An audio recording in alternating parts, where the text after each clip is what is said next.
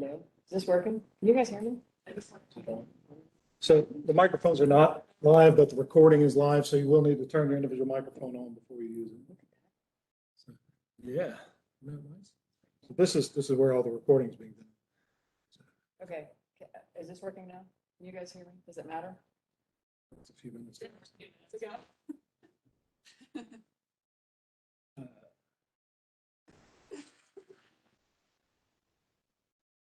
let's- It says the battery's full.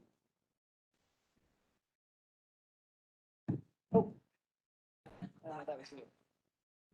There.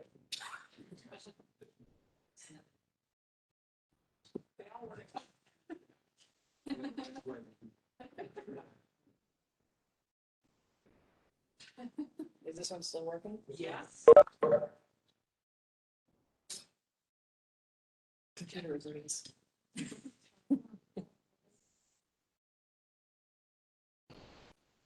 Well, before we get rolling, two non-official pieces of information. One is that Marie's son just graduated from high school.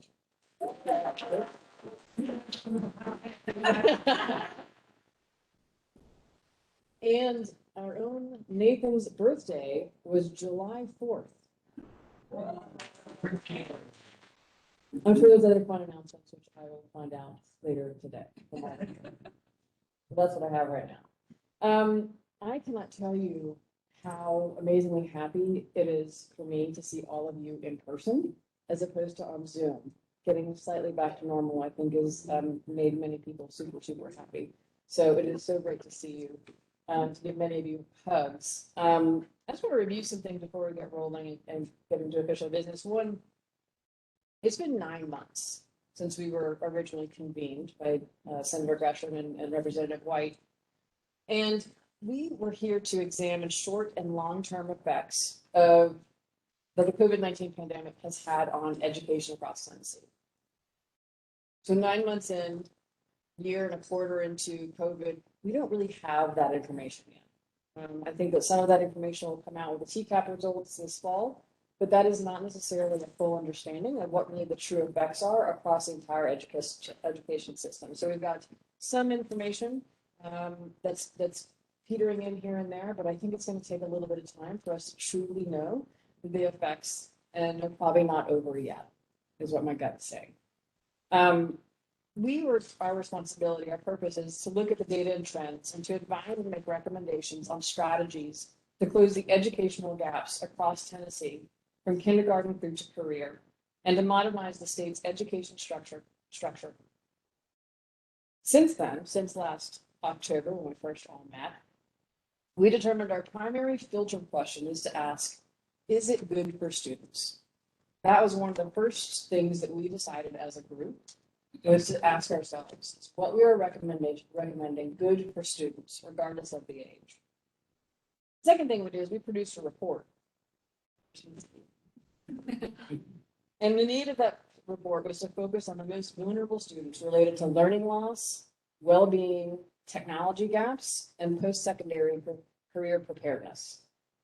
You're all welcome to go back and re-review that report. We will be having to put together some level of response to that report, because we did say we were going to provide some information back by September 15th. That'll be one of our first agenda items this morning that we have to discuss. We created a vision this past spring. Every Tennessean will have high quality education necessary for life and career. It spans a lot. It means a lot, I think, to everyone in this room as we created that. We also heard from half a dozen experts and officials. We've read hundreds of pages of information to feed our brains. Thank you, team. It's also resulted in more than 70 recommendations. So as I was going through and ranking the recommendations, I sent a note to Kelly. I was like, can you send me like a Word document so I can go through this and figure out how I want to rank things? 70. It's a lot of recommendations. We'll be spending most of today and tomorrow narrowing those down to something that's a little bit more meaningful. And this also needs to not only meaningful to us for a purpose that we have, but also is impactful from the policy perspective. And we also will be keeping students at the center of our conversation. as well as keeping our purpose in mind, which is to advise and make recommendations on strategies to close those educational gaps and to modernize the state's educational structure. So the hope for today and tomorrow is that we're going to have some great conversation, talking about our 70+ different policy recommendations, and to narrow those down to the ones that will have the most impact on Tennessee education. At the end of today and the end of tomorrow, we will end up taking a vote on all the recommendations that we have talked about today, and whether we want to move forward or not. And then we'll do the same tomorrow. We might not have the language perfect, but we will certainly strive on making any sort of tweaks and edits as we see fit. So today and tomorrow, we hope to narrow this down.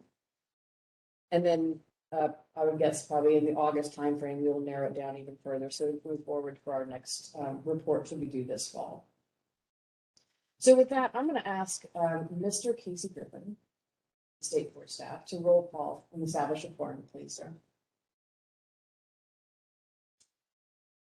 Commissioner Burns. Here. Commissioner Dixon. Here. Commissioner Gresham. Here. Commissioner Dr. Christopher Jones. Commissioner Dr. Yolanda Jones. Commissioner Robert Hunt. Here. Commissioner Swift. Here. Commissioner Vaughn. Here. Madam Chairman, start. I'm here. Madam Chairman, you have 8 members present. Thank you, Mr. Griffin. I appreciate it. We are ready to roll forward. I want to talk a little bit about our year 1 report. So when we produced our first report last December, there's a lot of data that was missing for a variety of reasons. We had expected to receive that data this in July of this year, August of this year, in preparation of providing all of the people that were reporting back to a updated report with that data and information. Unfortunately, the Department of Education is not going to be able to provide us the data we need before September 15th. We won't be able to produce the report by September 15th. So we've invited Jack Powers from the Department of Education to share a little bit more about how their data systems are set up and what their process is, just to give you all a little bit more perspective in regards to where that data is and when we might be able to access it. After this conversation, he's going to share a little bit. If you all have any questions, please feel free to borrow my mic or figure out one of the mics that can work and ask questions yourselves. And then from there, we will need to vote on what the next steps will be with this report or when it will be produced. So with Jack, can you hear me? I can. Can you all hear me? Well, we can hear you perfectly, actually. I don't know whether you heard my kind of intro, but if you wouldn't mind, so Jack has been a great lead connection for us over the past 9 months or so with the Department of Education. And I would love, Jack, if you could share a little bit. We've asked you all for a lot of data last fall and certainly now. Would you mind sharing some about where the Department of Education is on that process? Sure, I'd be happy to. And, before I kind of dive into some specifics here, I just want to say thank you all for inviting me today. And more importantly, thank you all for this really important work that you're doing. Over the 4th of July weekend, I had the chance to travel back to the Mississippi Delta, where I began my career as a teacher. And as I was kind of driving some of the same roads that I used to drive on the way to school, I just kind of thought about my students, and I really thought a lot about what the impact would have been on them had a global pandemic like COVID kind of hit during their school tenure. And, there would have been some really dire consequences for them. And I think that, there are so many important questions that we have to answer about the impact of COVID on public education. And so I just wanted to say thank you all for the really important work that you're doing. And thank you guys for inviting me to kind of speak today about where we are in the data collection process. So I'll kind of start and separate the data request into 2 different buckets. On one hand, there are kind of all the data points that we collect annually that are more or less updated in real time, right? And so that's stuff like the TN Ready data and student enrollment data. Historically, we have been able to collect and get that data kind of cleaned and ready to put on our data for download page in late summer. But this past school year, we extended the assessment window for students and for districts to kind of give them more flexibility. We also had a number of districts that actually extended the school year by as long as a month, and maybe a little bit longer than that. And so for those two reasons, some of that annual data that we would normally have available right now is just, it's on kind of a delay, just because we didn't collect all of it in the normal cadence that we would due to kind of the extenuating circumstances and some of the accommodations we made last year due to COVID. The second bucket are some of those data points that are really tied to accountability. So things like student dropout rate, ready graduate. Those data have always been collected and reported rather by the department on a 1-year lag. That is not something that is happening. That 1-year lag is not something due to COVID. That has kind of always been the case. And the reason that it takes us as long as a year to kind of finalize data is because those data points that are tied to accountability have to undergo a back and forth process with districts where the districts have a chance to kind of see what their numbers are, potentially appeal.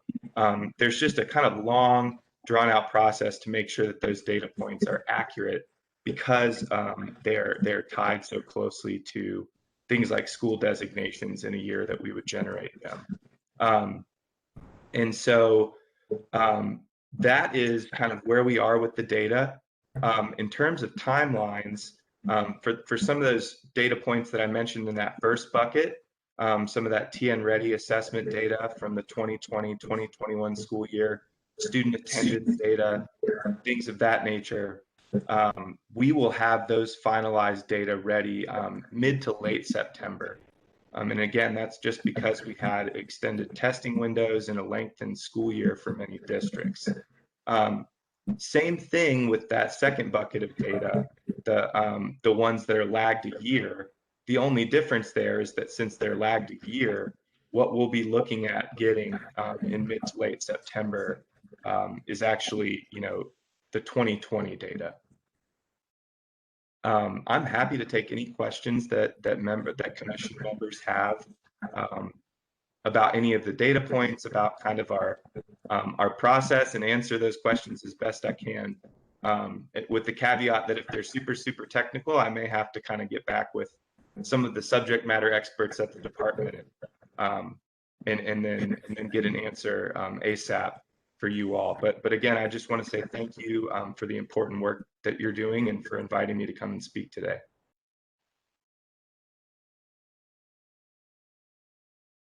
This is Joey Vaughn. If you can hear me or not. Can you hear me, Jack? Hold on, we'll bring the mic.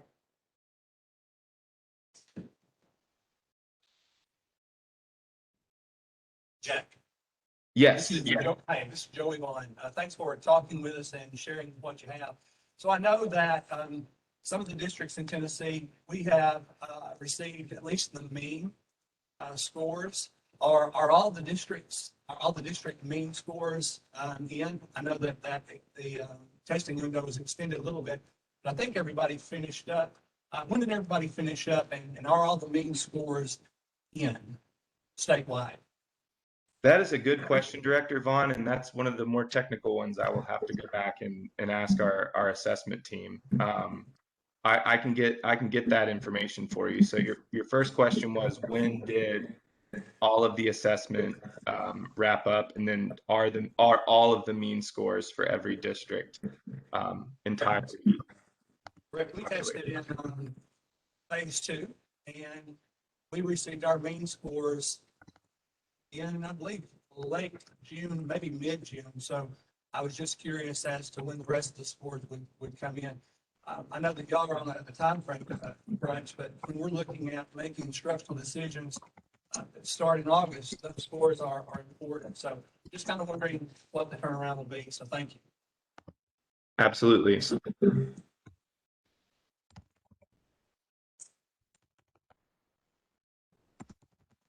Hey Jack, this is Marie Chisholm Burns.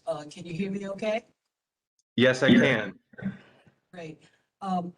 So in terms of the data, it seems like 2020 data you should have, because you talked about the year lapse in. So it's really the 2021, well, I guess the 2020 graduates, the ones that just graduated in this last cycle. So it'll be the 2021 graduates. We have to wait on that data and the back and forth issue. But in terms of graduation rates, would you have something to show us, even though it hasn't been confirmed? And the reason why I asked that, I know a couple of schools in Memphis, I went virtually to their graduation, and I know what they started out that number, and it certainly wasn't the number that graduated. I mean, it seems like it was off by quite a bit. Students that didn't show up for the party coming in 11th grade. So is your question whether we can kind of share preliminary data on 2021 graduates? Right, because I mean, the graduation has happened. Either you graduated or you didn't graduate, right? So that's like a yes or no type thing. Well, what I'll say is that we cannot, because of that kind of back and forth piece that I mentioned. In terms of that graduation data, I know that even though, you know, graduation happens in May, there are students that that can do that summer, take this summer to do course credit recovery and things like that. You are correct that students have graduated, but the data is not in a finalized form yet to where we could share it. And you know, part of what we have to consider here is that, you know, if we're sharing it, that it's potentially kind of off, that there could be implications of that. But with that being said, I can certainly go back and ask our data team and say, you know, is there a time period maybe in the future when we have like that first number, maybe not the finalized one that's tied to accountability, but a first number, and see if that would be a possibility. But I do not think that it will be. Okay, I guess in my mind, what I'm trying to think about is that this has occurred, like you said, every year. You have that lag. Is it some type of need that we could put on that during this audit period, going back and forth and trying to get the numbers right, that we can see if this is an anomaly, or is this an outlier that we've seen in COVID? I just know in my son's girlfriend's class, they were about 100 plus short of graduation. That's significant. So even if we go back for a few students and get the numbers exactly right, and I didn't go to the graduation before, so I wouldn't know. Is every year they're 100 off? But I just wonder, is there something preliminary we could look at that shows us whether we really lost a lot of students? In my world, it's called lost to follow-up. Did we lose a lot of students because of COVID? And it's something that we could see closer to waiting a year off. Running meetings or what have you. Because we have past data that we can look at and see, you know, when we go through this audit period, okay, we make adjustments, I'm making it up, of about 10%. So what is the audit period going back and forth really going to give us when we have such large numbers off? And I could be wrong. That might be, maybe my son's girlfriend's class is the odd man out, but maybe they're not the odd man. No, I mean, I think that's certainly probably true of some districts, that this year they had kind of a large number of students that they expected to graduate but didn't. And, you know, one of the things to the best of my knowledge about this graduation rate data that it has to be considered is it's cohort based. So you're looking at, you know, of a crop of freshmen, you know, what was the graduation rate for those freshmen? And students are assigned to a cohort. And so there is time, again, after that May period, for them to potentially be included in that graduation cohort. And that's part of that, you know, back and forth process that you just mentioned, kind of that audit process, where districts have a lengthy period to kind of shore up their numbers and, maybe a student who just needed a single credit or something like that has a chance to kind of get that credit over the summer. I would have to check on this because I'm not sure, but there may be even a chance for that student to continue to pursue those credits they need into the next school year and still be counted for their cohort. Again, I'd have to check on that, but those are all reasons why the data would not be kind of finalized in May, June, or July. This is Joey Vaughn again, and I want to make sure that we all are on the same page here. When we're talking about graduation rate, you're talking about a lag year. In our mind, we've had 2 graduations in COVID. We have a 2019 graduation and a 2020. So when we're talking about grad rate data that will come out this year, we're talking about graduates of the year of 2019, correct? Yes, sir. So the graduates who were, seniors in 2019 and 2020, that data will be available at the end of September.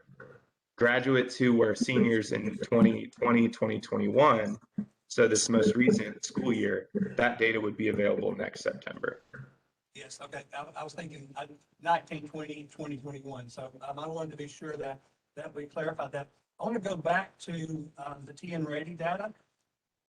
Is there any way or is there any plans?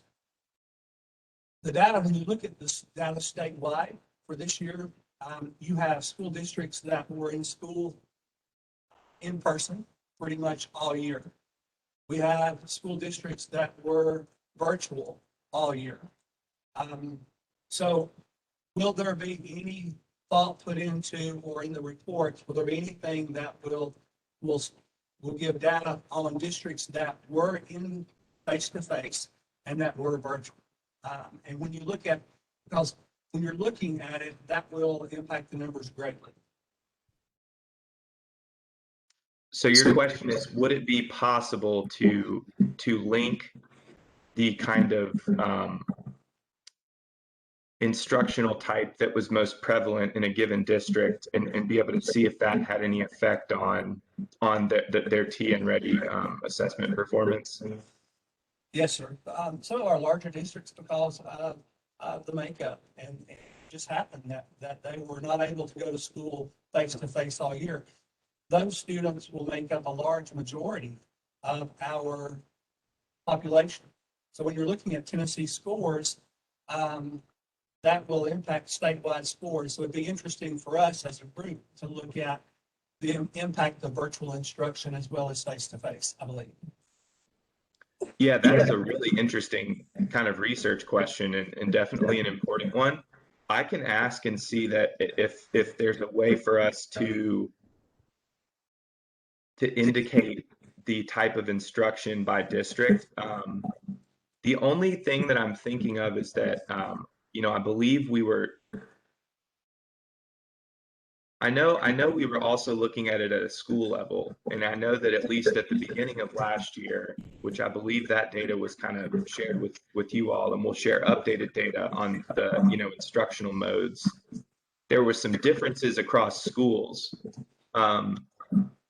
But I think that if the question is basically like, is there a way for us to attach some sort of indicator to each district about virtual versus hybrid versus in person, I can certainly ask that and see if it's possible to do that, so that you all could maybe see if there's a difference in TN Ready performance based on kind of the type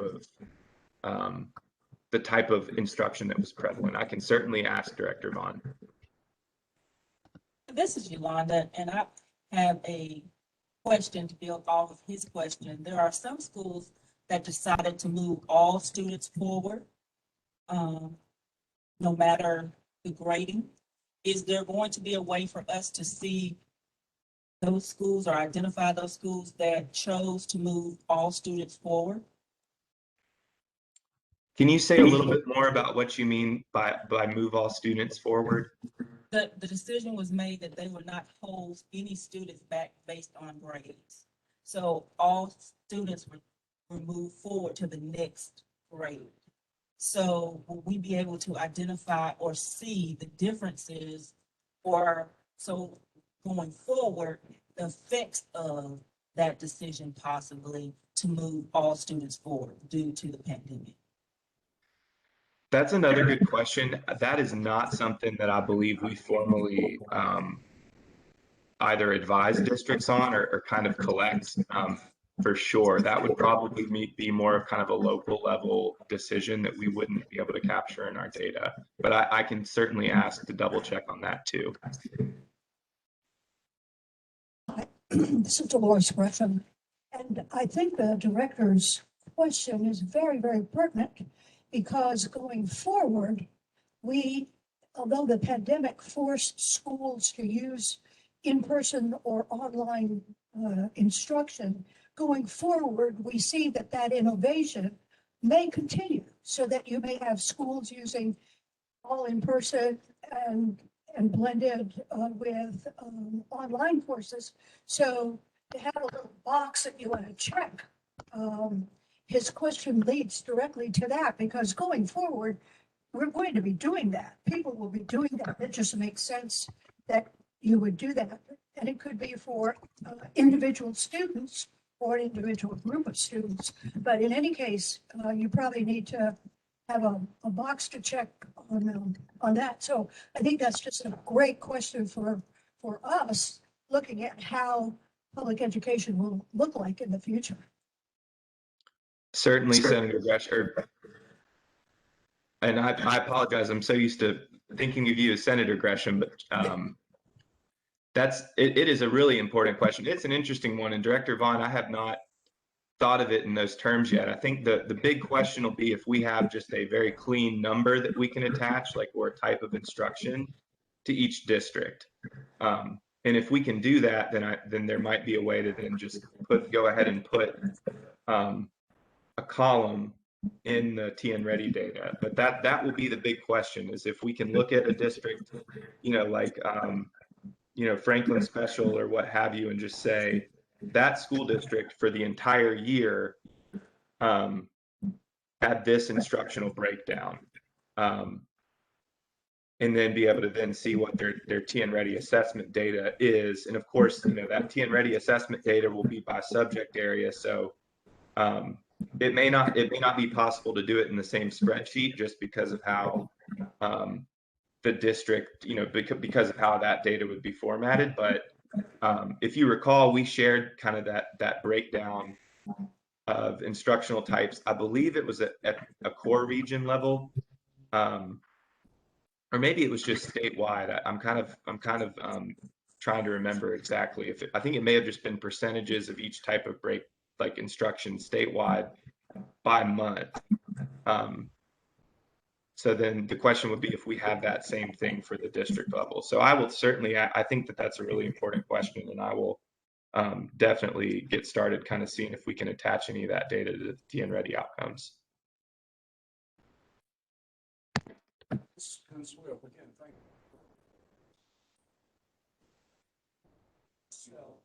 Jack, can you hear? Jack, can you hear Glenn? I cannot. I can hear you. Okay, we're getting on another microphone. Let's try that one. Can you hear that one? I can hear that one. Okay, thank you again, Maybe repeating my appreciation you being here. You're welcome. I'm kind of wondering, when you look back on this turbulent time, COVID and crisis in the future, how do we formalize the number? What is the key metric that people are going to read about Monday morning across the country? Education suffered what for the following in real numbers. Don't give them thought what those numbers, those categories would even. Some stand out like graduation delay, things like that. Just wondering about how we message this whole story and versus the action plans we put together now, how we impact that story. Got it. I think I heard you. If I heard you right, your question is just kind of what do we use to tell the story of what the impact of COVID was on public education?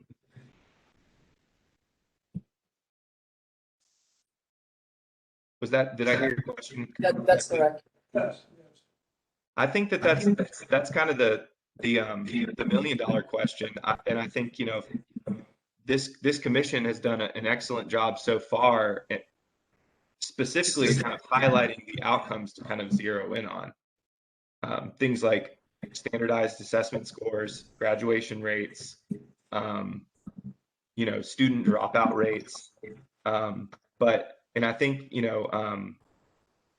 Chair Lady Scarlett pointed this out, or Commissioner Scarlett pointed this out at the beginning.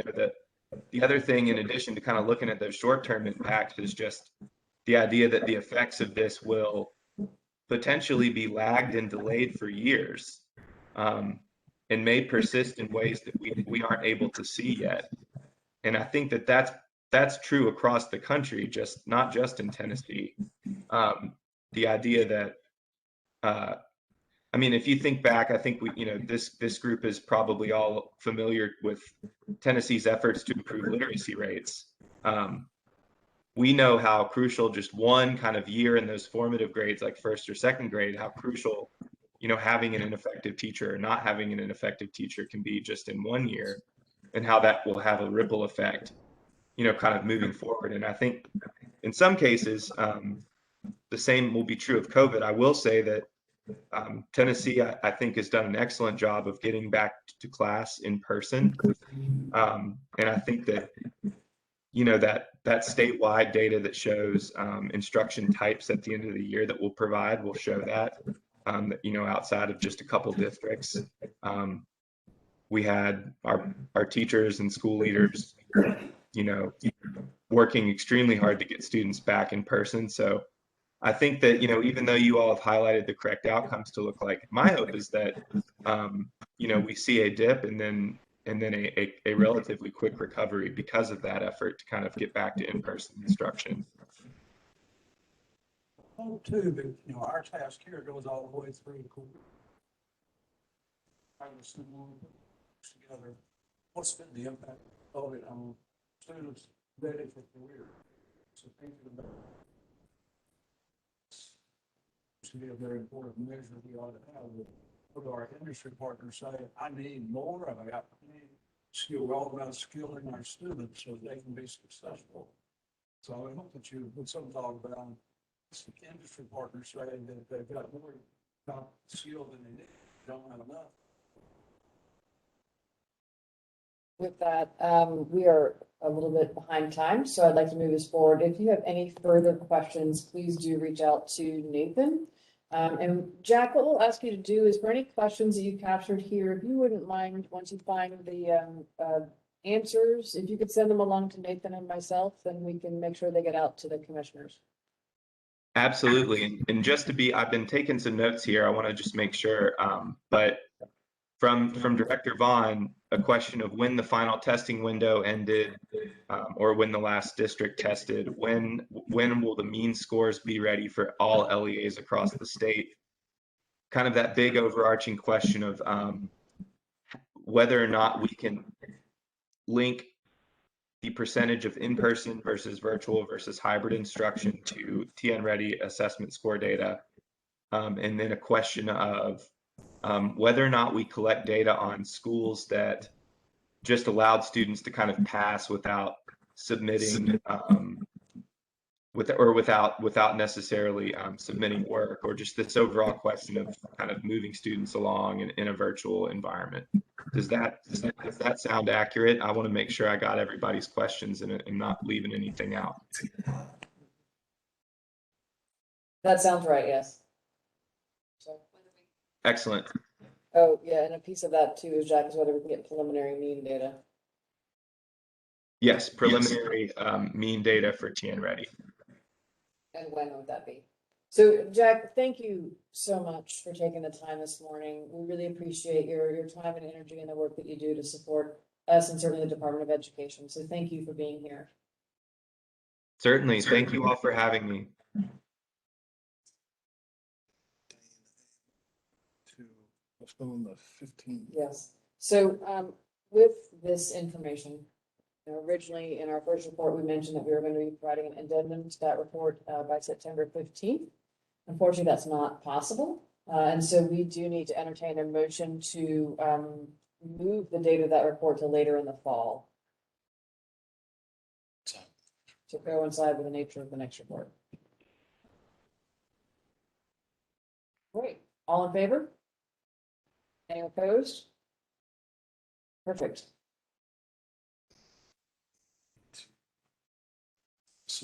Yeah.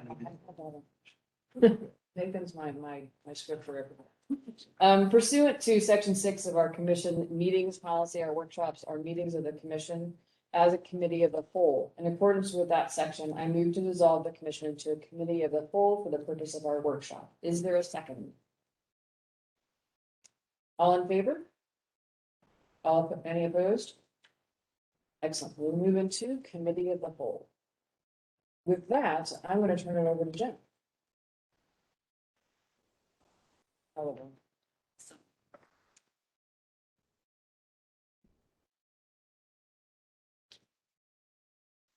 Mike just asked, I think probably if folks are speaking up, this microphone is doing just the recording and now no one else is with us electronically. So remember that the purpose of being in a committee of the whole is to have more free and open exchange. And it's just if Elizabeth comes in and tells us this isn't catching everything, then we'll need to pass the mics around more. I'm just loud enough.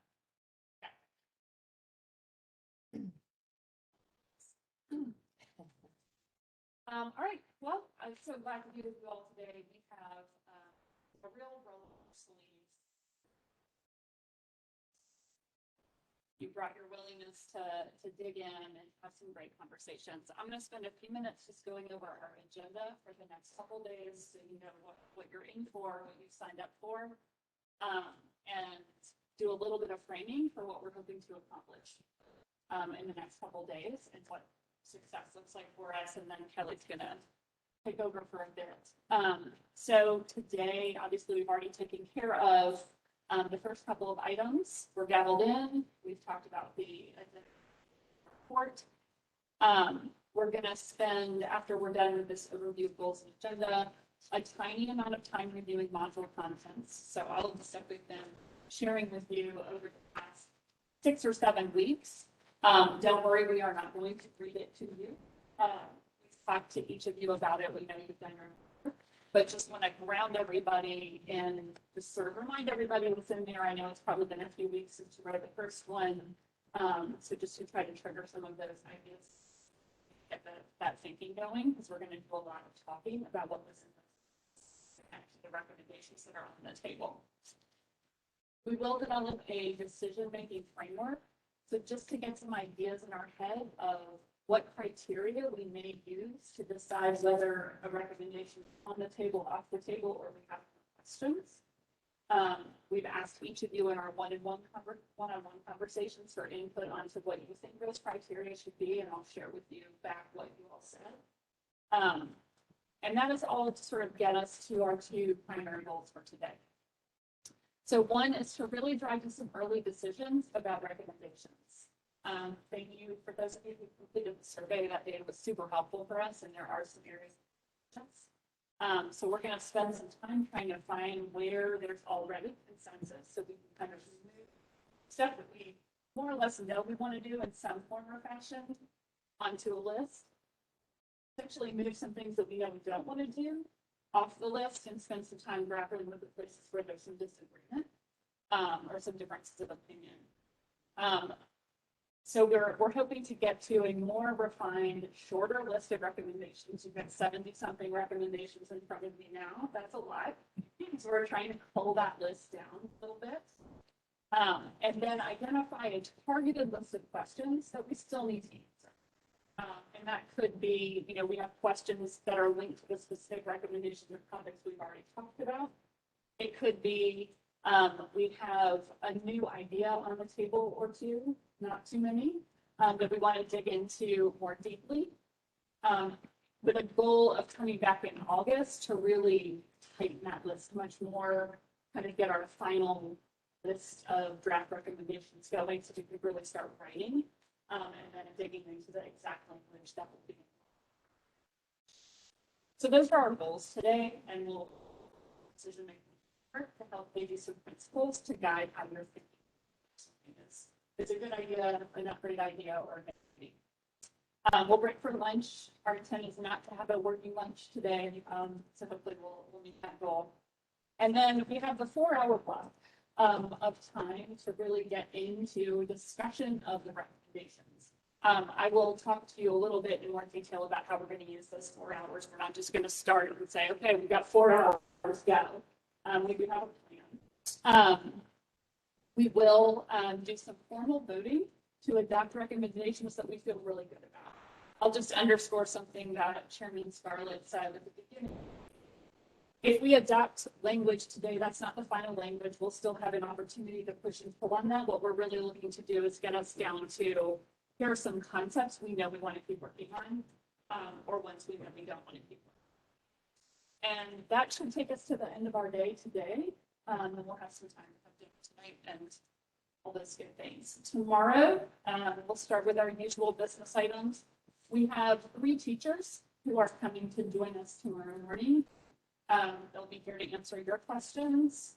So I would hope you spend a little bit of time thinking about, especially in light of the conversation we're going to have today around these policy recommendations, what kind of input would you want to hear from educators on the ideas that are on the table? So we'll spend some time with them. We also, it says business panel, it's a panel of 1, so it's a small panel. But we have Jared Bain joining us. He's the special advisor for workforce and rural initiatives. And he's going to join us virtually. He was going to try to be here in person, but something came up with his family, so he's going to WebEx in. But that seemed to work pretty well, so I'm less nervous about that than I was previously. So he will join us for a little bit of discussion there, so we can continue to push and pull on those workforce issues and how those connect to the recommendations on the table. We'll break for lunch, and then we'll sort of come back for about 90 minutes of additional discussion on anything that we table from today. So one of the things that we're going to do as facilitators is try to keep us moving. And we're kind of in a conversation that doesn't seem to have a clear resolution. We're going to move us on and come back to it tomorrow and see if we've made any progress in our thinking, just to kind of keep us moving through this very long list of recommendations. But that's our time to sort of continue the work from the 4-hour block today. Again, we'll have an opportunity to do some voting. We're going to spend a little bit of time talking about stakeholder engagement and sort of the potential role for commissioners in that as we kind of pressure test some of the ideas that are coming out of this commission with other folks who have an interest in this work. And then we will conclude, and we will conclude on time. That is our goal. Any questions about the goals for today or about the agenda?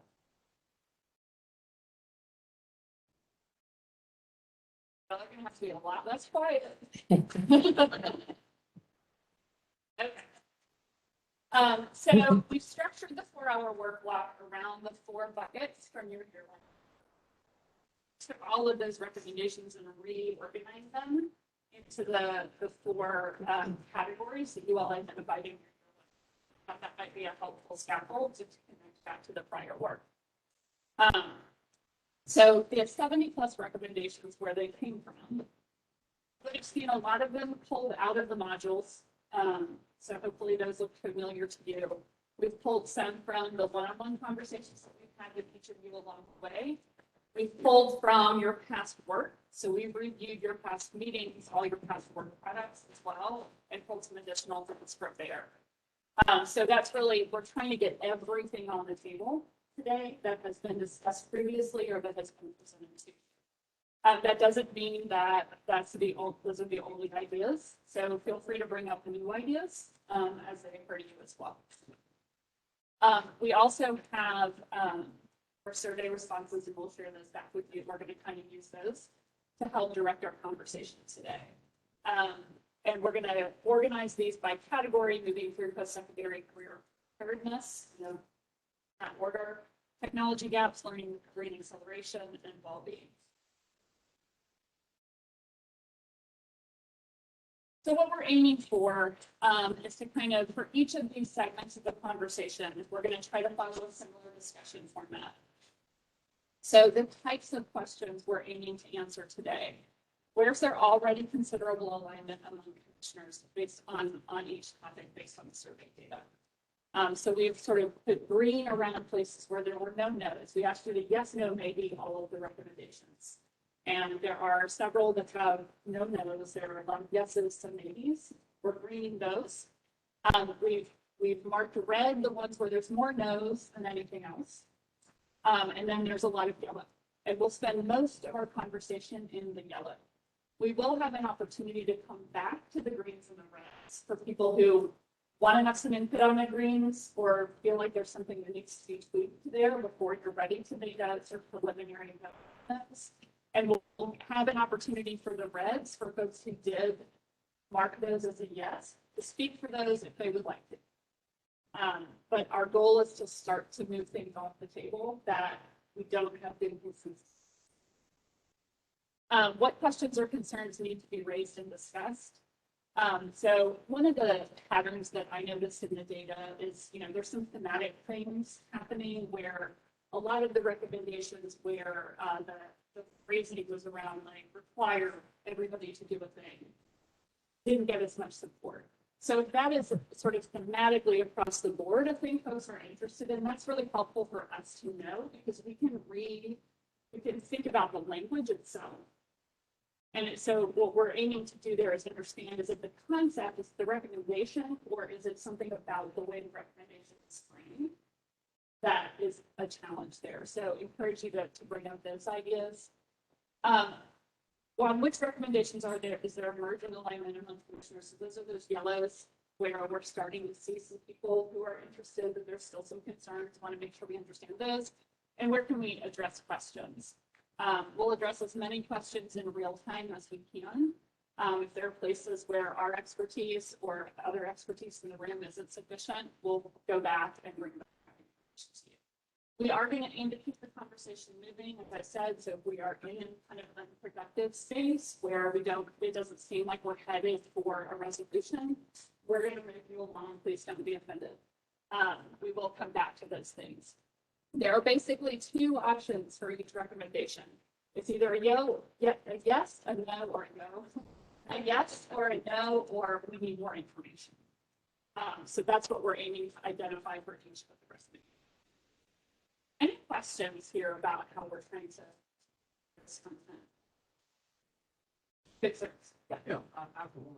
First of all,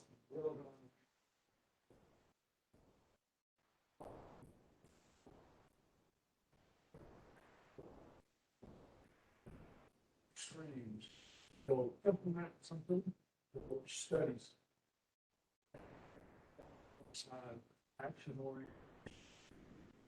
Strikes me we have tremendous amount of knowledge, tremendous amount of work. So we know enough about somebody just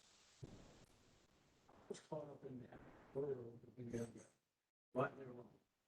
And that's really helpful feedback, and I would encourage us to get into these specific recommendations. Those are the kinds of issues that are helpful for us to know, particularly as we get to the next stage where we're going to be starting to outline and write and really try to come up with language that you all can grapple with, is to really understand like what are those conceptual things that we need to be looking out for as we sort of write this up. So thank you for that. I'm not sure if this is the right time for so to do that. Others might students, but if you're not what I found myself, quite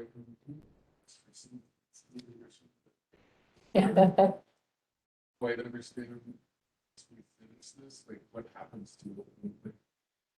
That would help me from today, students strategically to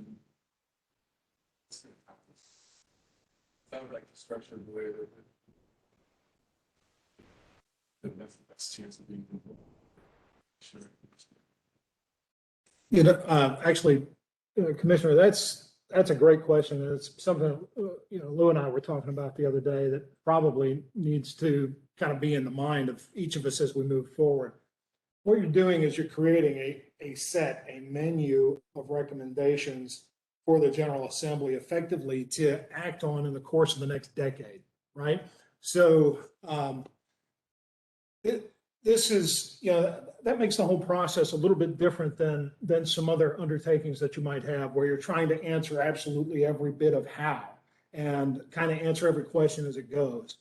if you have a good concept and we can put a paragraph under it, that is sufficient. Because if you're a member of the General Assembly over the course of the next 10 years, then you can go through and say, okay, a TCAT in every high school, I'm going to take this on and champion it, right? Now, you don't have to answer every question related to it, but one of the things you want to do is, while you're doing that, you want to make sure that school districts are held whole, that the funding system doesn't crash either one of them. So the idea for this is to provide basically a menu of options for members of the General Assembly to pick from. All of them could work together, but one doesn't necessarily have to build on the other.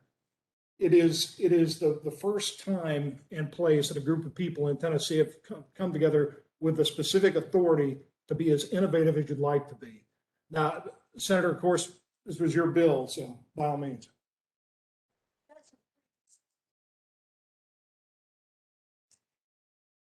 And I've been talking to chairs.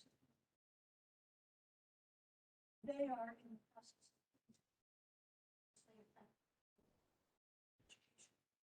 Their question to me was, we're hoping that you all supportive doing.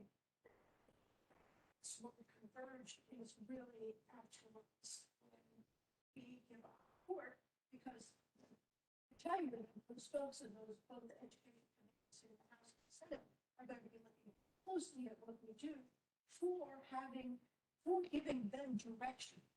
What their expectation is in our conversations, their expectation is that we're going to give them a vision of what public education should look like in the coming generation. Because obviously we're not getting it. We're almost there, not getting it. We know we can get there because we've already had proof of it. In the previous 10 years, and how quickly we saw improvements in our neighborhoods. In fact, they were phenomenal and made national attention. So we know our kids can do it. We know our kids are smart enough to do it. We know our teachers can do it. Now what we have to do is give them the challenge to do it. Don't hold back, do it. The pandemic, I thought, was, at first, I guess everybody thought this was the worst thing that could ever happen. But I remember leaving chamber as we adjourned that last year I was in. And my words to my colleagues were, I hope to God that the parents find out that their kids can't read. Because that's still where we are with 2/3 of our third graders in Tennessee are not reading at proficiency. So accept it. And all that does is create problems going forward. So we have got to get to early literacy, and that's a problem that we have to talk about. On the other hand, too, we can't be successful in higher ed unless we have got firm foundations in education. So the challenge is there for all of us to be able to give the General Assembly that kind of direction and that kind of vision that they can see too. Reading the information and all the readings that Bellwether was kind enough to give us. Goodness. I can do it much reading, but it has been very, very helpful to me because it just gives it a wider perspective. It's out there. So I'm looking forward to our continued conversations. As I was doing those readings, I made notes like, I'm thinking in terms of legislation. So the thing that we need to talk about too is that if we give, as David said, a menu that direction, there also has to be consequences for people not rising to the challenge. There's got to be a consequence for not moving forward. So just need to think of that. That is not punitive, but incentivizing. So anyway, So direction is what I think our colleagues in the General Assembly are looking at. The way public education should look like in the community. So we're like 20 recommendations, and we're trying to beat the 10, and we're like a good sway me like I like sway into these 10 and ones. Sure. Education communities are talking as much as possible. Sure, and you know, having the two chairs come in and talk to us. Yeah. Some real insight into what temperature demands in the legislature. Each General Assembly creates its own culture and it creates its own psyche for each 2-year cycle. It's amazing to see it happen, especially when you have new people and then how they fit. It's really very challenging. So to hear from the two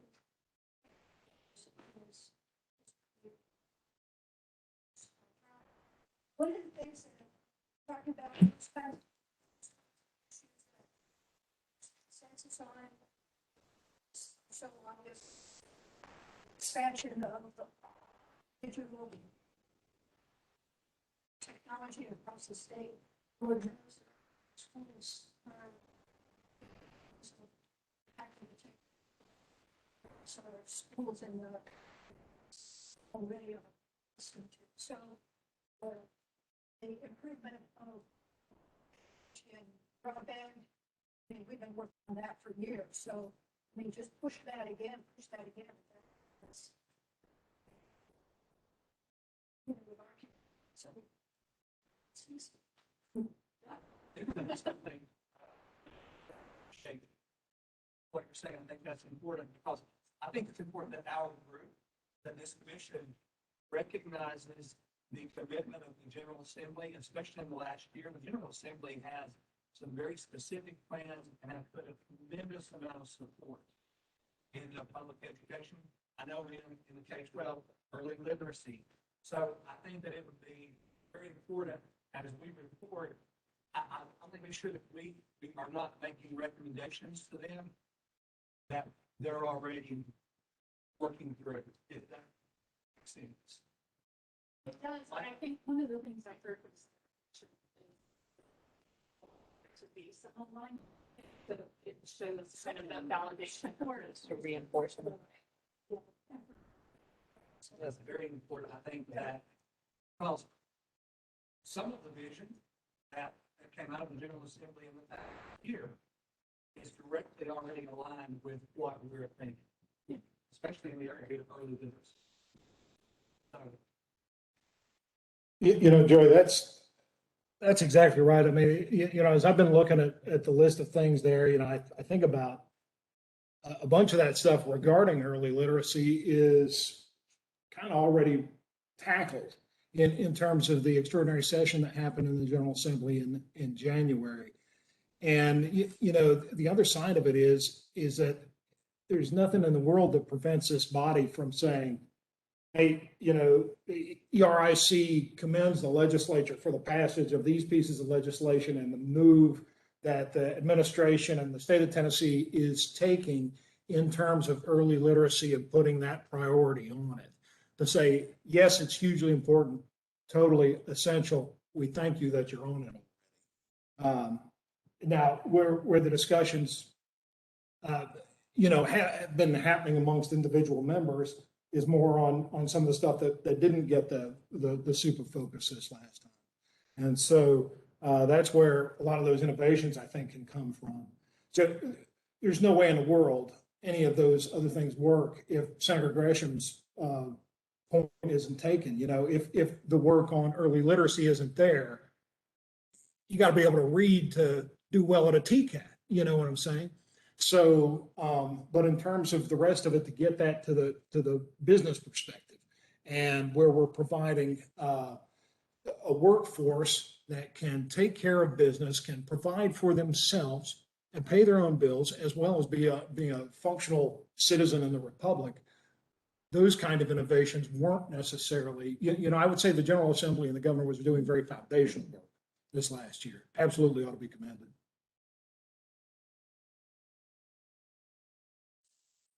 All right, I'm gonna turn it to Kelly to do a quick reminder.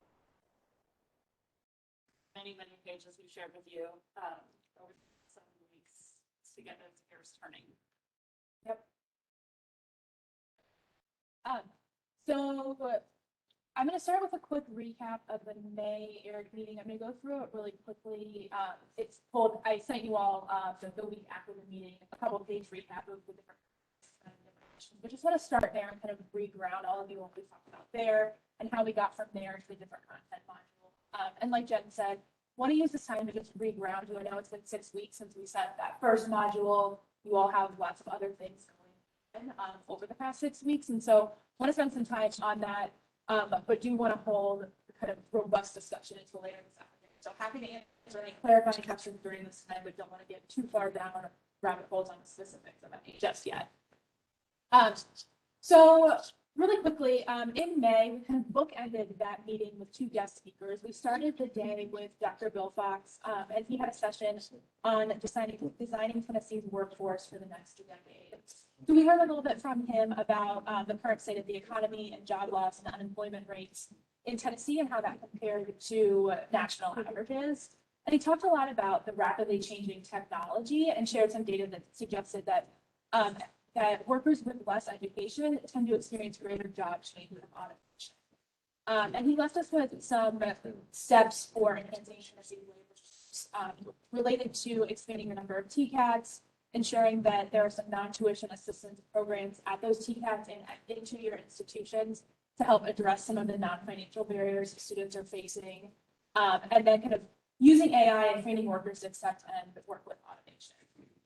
The other end of the day, we ended the day then with Julie Lammers from American Student Assistance talking to us about work-based learning and how that can address 2 parallel challenges. On the one hand, the workforce skills gaps that we heard about from Dr. Fox, and then also student engagement and some of the challenges that have been kind of even more profound during COVID. And so she talked a little bit about the 51 state review of work-based learning policies that we did, and had some takeaways for Tennessee related to just ensuring that those opportunities are equally accessible for all students. There's lots of good policy in place already in the state, but just making sure that all students have access, especially high-need student groups, making sure that there's funding and systems to assess and track the quality. The middle of the day, then, we had 4 different sessions, kind of focused around the vision, which we have up there at the top of the slide, that every Tennessean will have a high-quality education necessary for life. So we started out talking about what are the measurable characteristics of a successful Tennessee graduate. We talked about what that looks like at the person level. So individuals, for example, who are lifelong learners, who have critical thinking and teamwork skills, who are good citizens. And we talked about what the system would need to do and look like in order to support that. So it would need to be tied to current needs. It needs to be student-centric, nimble, flexible, adaptable, all those kinds of things. So kind of setting that stage, we then moved into a review of the fact base that we shared, that really long slide deck that we put in front of you before that meeting.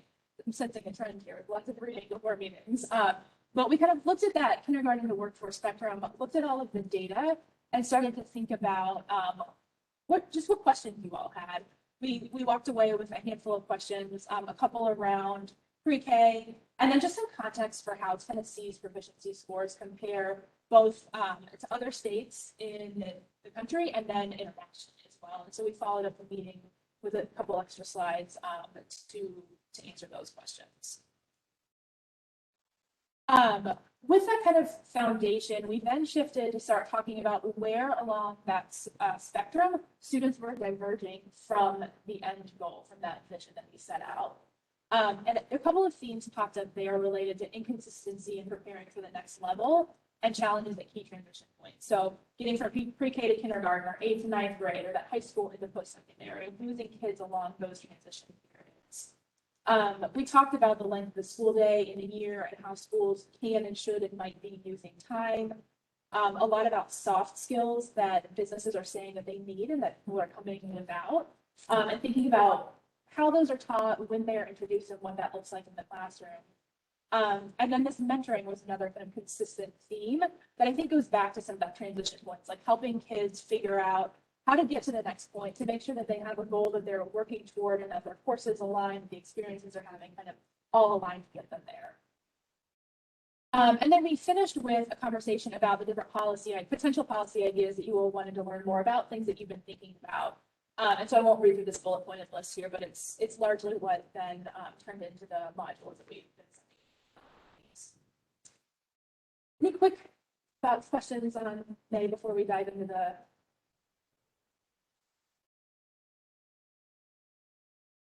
That last meeting in May, talked about work-based learning. Went home and lo and behold, there were 2 new companies coming to Fayette County. Wanted to jump into WWU. They contacted the director of schools and they were ready to go. So we had a series of meetings with the Chamber of Commerce, GS7 was there, with the TCAP in place. And everybody was very excited about this spring. And so they had a whole system, they were all laid out and ready. The question then became, which students qualified to enter this? So when we left, GPA, students' perspective of what they were going to do, because question got back to the foundational question, basic subject of academic rigor. And they read. Will they be able to get back to the same question? Can they read the instructions from the manual on how this machine? So I believe that we are doing everything possible to make the student successful.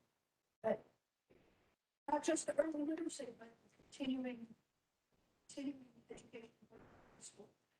Academic rigor is fundamental. So we're all hoping that these 2 companies will be successful and that our kids will be successful in these programs. To those programs. I think just to add on to what Dolores was saying in regards, not only earlier about literacy, and some great policy was passed earlier this year. The question ultimately remains, how do we consistently and continually improve and help students be more successful? We're not talking about numeracy yet. The numeracy numbers are worse than the literacy numbers. And so getting into learning how to read when you get into a job, in many cases, you also need to learn how to do math, not just in your job, basic home financial responsibility. So that's something to consider too. And we've also had some other conversations, I'm not trying to add to our list, just throw this out there, about computer science. It's not something or anything technology because so many jobs require that skill set. But in order to understand that, for the most part, you also need to understand how to read and how to do math. So it's kind of very basic things, but something to consider, we think 10 years out.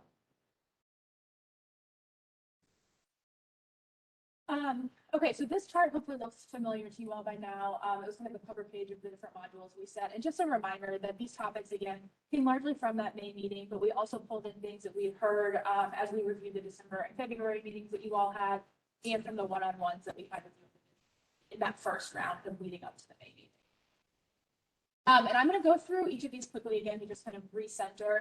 And I'm happy to answer any clarifying questions that you have. This is a super high-level overview of each of these. So not everything's included here, but if there are things that are super important that you want to make sure to point out, also feel free to do that. But like I said, kind of at the outset, we're going to hold off on the detailed conversation about these. So our first module was on high school redesign. The first subtopic within that module was competency-based education, which is an approach that allows students to move through content at their own pace, where they're demonstrating mastery of a particular set of standards or skills before they're moving. I think there's limited research on competency-based education.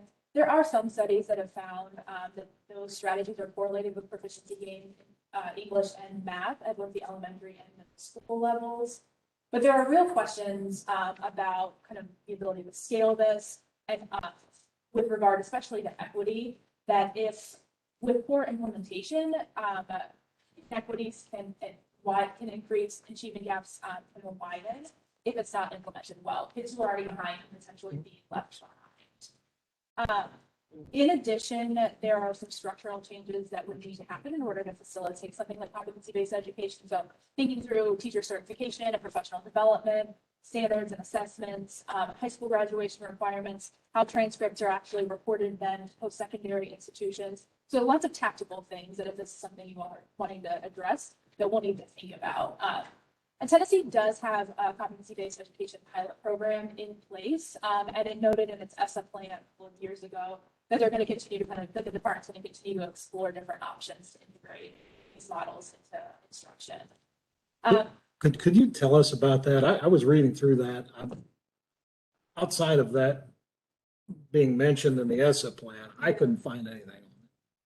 So we didn't find it. I think did you read this module? You're asking about the kind of pilot. Yeah. We have not yet been able to find much on it, other than a list of districts that participate, but I think it's not clear. Is that something you've heard about?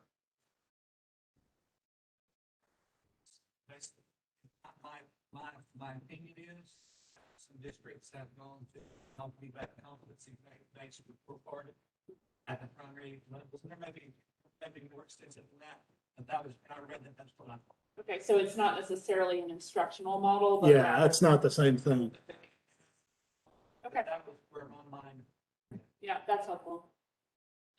Kind of assume some of the flag and reporting and like back on the pilot was because. Yeah, I think it started in like 2019. Competency based,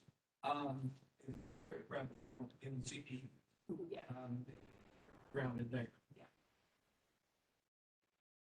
Yeah, so I think that there's potentially opportunity to think about it in parts of school, not whole model if people don't want to go to whole model. So yeah, different ways to do it. A couple potential policy recommendations would be looking at whatever that competency-based education pilot program is, understanding whether and how it's working. Potentially creating some waiver policies to allow schools to adjust some of these teacher certification and curriculum assessments, other policies, so that they have a little bit more flexibility to shift to a competency-based education model. All technical colleges are competency-based. All TCATs are competency-based, so combining that skill or that track for the students that are looking to maybe venture more into that or building a structure around that, I think. Yolanda, is the competencies that are used in TCATs the same as the competencies that are used in K-12? When it comes to dual enrollment, yes, but I'm not sure in the earlier grades, I'm not familiar. I mean, I work for the State Board of Education. I don't know of this model. I mean, we make all of the rules in K-12 education. I don't think it exists in Tennessee. I think they're talking about something else entirely when they talk about rolling that out. And I don't think this has been done in Tennessee. That there's not, I mean, Dr. Vaughn, I'm sure could share something on it if it has. I mean, I've been all over this state, met with superintendents all over the place. I have not heard of outside of CTE and kind of what you're talking about there, anything like what the New Hampshire model was or any place where you could go and do in high school what you can do in college. And that is if you go and take a CLEP test in college, you nail it on day one, you don't have to spend your time in that class because you've just proven you know what you're talking about. I don't think that exists in Tennessee. So a recommendation like that, review the existing competence. I don't think it gets us anywhere. And I'm pretty sure, I don't know any House or Senate member that'll look at that and say, oh, great, yeah, we'll make that happen. Because I don't think it exists. We will have a chance to really talk through the recommendations in our afternoon session. We're going to try to spin through just the review of what's already been presented. So the second subtopic then in that first module was the education and workforce linkages. So strengthening across those two systems to help students find kind of a coherent pathway from education into further training, whatever that looks like, that results in a job and a famous And Tennessee already has a number of structures in place to facilitate this. Tennessee Pathways, they have work-based learning, a handful of early post-secondary opportunities. They have the Move On When Ready Act. So there's some policies there. I think there's some opportunities for you all to think about recommendations potentially around data systems that actually link those to help policymakers have the data that they need to adjust those pathways, expanding TCAPs into every high school, understanding what's not working with Move On When Ready Act and fixing it.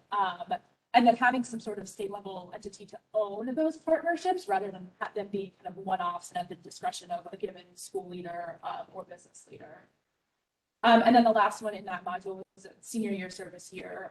So some states and districts are kind of starting to rethink that senior year to make it more productive, kind of given the timing of when kids are applying post-secondary, when they have several months, sometimes a full year, where they already know they're going to college and maybe are taking the most rigorous course load. And so rethinking that, one opportunity being doing some sort of service year there. There's not a ton of research on that at the high school level. There's some on the gap year. So when kids are taking a year between high school and college or undergrad and graduate school, there's a little bit of research there, but there are equity issues certainly around the students that can do something like. So again, you all could kind of pave the way here if this is something that you're interested in, and create some sort of senior year capstone that includes a service year option. Let's go back, if I could, to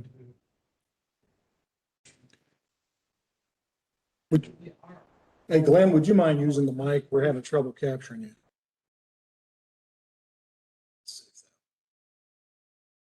transportation.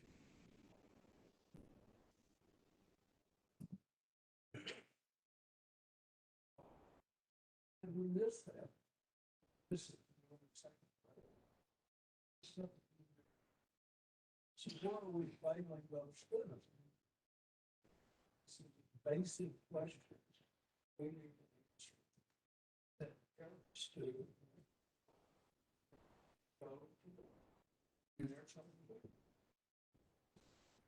Should never, I think back the whole thing.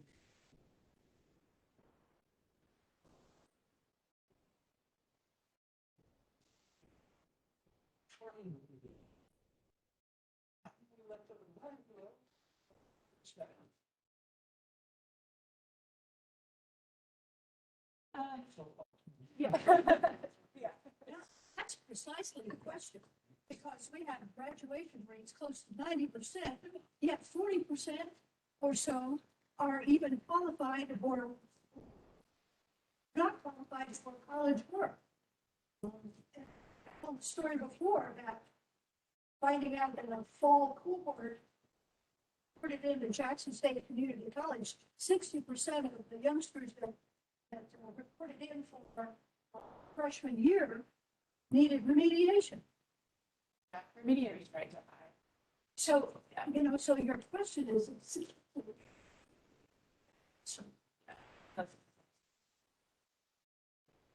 Okay, so module two, redesigning post-secondary for lifelong learning. There were a handful of subtopics here too, one being non-tuition barriers that Dr. Fox suggested. So many low-income students face non-tuition related barriers to post-secondary education, such as food, rent, transportation. A lot of the existing support comes via federal programs. And there's nothing in Tennessee right now that's a state-sponsored program to help students address these barriers. So there's an opportunity there to be a little bit creative and helping create something like that, or incentivizing nonprofits or other existing community organizations to do some of this work as well. Credit transferability and stackability. So this is looking at students who transfer to different post-secondary institutions at some point during their post-secondary careers, and their question around whether their credits transfer to that institution, and whether or not they do can really mean the difference between them completing that program or leaving, and kind of that being in that some college no degree bucket. And then stackability refers to whether the credits earned on one degree count for completion of another degree in a more advanced degree in that same field. And again, Tennessee has really strong policies in place for both. I think a potential recommendation there is more around communication and making sure that young people understand that these policies exist and how to use them. And then the last one here was supports for non-traditional students. So there's a little bit of overlap here with the first one on non-tuition-based barriers. But so thinking about supporting the students who fall into this non-traditional bucket, that's typically students who enter college over the age of 24. There's a kind of a range of differences. They have families, they may have full-time jobs, other things going on that can make post-secondary completion difficult. And so finding ways to address barriers, things like course availability, having weekend and evening courses, getting credit for prior learning, specific financial aid for students, for non-traditional students. And again, Tennessee has a handful of things here. They've got a Hope Scholarship specifically for non-traditional students. There's a Tennessee Reconnect grant, and then there's TimeWise Tennessee. So there's some kind of smaller level, I think, potential policy recommendations that you all can consider here. Potentially a pilot program at some community colleges to test alternative scheduling, looking at block scheduling, looking at year-round, weekend scheduling, to give a few more opportunities. Potentially some wraparound service programs, reducing the number of credit hours for students to be eligible for the Student Assistance Award, or potentially changing how the funds are distributed for that assistance award. Right now, they're first come, first served basis, so figuring out a way to do it in a way that's a little bit more effective.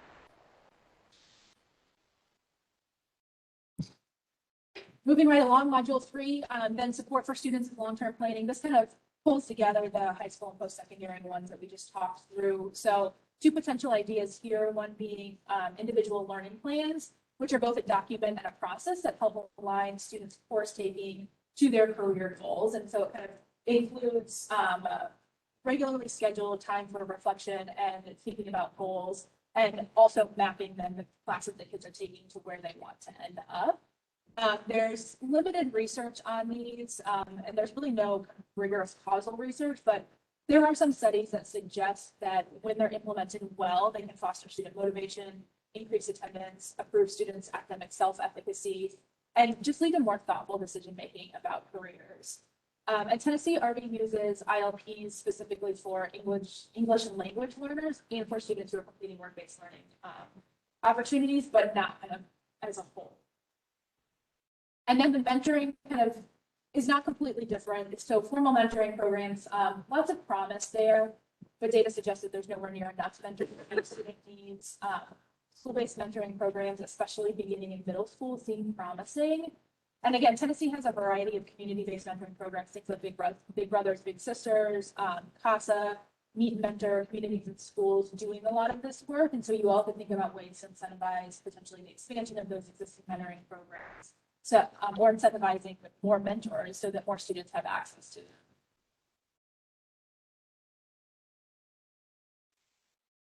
All right, module 4, student well-being. So social emotional learning is the process through which young people and adults acquire these kind of quote unquote soft skills that employers are looking for. They learn how to cope, they learn how to deal with difficult circumstances, they learn how to communicate with one another. And it can foster academic performance, it can reduce behavior problems, and those are kind of the measurable pieces of it. The Department of Education in Tennessee has already created what they're calling social and personal competencies. There's a toolkit, there's a measure of school climate that goes along with it. There's some professional development learning modules for teachers. And CASEL, which is an organization that is super focused on social emotional learning, has rated Tennessee one of the most comprehensive states for its social emotional learning policy. Again, I think that there's potentially opportunities for you all to support implementation of that, doing some alignment among the different existing initiatives, PBIS to SEL, some messaging related to that, some additional training. And then trauma-informed education kind of goes along with this. So ACEs, those adverse childhood experiences, or traumatic events that occur in childhood. They're common across all groups, but women and minorities are at greater risk for experiencing multiple ACEs, and kind of the more ACEs you experience, the more difficult it can be to kind of move forward. And so, again, Tennessee has some legislation in place supporting the implementation of trauma-informed discipline practices. And they recently launched a trauma-informed schools initiative. I think they're at their second cohort of that. There's about 176 schools in the most recent cohort, and those schools are getting state level support to address discipline practices in the school and kind of implement some of the trauma-informed education. And so there's definitely opportunities for you all to think about expanding that. developing and distributing best practices, incentivizing connections between schools and existing mental and behavioral health systems so they can get outside support rather than having to do it all in-house. All right, module 5, this one was a beast. This one was long. So we started out with alternative scheduling, looking at specifically at 4-day school weeks and at year-round schooling. Mixed research on the 4-day school weeks. I think that the thing that sticks out most from the 4-day weeks is that it tends to have a negative impact on kids' learning unless there's a very deliberate use of that 5th non-instructional day. So they're pulling kids in and doing support for struggling students, or there's really high quality professional development for teachers. There's something going on that 5th day rather than it just being a day off. Year-round schedules then are exactly what they sound like. They go year-round. Kids have short periodic breaks throughout the year rather than a big chunk of summer. And the goal there is really to help combat some of that summer. Current Tennessee policy allows for 4-day weeks only in the event of a natural disaster or illness. I think there's maybe one district that's potentially still doing it following sort of road collapse, or some sort of natural disaster. Yeah. And then there's about 60 schools in Tennessee have some form of year-round school. So again, you all could think about incentivizing districts to move to that year-round school. If you're interested in the 4-day policy, thinking about adjusting the existing policy to make it a little bit broader with some of the guardrails that are happening on that 5th day. Here's where we captured the virtual schools and technology. So virtual schools, lots of things to think about here. On the whole, evidence suggests that virtual schools lag brick and mortar schools in terms of student outcomes. That's pretty consistent across district operated, charter operated virtual schools. There's also a lot of policy considerations related to teachers, recruitment, retention, training, how students, what it means to kind of attend a virtual school, what it means to enroll in, how they're held accountable, how they're funded. The pandemic has shed some light on best practices, and I think that we'll continue to see more research come out in the next months and years. But I think that there's definitely opportunities for you all to strengthen the existing Virtual Public Schools Act to think about how to make sure you're getting really high quality teachers in those virtual schools that they're trained to do this well. Potentially thinking about some of the funding and attendance, those kinds of policies, and make sure that it's meeting the needs of virtual schools rather than just assuming the same thing as what's happening in virtual schools. And then in technology, we talked a little bit about this already, but Tennessee, 89% of Tennessee households had a computer, 82% had internet access as of 2018. That's pretty low, 43rd and 41st in the nation respectively. And the challenge is particularly acute in rural areas, which we know. There is some kind of innovative stuff happening. The EDP became the first electric company to provide internet access. There's also been a lot of money recently that the state has put toward this issue. And the TPO has specifically supported both internet and device access during the pandemic. So absolutely some opportunities to expand some of the innovative practices that are happening and continue ensuring that the initiatives and investments that are in place are being monitored and make sure that they're kind of meeting. School autonomy then was thinking about how to give a little bit more freedom and flexibility to individual schools to make decisions over budget, over curriculum, over hiring, over things that are often taken by the district, kind of giving that autonomy and flexibility to the school level. There are lots of different varieties of what this looks like. And so there's not any real conclusive evidence that it works, because in some states, schools that are really struggling are the ones that get autonomy. In other states, it's schools that are high performing that get autonomy. In other states, it's whoever applies. So it's difficult to say that this works. There's also implementation questions, certainly around whether school leaders have the knowledge and the skills to manage a budget and be instructional leaders. So lots of open questions here. Tennessee currently provides school level autonomy to its persistently low performing schools that are part of either the AAC or the I-zones. And the results of the AAC have been largely disappointing. It's a little bit more mixed with the I-zone schools, kind of depending on some of those questions. And so if this is an area you all are interested in, I think there's opportunities to understand a little bit more about what happened with the I-zone schools. You could also expand eligibility and think about it being outside of just those persistently low schools. for other types of schools, if again, this is an area of interest.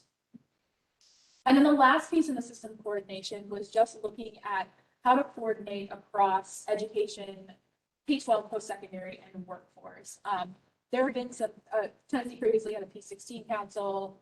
THAC has an office of P16 initiatives. I think they're doing bits and pieces. The P16 council seems to have kind of fizzled out over time.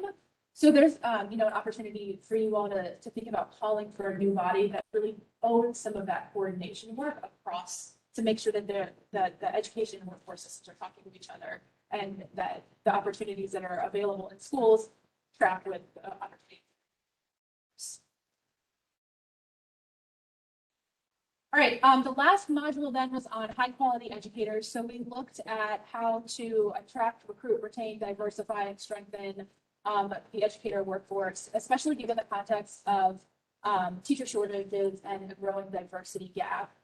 So we looked at several different ways that states are addressing these challenges, including addressing entrance requirement for educator preparation programs, creating alternative certification pathways, residency programs, grow your own programs, targeted fellowships and scholarships, things like that. And Tennessee has all of them in place. Some of them are very small or just beginning. So again, if you're interested in kind of expanding some of those, I think there's lots of opportunities to do that through policy reps.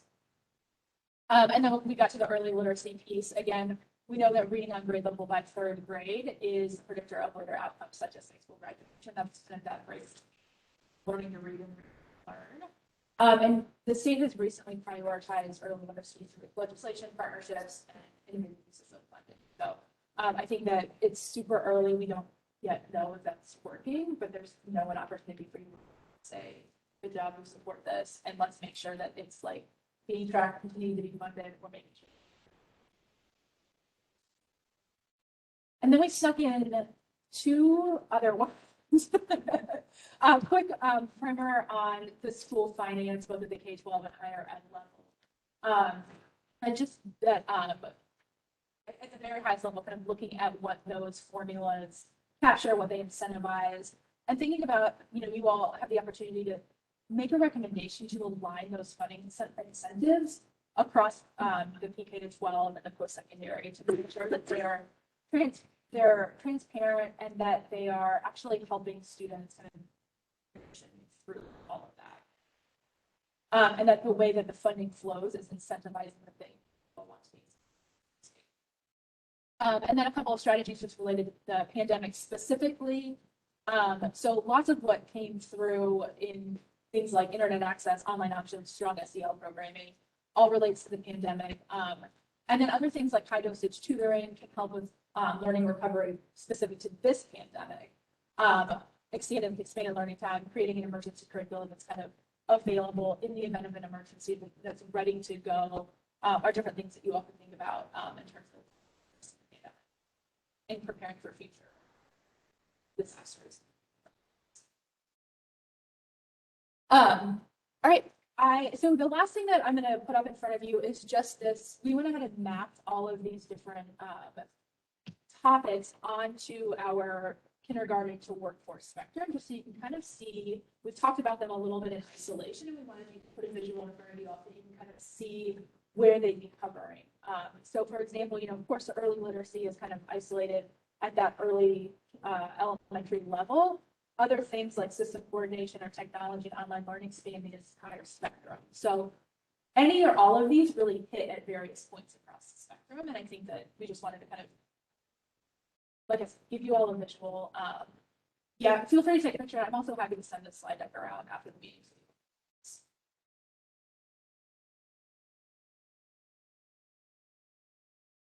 All right. I will stop talking now. And I will start talking. Yeah.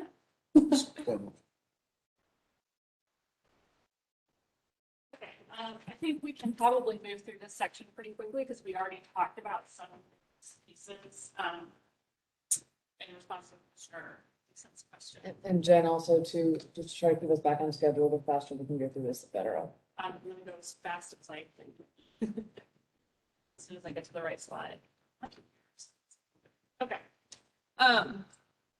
So right after lunch, we're going to dive into potential recommendations and want to talk a little bit about the grain size of what we're aiming for. We talked about this before in comments from Nathan around kind of what do these recommendations look like. A few guiding principles. So for the purposes of this report, probably having more recommendations is probably better than having too few, even if it feels like too many. It's part of our job to organize that into something that is cohesive and coherent. And we can help with that. But what we're kind of envisioning is a smaller, more discrete number of kind of top line recommendations that may have multiple ideas that connect to them. Those principles. And just to underscore what Nathan said before, you don't need to address the details of them. That, those details will get hashed out in the legislative process. So just to show an example of a type of recommendation, this is not a topic that you all have before you. We picked it deliberately, so it's not something that's on your plate. Should we have this? This is outside knowledge.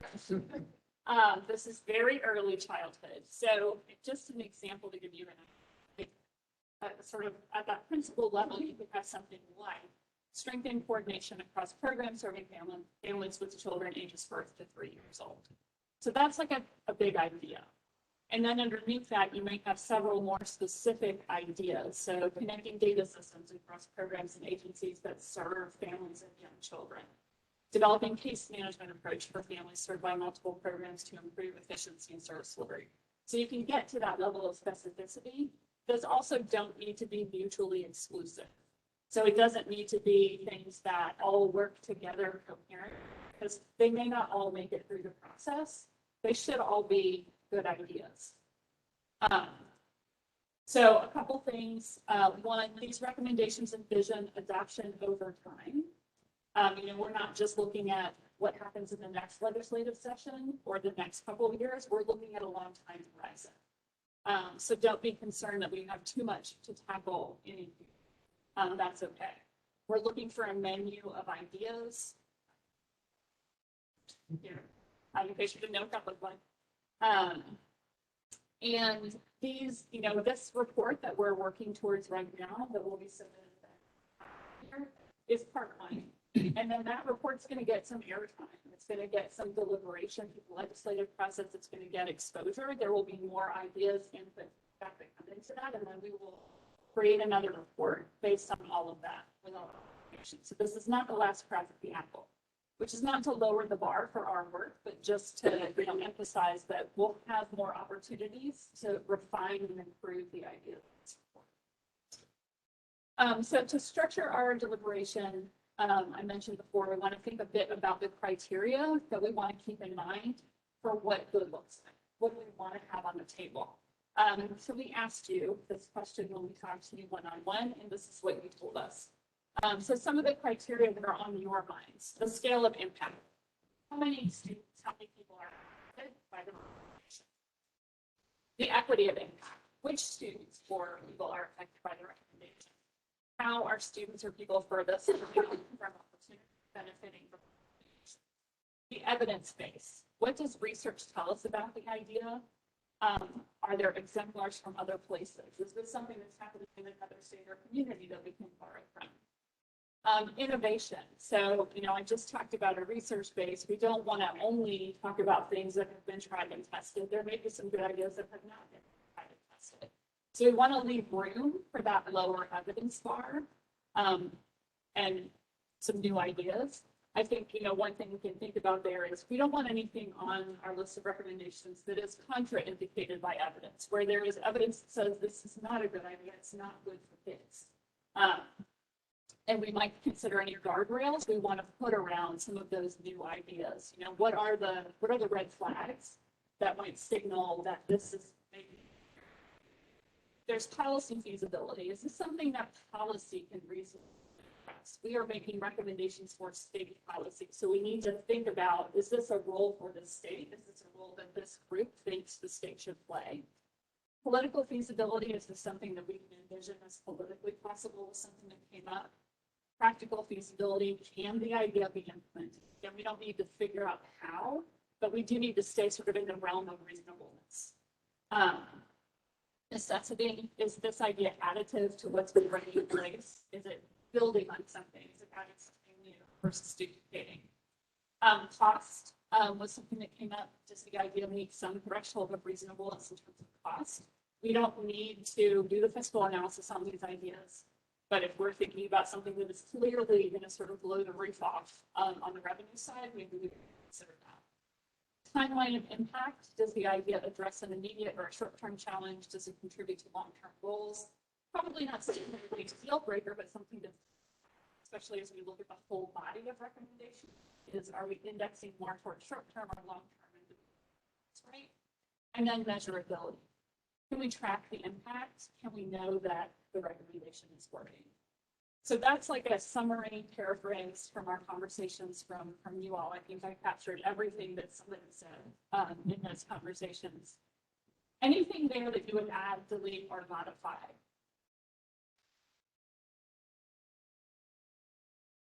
Feel like a good list. Nice. Okay. Are there any criteria on there that you think are sort of a must-have that you would prioritize over others? This will just help us as we're facilitating the next phase of conversations to sort of bring us back to anything that feels like a higher priority. And it's fine if you just want to keep this all in your mind.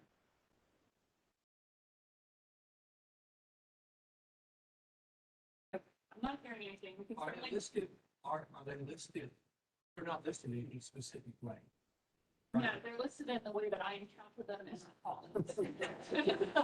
I just think that there is a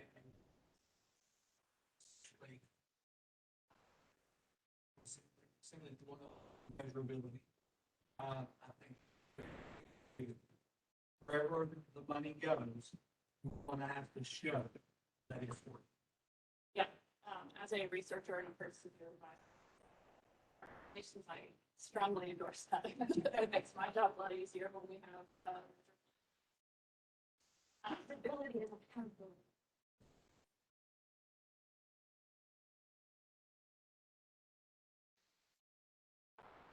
You do have a copy of this slide or academic materials there, so you can reference it as we're having conversation, but I think we are ready to break for lunch, and then we will come back and get into it.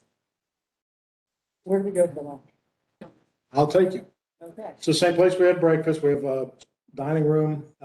So the recording can stop here and can resume when we. We'll redesign, post-secondary redesign. Can I make it bigger? I can try. You will actually have a copy of this in front of you. It's within your packet.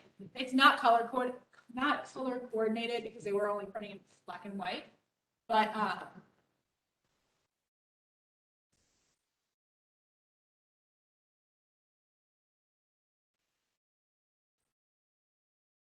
go over on the toolbar, see the 100%.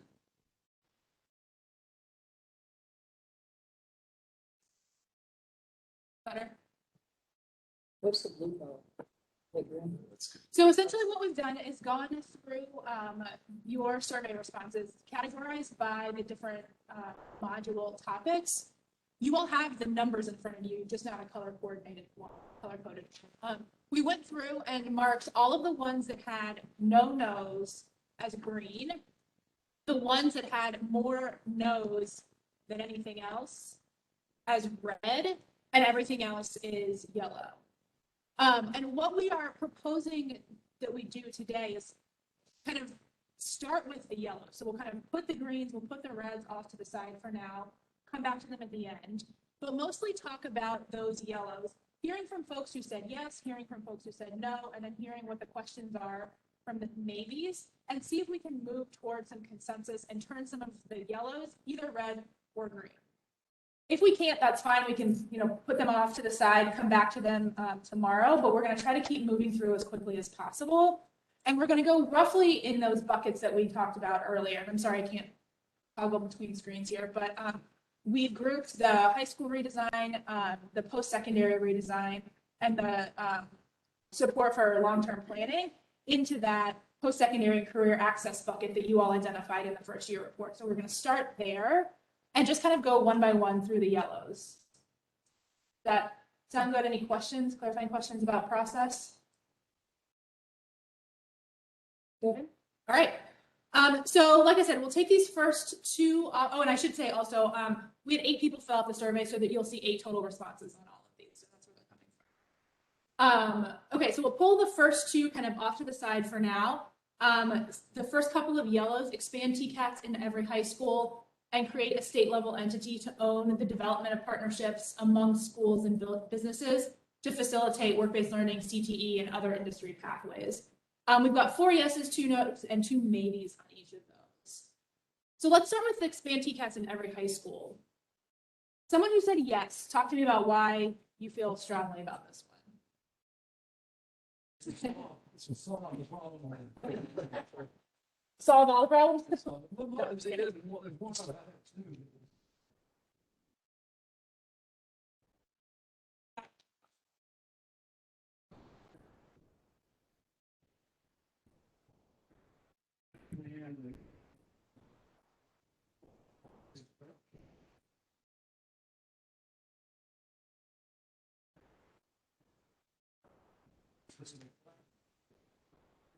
Experience.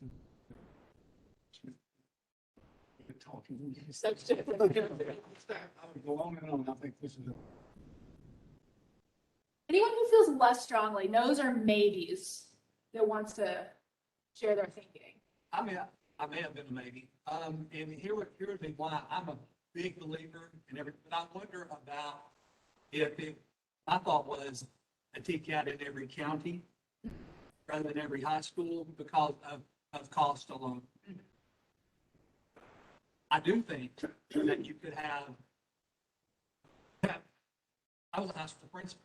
I had a couple of TCAT classes, but they were in very specific areas, so that left a large population of kids out. So that was the reason for the make.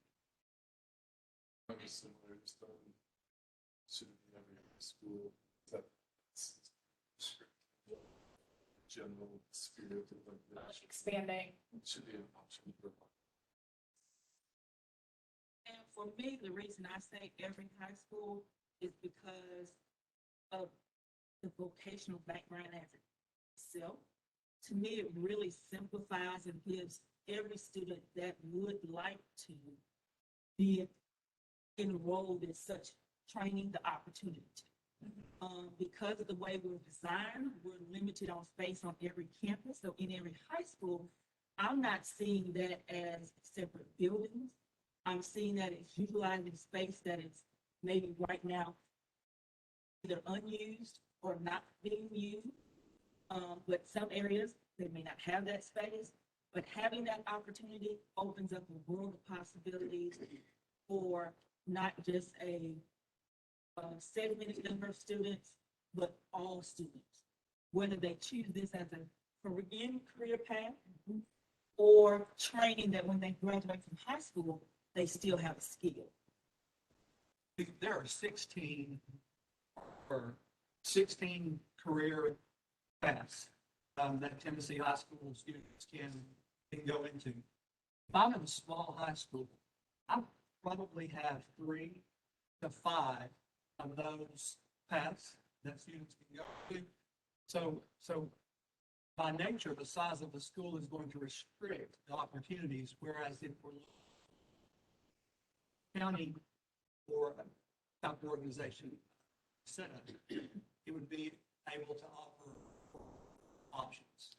But I do agree that it is many opportunities. I just know that our smaller high schools would be restricted. So I think I'm hearing consensus around, yes, expanding TCAT access, that there's a language conversation we need to have around, is it all high schools? Is it starting with the county with the ideal down the road of being all high schools? Like, we need to talk about that, but is anybody completely opposed to something along the lines of expanding TCAT access? Maybe the solution is kind of what you were getting at before, Joey, is access for every high school student.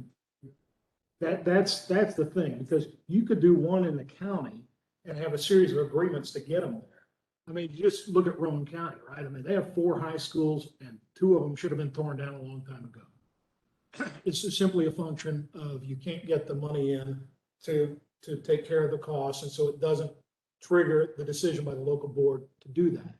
But because they've got, at their largest high school, they've got a TCAT on one side, they've got the community college on the other, and they've got agreements to be able to bring the students who want to do that to that high school, that solves the problem without putting it at every high school. So we want to address the capacity of TCATs to be accessible to geographical things that are more aspirational or long-term. It's kind of counterintuitive, but virtually you can teach a lot of this. I mean, most people think, well, I took an advanced welding course in community college 45 years ago. I could have learned a lot of it, other than the actual overhead welding, things like that. So I mean, I think a lot of it, and that virtual app will answer a lot of challenges that we face. And I would also add that we're program-based. So when I say the TCAT, it doesn't mean that you have to have 8 actual programs. It would be specific on industry demand, specific on industry needs, industries come in. That was. So I think it's running together. Also, that second one there, I realized I answered the second one, I think. Instead of maybe 16, maybe 5, maybe just 1. The idea is keep industry in with you and help out what makes the most sense. Right now, I would imagine, Frank, construction management is a maybe all of our high schools might do that. You would like that, right? Okay, so I think around expanding access to high school students, we feel good about moving this to grade. It's every high school. To all, every high school student. Every high school student. Senator? If creating access is the goal, then that's easy enough. And you don't need a separate entity, because if you have a separate entity, all you're doing is growing government. You already have TDR, and you already have the TCATs on TDR, running TCATs. So having an agreement, establishing an agreement to provide access is just figure out how to do that. Right, 1 down, 71 to go. That's why you gave us so much time. But yes, so create a state level entity to own the development of partnerships among schools and businesses to facilitate this work-based learning CTE program, industry pathways. 4 people said yes. Anyone who thinks they might have been a maybe or a no want to speak up, ask questions, talk about their concerns? Can I just make a comment in regards to that? Yeah. There were 2 other ones somewhere in the other 70. One was develop permanent comprehensive stakeholder advisory council, and the other one was establish a new council body to coordinate across educational workforce systems. They all seem very similar. Mhm. So I'm pointing that out. I don't know where everyone ranked on any of them, but there were 3 noted across all of the different subtopics. Was on that P16. And, you know, I guess I've seen attempts to try to crack this particular egg done in a couple of different states and from a few different perspectives. Whatever council is created to do that kind of coordination has got to have some strong legal authority that's inherent to it. Not just an advisory body, because yeah, that's exactly right. Accountability is what Chairman Scarlett just said. Because I'll tell you what, I mean, the way I describe it to some of my colleagues is that, you know, I'm kind of a catch-all person for the state board. I sit on about 12 or 14 different boards, commissions, blue ribbon task forces, and all this kind of stuff, right? Which are highly useful for about the first 12 or 14 months, and then they get forgotten about. If, however, you create an entity that has actual decision-making authority in some of that stuff, so that means some strong authority in there from the Commissioner of Labor and Workforce Development, from the Commissioner of Environment and Conservation, from Economic Community Development, ECD, the other EC department, and education. You put those folks on there and you give them some statutory authority and a confirmation process. You know, it has to be more than just a group that talks. And I think that's consistent with, you know, what as you pointed out, Chairman Scarlett, what we shared later around like P16 or P20 councils.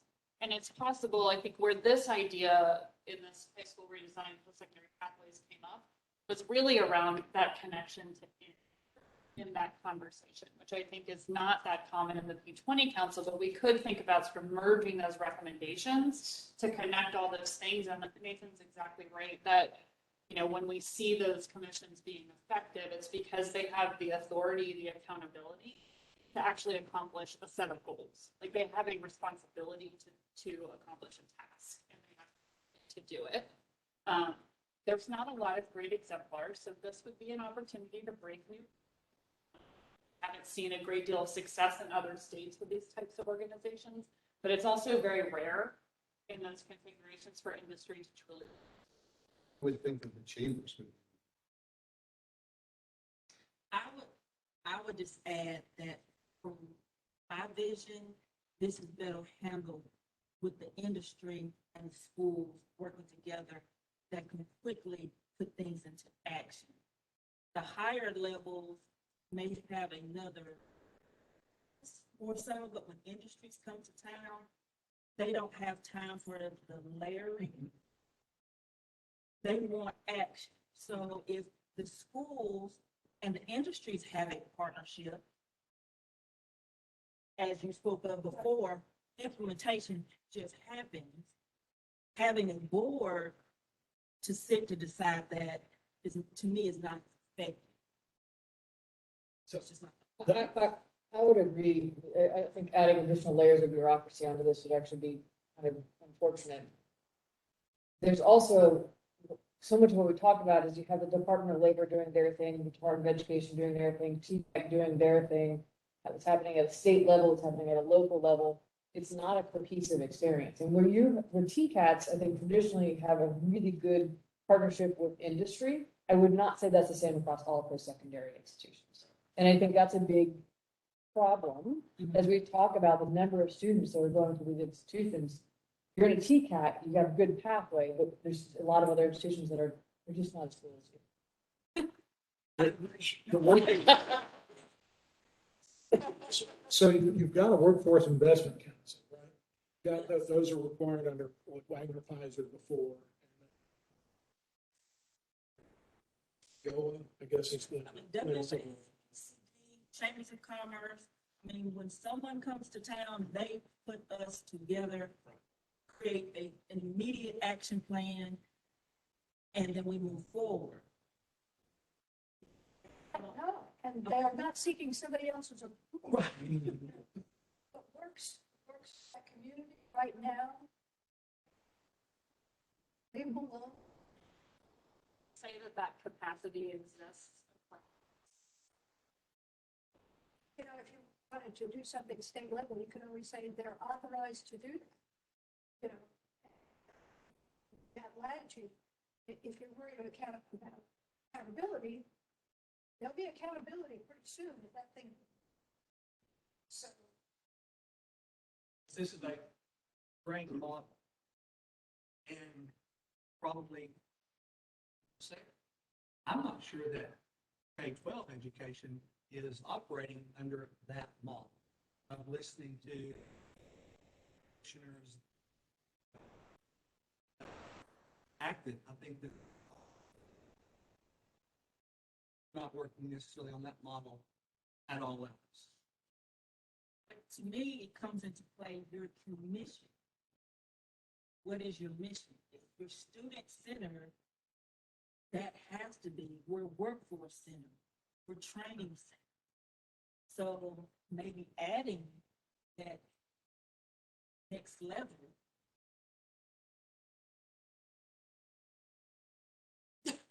I mean, we do what we do best. That's what we do. So I think we do it right. This may be another purpose, not so much developing a path for partnerships, but just ensuring that partnerships are comprised and actively work to seek training needs that particular service area code. Say to encourage encourage those relationships, those pathways. And be of technical assistance to people.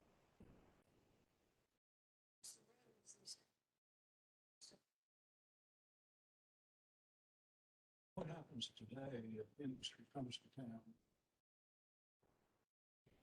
Education type skill. Who can say yes or no?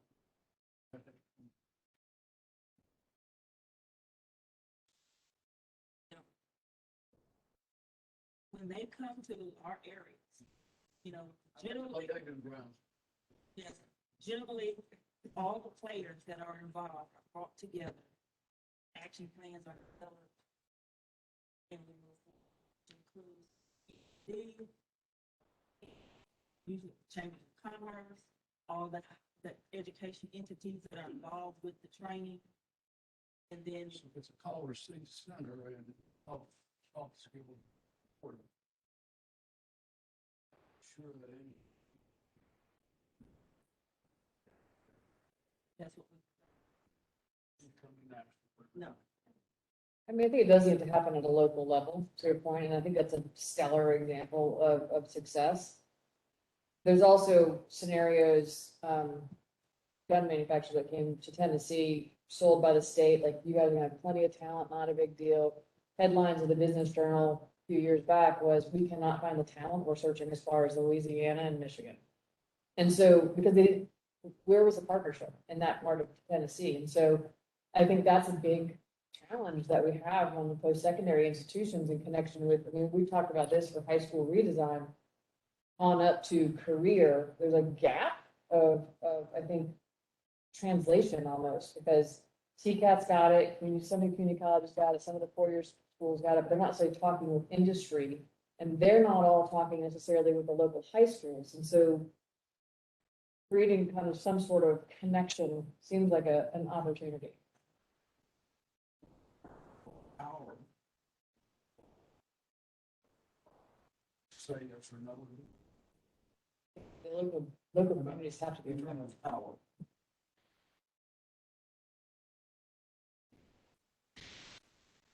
No, I think a lot of it's there in terms of the ability, but that doesn't always mean, I mean, you can have a TCAT that's ready to say, okay, business, you want to sponsor this. Here's 4 faculty positions and $750,000 worth of equipment we need. You need to pay for it. And they can pop in and do that.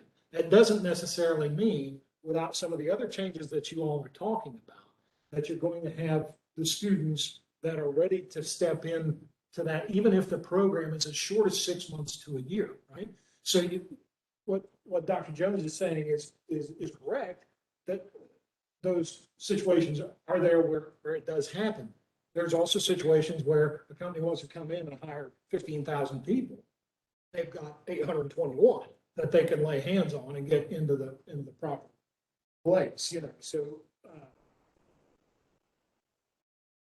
Maybe it's a matter of, if we're gonna do like the P16 type council, is how do you make sure that enough of a emphasis is put on it, that there's enough of an exchange of actual information. To modify their school curriculum. It's their school to industry. It's not only here later, we're going to bring.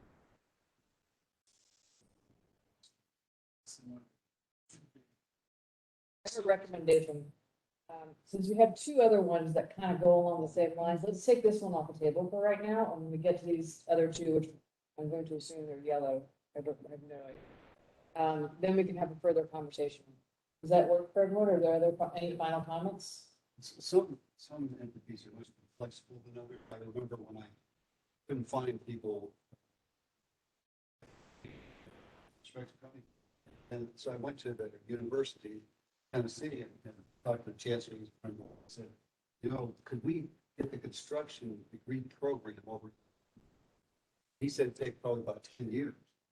So then I took the same idea to the community college. They got it open, 2 and 4 year program that they worked with ETSU. Eventually, UT hired a fellow from ETSU, and now they have construction. I mean, a lot of times there's that flexibility, it's just not there. Sort of off of that section, the second one talked about is competency based. Thought it was interesting, section early. Which one, sorry, which one is it? So review the existing competency based, I know we were 5 and 3 on that one, and not 5. But we can't decide if we're not sure there is actually an existing pilot there anyway. A little. Just wanted to point that out, if that is in review or. I think It's something that we don't have. It's like a take home for us, of what this is, what's happening, and if there is a recommendation there or not. You know what I'd say, Joey, is exactly what Glenn was saying earlier on, which was that, he said, well, I'm attracted to doing, right? Telling the General Assembly to conduct a review is not an action. That's a think tank, policy director, research analyst kind of thing. But exactly what you were saying, taking action is probably. Change that to create. They create instead of review. I think that's fabulous, but I'm the commissioner. I don't think what you want to do. So I think that what Clay was saying, they'll go back and research whether it was actually a pilot or not, see if it is something to review. So, Yes. so we have two things going, competency-based discussion. We're gonna hold on all the green items, so although we brought those up, we're gonna hold on those items until tomorrow, correct? We will, yeah, we'll come back to them while we're still in that module, we're trying to get to the yellow. So just a comment then on getting a state level. TBR, who is doing this. TBR, and of course they have jurisdiction TCAS. So And all the this commissioner's is, power. and all this, so that this is already happening. They're going to do this. As Is there a relation? If you want to say, you want state level entity to own the development, they already do this. And it may not be by formula necessarily.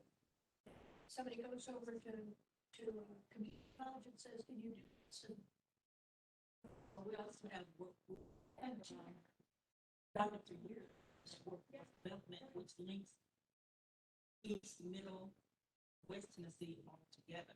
So there is, not in this form, but TBR form is already. And I think we're gonna, since this overlaps with others, we read that, we made that back to this coordination conversation. So Glenn does bring up a legitimate point with that. Why are we having this conversation? Why has it been brought up in this commission? It's not working. Everybody understand it. That is, it's a good question. Back on it says, hey, county, TBR.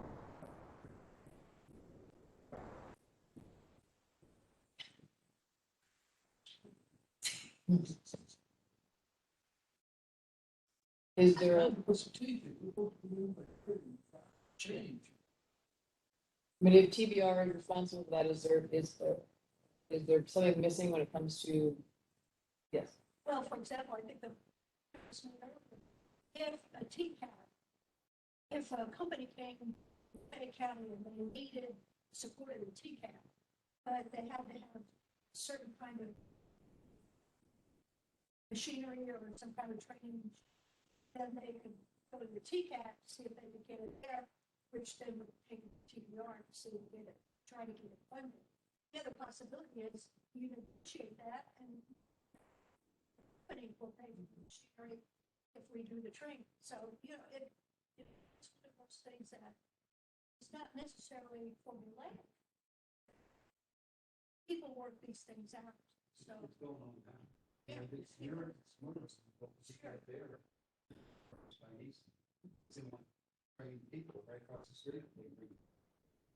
That's going on.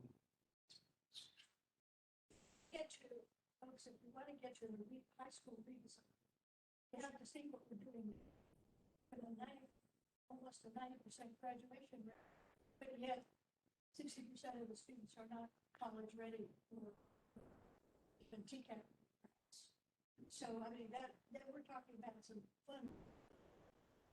We have a formula for high school design.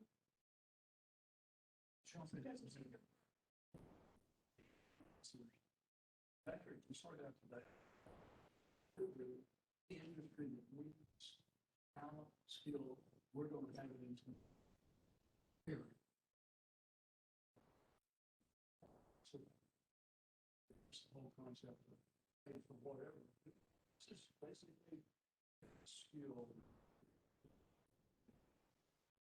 Not the detail. Yeah. Right. And then maybe we do.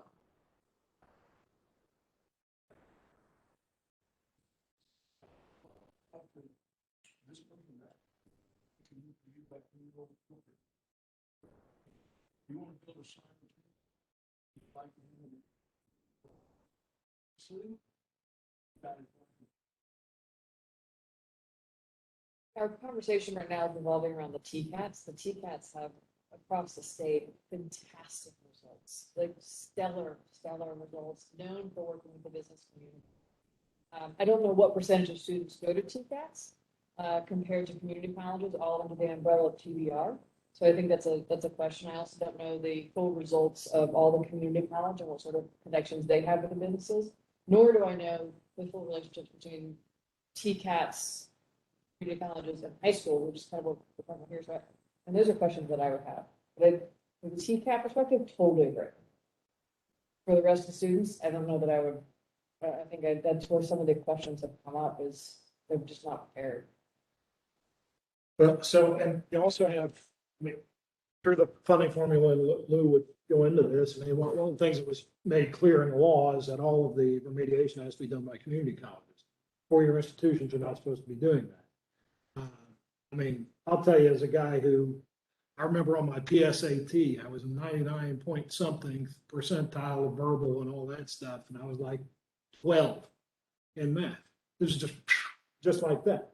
Needless to say, I needed to do some remediation when I got to university. I got an academic scholarship. The first math course didn't count because I was so bad at it, right? So, you know, remember that the mission of community colleges is somewhat different. It is about matriculation and it's about providing a step to the next institution. When we look at community colleges and attempt to judge them the same way we do four-year institutions, we're forgetting that the mission of each is very separate, right? Remember, there's virtually no criteria to enter into a community college, but yet the courses taught there still have to be at that SACS accredited level, taught by a master's degree person with plus 18 hours in the subject matter so that it can be transferred. So I think the issue is probably access, isn't it? I mean, to make sure that it's equal for everybody, which is the only thing that kind of triggers in my mind when we're talking about create the competency-based pilot, is because you kind of miss how that would react in Memphis versus how it would react in Mountain City.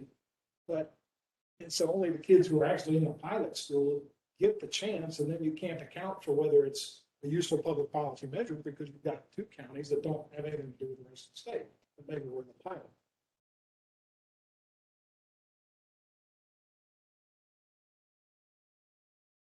So I suggest we move on and we'll add this state level entity to the conversation with the group too.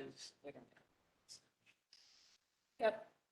So we've moved the two reds off the table for now. There'll be an opportunity for anybody who's to speak on their behalf, but let's look at the last three yellows here. So identifying challenges with the Move On and Ready Act and figuring out how to strengthen it.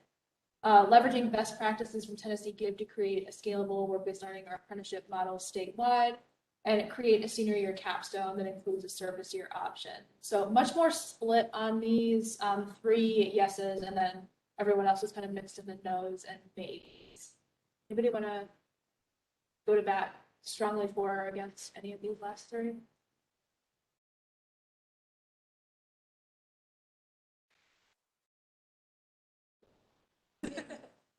So I don't know which one you, which category, I think it's, I guess it would be a senior,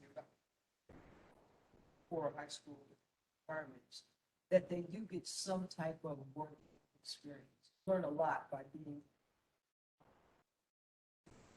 just getting on time, getting up, brushing your teeth, be on time, okay? And learn how to speak to people, customer service and all that other stuff.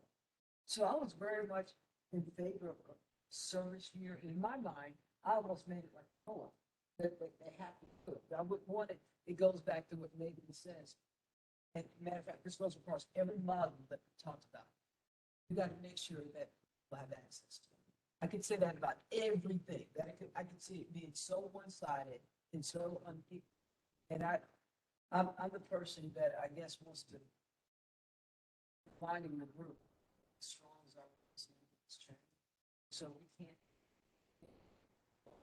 because it's so easy in my profession to spend a lot of time with the great students.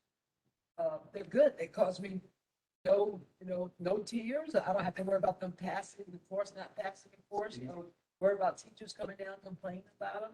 But really, we only can be as strong as our weakest link. I would say if the service year triggered me, work-based learning or something like that, I would be in more favor of it than just a service. It's something work or co-op. That's what I'm saying. That's got Apprenticeship or something. yeah. Very broad. Something alternative to which.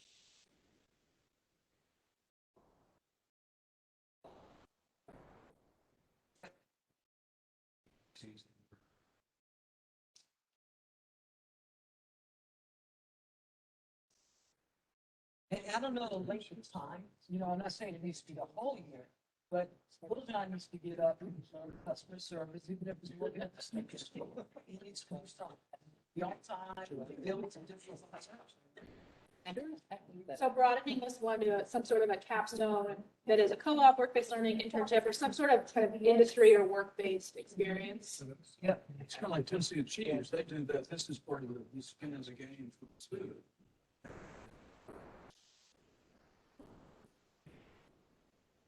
Network. I read it very well.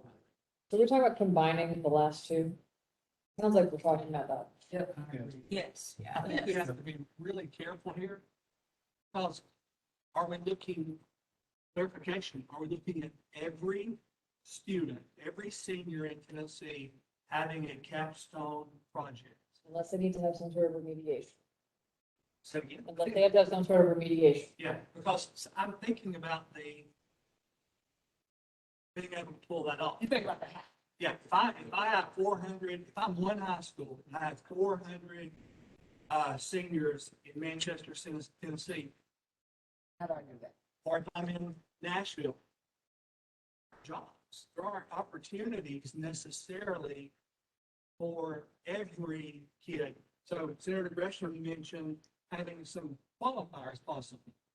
I really think it's important to have capstone experiences. Those qualifiers that you was talking about, I was sitting over there saying, that's for the rich kids, and for the kids that have. Yolanda. Yolanda. okay. I would like just to add that I didn't see that as every student. I saw that as any student that has hours that, based on what I can remember, that they completed everything that they need to complete and they have remaining. So they're still needing to take, then they need to do that. But if they have a whole semester that they really don't have anything, then this would be something that would really positively affect them and their thoughts going forward in that. Dolores.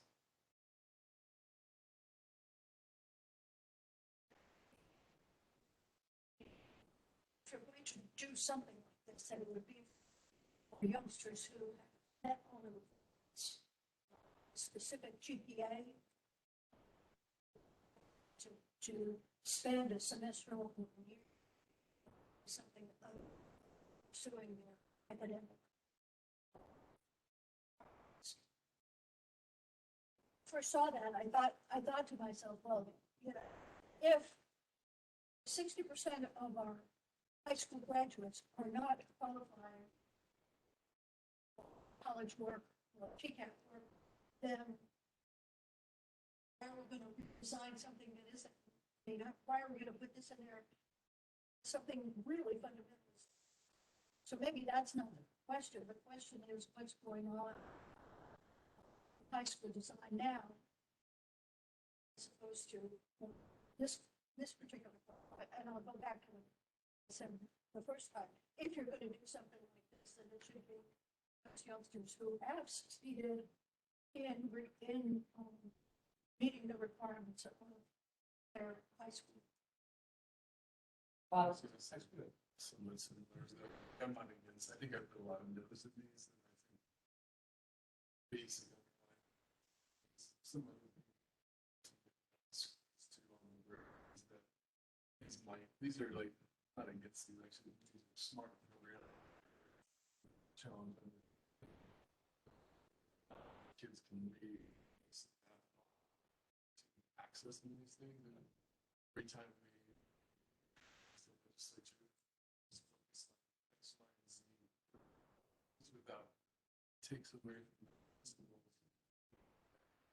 Basics for the strong. So I just think gravitate toward the talent. I feel like all this is just like the six more things we have tempting around the side. And at the same time, you can identify youngsters who do need a sales program, and that works. I think that's done formula now, design now, not everywhere. But it's, yeah, well, I mean, there's a disparate benefit here because you have, you know, the same rural broadband really come up in sales is a great group. It is an in situ, in high school, student comfort because it's teachers they already have and with doctored with online and such and they can complete it largely within the school day. So when they graduate, you know, they've shown anywhere between 80 and 90% resolution of those remedial needs. The problem is that the population of participating students compared to the whole is pretty tight. So for those who have the luxury of participating, I think that the awesome nature of student population meeting remedial looking at next few years, sales is not going to be able to meet that goal. Dovetail with the government's broad initiative over the next 2 years. Other evolutions in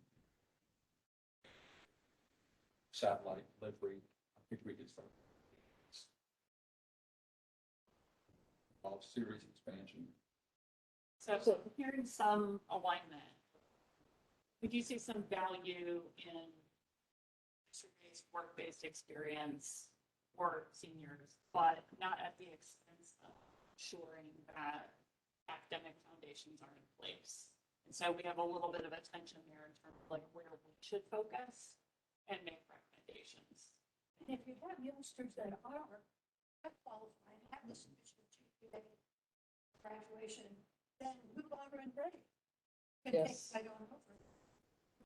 So this is, One of the issues we have, I believe, when you look at co-op and work-based learning, they're almost restricted. Okay, so to go into co-op or to go into a work-based learning program, that has to be within your program of study.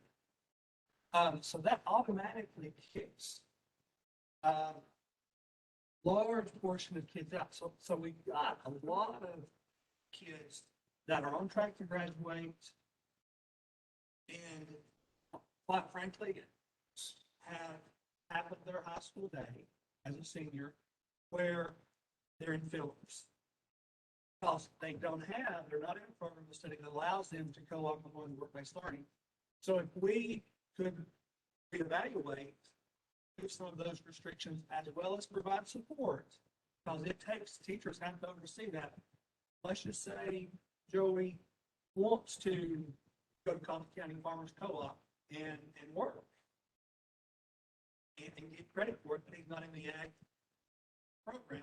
That's still a valuable work experience that will help him grow. With that, and I also want to add that based learning, based learning is something that every student, it is something bigger than when you have people like you reference. Most of our employees say they're struggling with students not being able to show up on time. And when they get there, they want them to go to work. Take the earbuds out. Just simple skills that may not just equate to having a certain GPA, but adding that competency so they're more familiar with an expectation from the employer that they're investing in you. Those are things that we used to not have to teach, but now we're having to go all the way back and say, don't use drugs because you're going to have to take a drug test. Who used to? They didn't know. Now they're thinking, oh, I can't. No matter what. And No. Okay. Okay. Well, I'm just saying, even if it's just for a month, I mean, I'm not saying that it should be definitely, I just think a portion of it could be for every student. Certain work-based learning opportunities, not for every student, that requires a certain ability or skill set. But definitely there is models that we use. We can place students at whether they graduate with a diploma or with a certificate. They may have to just be a helper. They may, but they're learning a skill to assist. Because I listen to this, what we're really thinking about is it's really a recognition of where they are in their school journey. Yes. It's an opportunity to privilege, so to speak, that college experience. All these are going. Yeah. So all of what it is. Part of the capstone board. But you could, what I hear Joey saying is that there's certain restrictions, like I'm sitting up here today, like my kid is 16. He couldn't participate in the FedEx program. But you're saying teachers have to be there to have provide oversight, somebody has to have some type of oversight? Work-based learning and Because they get credit. they get credit for it. Okay.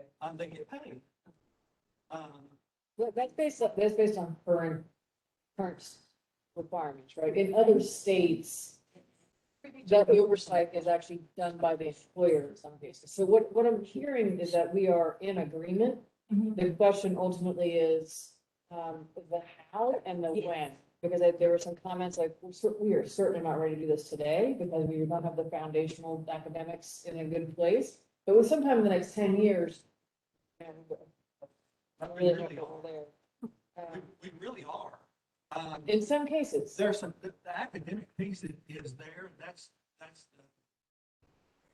We still, even with that, we have seniors, we'll have seniors that this year across the state that will have 2 to 3 periods a day where they could easily go into work-based learning. So what you could do is authorize school districts to offer those kinds of opportunities to qualified students with such and such a GPA. And that could be left up to the Or to state revenue, Right. and then allow them to do that, And you'll get a personalized, really personalized attention, the student gets. It's learning, you say that, you check that box, let people do. So this is my recommendation, is that we will move on from this topic and combine it with some of our two other examples from earlier. It sounds like we're in a really good place with what this is. Some of it has to do with the how. Our responsibility is less about the how, it's more about the recommendation and the strategy. So, but I think we're pulling up some really, really good questions and points that are important for us to negotiate as we get into the details of it. So I would ask, So I turned the second to last one red, reworded the bottom one, so it kind of care about the service year, to be broader about the work-based learning apprenticeship, work-based, some sort of experience, and turned that one green. yeah, Nathan has something really important to share. Yeah, I mean, so if you're thinking about it, does this not have some fundamental tension with some of these other areas where we're talking about moving on already? It sounds to me like we're trying to fill up the senior year here. That's what we're trying to do, we're trying to fill up a senior year where it doesn't, I mean, is that what's best for kids to have their senior year filled up? Or is what's best for kids to be able to prove that they've got it down and they move on? Your son graduated when he was 16. Should his diploma have been held up because he couldn't do this? And so the question is, are we recommending two things that are fundamentally disagreeing with each other? Or It's an option. as an option, that option is great. Required isn't so great. I mean, if you're thinking about some consistency. Yeah, we made, it says options, and so as an option for students for whom it makes sense. Evolve in the future to jobs where they Yeah. You're gonna make me stand up. But for students, That's what we're trying to always recognize this is about this.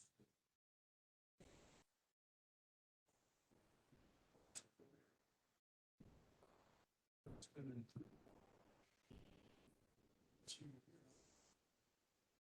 You can go.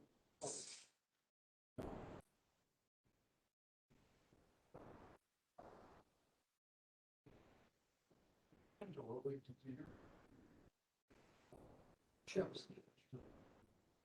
A lot of industries hire interns and summer workers and all that kind of stuff permanently. So good. Because we use co-ops, and that's a agreement between the industry and the school, that this person is assigned here and they'll be evaluated weekly, their performance, which then equates to a grade. So, look, so it sounds like we're giving students several options on their Yes. senior year. Move on when ready, Probably give it all. some sort of work-based. like,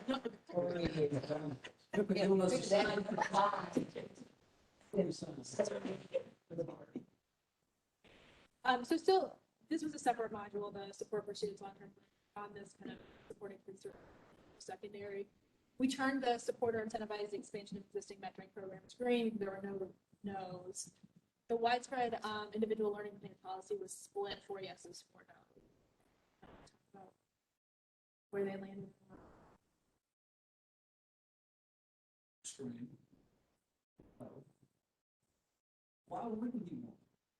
That's a bad idea. Students to have situations and so that would skill development. Are you talking about the create a widespread individualized? Yep, the create a widespread. There's 4, me and 3 others. Just on the create a widespread individual. So you voted yes? You voted yes or no? You see, what, you think that we should have it or we should not? have it? It's that same concept of like school leaders told them it's their for they're spending less energy on absolutely. So I just always worry about is it the best thing to tell everybody? So, even though I like so it's just having roll that school takes 10 over each thing. So they're gonna ILP for every school. It's a massive undertaking. It's gonna take energy away. So I was just trying to. and that's what I think. That is huge. And I was, I thought that since it was mandatory. Started to. one thing we have to be careful of is not to give unfunded mandates. Yeah. So something like this would be, if you're looking at a high school with 1,200 kids that probably has 3 school counselors, the work's not possible. And a lot of us. I do have a question, sorry. So if we're talking about wanting to make recommendations that we think done well with, is that, I mean, should we be putting parameters around this and say, like, we think this is a great idea with the following caveats? It has to be X, Y, and Z. It has to be resourced. It has to be high quality. I guess what I'm hearing is we don't want to do this because we think it's hard and won't be implemented well, and I just The want to make question sure that we're is, really saying, no, we think this is a bad idea versus no, we think this is hard, because we're kind of getting into that how space a little bit. Is this best for kids? I guess would be, that going back to our original filter, is this best for kids? What it exactly is. Yeah, If we're talking about a student, sure. Why would you not like for somebody to tell them? So I don't think we can say that. So, but I'm not sure exactly what it is. So But if it's we are going to assess kids and figure out what they're capable of, probably need a plan to go along with them while we're assessing. I think the idea, and this is covered in one of them, is to sort of build kids a map based on their aspirations. Here's, okay, if you in 7th grade decide you want to be a phlebotomist, here are like what you need to be able to know, and it'll guide you to courses, identifying whether your post-secondary requirements, those kinds of things, so you can chart that path from, so you don't get to, I mean, I was a high school teacher. I had a lot of 11 who decided at 11, well, it's kind of too late at that point. If you haven't already checked all the boxes you need to check based on. So I think that's the idea. So could technology be a portion of this? And then volunteers helping out with the staff, school to. I think hard for me to be a no. If I say should a child have? I think there's a space here for kind of multiple stakeholders to bring to the suit, so the Gear Up model, it starts in 7th grade, with rising 8th grade. And, we begin with the high dosage, not tutoring, but mentoring, and also involves parental involvement. Our outreach team is working with parents, perhaps leveraging, where possible, guidance counselors, but also, because it may not be individual learning plan, foreign learning plan, right? And it also involves higher ed knowledge. It's not just about, well, what do you want to do when you grow up? It's how do I get there? So it may be one of those things where this is a good policy idea, getting there, and needs part of it. Who are the partners that are necessary to come? I think that is something that stakeholders can work out with legislature, with administration, whoever downstream. I agree. I think it is a good idea. I agree. Logistically, it's almost impossible right now. That doesn't mean, I say, however. Could you authorize school districts to either expand mentoring with volunteers? You get into a problem with volunteers, but now you have to do background checks, but you could increase mentors through development, which would be qualified to mentor as well as want to mentor. Tennessee Achieves has done a great job with the way they mentoring. So it's entirely possible that you could hear this and the ILP, whatever that be, emerges out of that mentoring a student. So if you get to the question about, is it good for students? Well,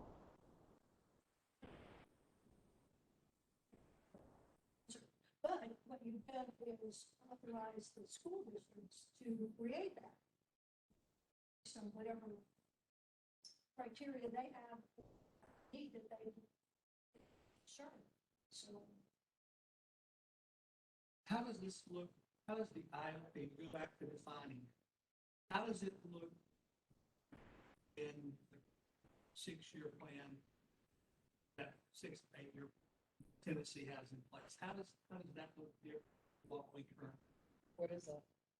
It is where every, I don't, used to be you can get it in 8th grade, it may have moved down. But basically you sit down and you have to say, the class that I'm taking here, and this is where I'm going after high school, I'm looking at college, I'm looking at. So there's already a plan in place, but I'm just wondering if, are we looking at something different than that? I'm thinking we are, I'm just not sure what that is different than what we have. I don't know if any student or teacher has brought that up, but I'm not in the school anymore. You know, Tom? It's not to the state.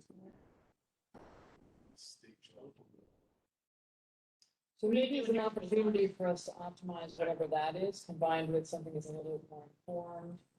So maybe something that sounds like it needs to get looked at again. There's a rule for it. It exists. Maybe it's just not being done with fidelity or. Oh, yeah, yeah. I mean, there's, it's definitely a requirement. But look around, it's obviously not done. We go back to checking boxes. Yeah. Yeah. Because I know it's taking. So how do you incentivize it? To Doris' point earlier, how do we think about incentivization as something that can be valuable? And I think part of it is again, you know, okay, so you got your plan, you basically pick which classes you're going to take. How individualized is your experience going to be when the course you have to take to get out is only offered 4 years from now, even if you could take care of it now, right? I mean, so it's a thing that's on the books and it's had some success, but there's the operationalize it to the actual education of the individual who took the 8th grade plan. A little bit different because there's not a whole lot of flexibility. There's not a whole lot of choice in that, you know.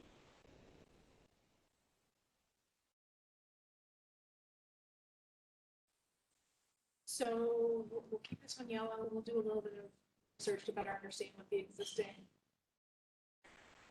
how well it's implemented, to the extent that we can figure that out, and see if it's truly something different, if there's an opportunity to just incentivize that or tweak it a little bit or something, and we'll come back to you all.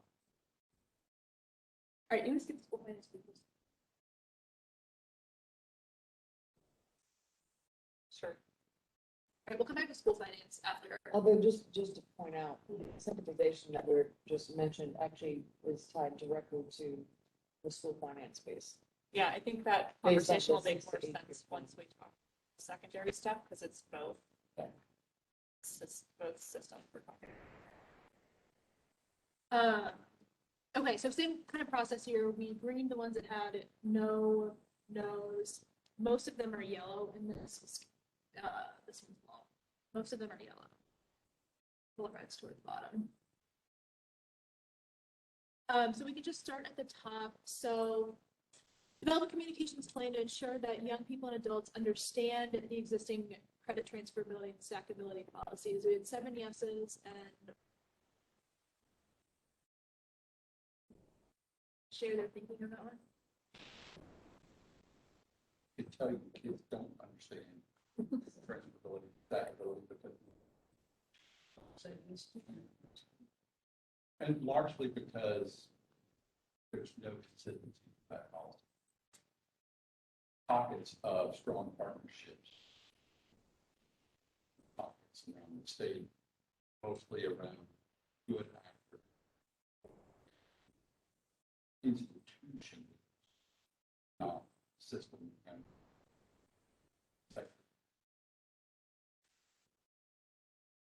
Still a stupid idea. it's because there's a lot of things happening in that space at the state level that are positive, or difficult to gain traction because they are. Would you think the General Assembly should approve your policy, and then put a communication plan for something that already exists? So this will not be strange to them. I mean, So what I'm thinking is, say, streamline line these policies so that they're, we need to move beyond the pilot phase. So if you remember Senator Hale's letter around staff credentials, we have taken that charge to kind of begin that process of developing those. We have examples of stackable and or along ECAD, community college, four-year schools. We just need to, those are the models there. Just need to roll that out. Anything to expand or accelerate? Plug and play. What not being done right now is not incenting it. Funding formula, not incenting it, in terms of, its value as an outcome. And we have transfer as a out of community college going on to grade school. No value for a four-year school to transfer a student down to TCAT. And I say down, that's an incorrect way to phrase that, over to it. Right? It's not down to it. Part of our problem is we do look at these as stackable, since that you start somewhere, you start anywhere. So policy should be, one, formalize the value, transferable, stackable credit. What does that mean, formalize it? So right now, within the outcomes funding formula, there's no particular value to stacked credential, except in the isolated, say a student just goes through more of a traditional pathway, goes to a TCAT, gets a, IT cybersecurity certificate. It says, you know what, actually, I'd love to go learn in the warehouse, data warehouse and data. I'm going to go over to community college and get an associate's degree. TCAT gets their credit, then community college gets their credit. But there's no incentive for the TCAT to really push the student on, nor is there an incentive for the community college to be partnering with the TCAT on a seamless transfer of credits. There's incentivization, like describing it to the post-secondary institutions, has nothing to do with the student value. Right, but trickle down effect is that the student doesn't know until the student makes an affirmative decision to go after another credential. Whereas if you had sent this in the formula, institutions. Yeah, I'd be more willing to tell you about it. That's right. Otherwise, it's not happening. It's almost for his days to do it. Right? Or My at least- kid goes over to your school, I lose that credit. Right, so hide it, at least until the graduation. Like, now that you've graduated, here's your options. Opposed to having, a day one, and this was the kind of the original idea behind transfer pathways. Except that we have now kind of, 10, 11 years later, become so ostracized that transfer pathways aren't all that meaningful as seamless degree programs. That will be fixed short term. But I think doing a similar thing across the certificates and associate degree, that there's no reason why you can't, particularly around industry credentials, make this happen. So, But it does need to be realized, and so the recommendation would be implement the model across institutions or something like that. I actually think this is a reasonable way to frame recommendation, just to, expand and incent and communicate about existing credit transferability, taxability policies, do you but know also, I just, what did you say? expand, incentivize, motivate. to scale that. Like in East Tennessee, we have ETSU doing an LPN and TCAS, which transfers into a BSN program. It's their four-year institution. Why not? Those are industry credentials that are recognized no matter what school. There is an issue. I'll just find with that have programs that SACS gives problems to in terms of transferring the ag from the AA, supposing associate compliance. They can't just have it same. So, or is that going to? Can't simply absorb as one-to-one TCAS credentials entirely into an associate degree program. That doesn't mean that you can't apply competencies learned at to competencies required for associate's degree. There are what's the base for articulation tables that will kind of help you do that, particularly around those disciplines like IT, science, and like nursing, like applied manufacturing fields, where there are industry credentials along the way that help guide those conversations around transfer. It may be that you graduate with a TCAS certificate and it buys down part of an associate's degree, but not entirely. And that's fine. The student goes into that open eyes. Value to the employer downstream is that they not only have someone with an associate's degree, they have someone with an associate's degree and technical hands-on competence. Anecdotally, we had a conversation with UT Martin, TCAT Jackson, and Jackson State around engineering, and we had Black and Decker and Toyota there. Their biggest gripe was they hire engineers all the time and then train them how to be engineers hands-on. But why aren't engineering students at Martin doing summer internships or TCAT Jackson to learn how to weld? And it was like light bulb goes off. Well, they now have a summer program for bachelor's degree in engineering students to go learn how to weld. Hands-on, but it's a conversation that happens. Here you're talking about, let's put a policy out there, policy recommendation to present this, those conversations here. I think that makes a lot more sense in So- communication. Excuse me, are we on We're still on the first one.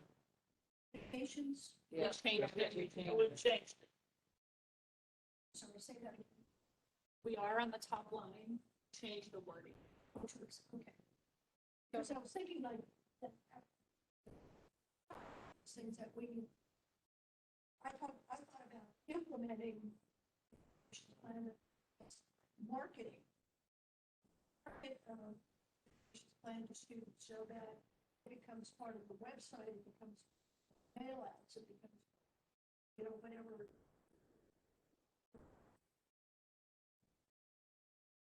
That's the nature of what investors looking at, so that they would find that. And be able to make some decisions about their pursuits, their academic pursuits. So I'm hearing a fair amount of alignment on this. Do we turn it green or does anybody feel strongly? I think I was a no, and I think it's fine the way it's been. I wonder if I'm gonna jump down to this one that's above the next green, the conduct a full assessment and redesign of the Tennessee transfer pathways, because it's kind of related. Lou, do you want to say a little bit more about how it's different and similar to, just talked about transferability, it's actually above the other green, conduct a full assessment and Yeah, so the transfer pathway started out as really a brilliant idea, and some regression was involved in this early conversation with Brett. This idea, and the idea was to take the 2+2 community college to the 4-year and make it fixed, right? So for a certain number of degree programs, day one at community college, you know exactly every course you need to take every semester, to get your associate's degree, transfer over to the 4-year school, get your bachelor's degree, 4 years, 5 years, whatever, done. What has happened over the intervening 11 years is those original degree pathways, which balloon 10 or so, have become because the four-year schools have begun to narrow the scope of their degree programs to fit niches, which is absolute, legitimate. Tailoring their programs around specific industry and workforce needs. However, at the two-year schools, those pathways changed. So we're not talking about the gen ed, the 41 hours, we're talking about the 19 hours, fill out that associate degree. Those are the prereqs for the major. So the four-year schools are saying, look, you're 95% of the way there, but you still have to take these two courses in order to meet our concentration.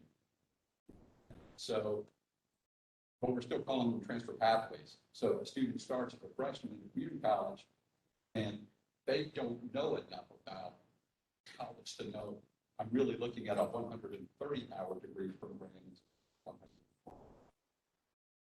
because of these asterisk things. Well, the policy would be to go back down to the 10, have 10 fixed, clear-cut pathways that are, unchanging over time. And I mean, every school has, and these are not general studies. I mean, these are legitimate pathways that every university has. But for the university, they want our students to come in and go into the day. So there has to be a refocused on the purpose of the transfer pathway, which is seamless transfer for students. And given promise, it's kind of a no-brainer for four-year schools want students to come out because nobody completes like a transfer associate degree bearing student. I mean, they completed much higher rates. So I think it's a policy decision is not expanding those transfer pathways, but contracting back down to a meaningful group of 10 or 15 pathways. So would you rephrase that to something along the lines of like redesign and simplify the Quincy transfer pathways? I think a full assessment is, and to be honest, that's underway.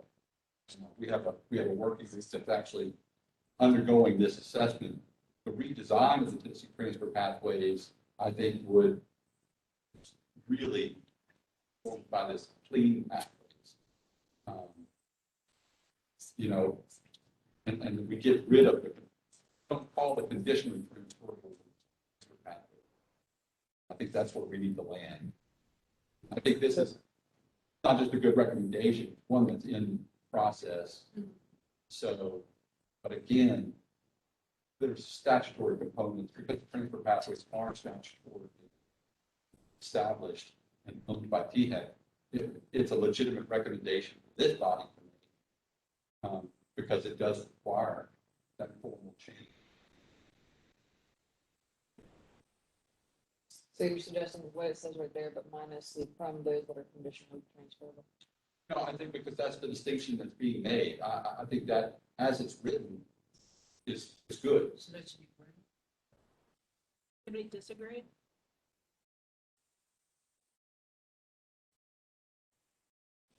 Hearing none. Let's talk about these two right above that then.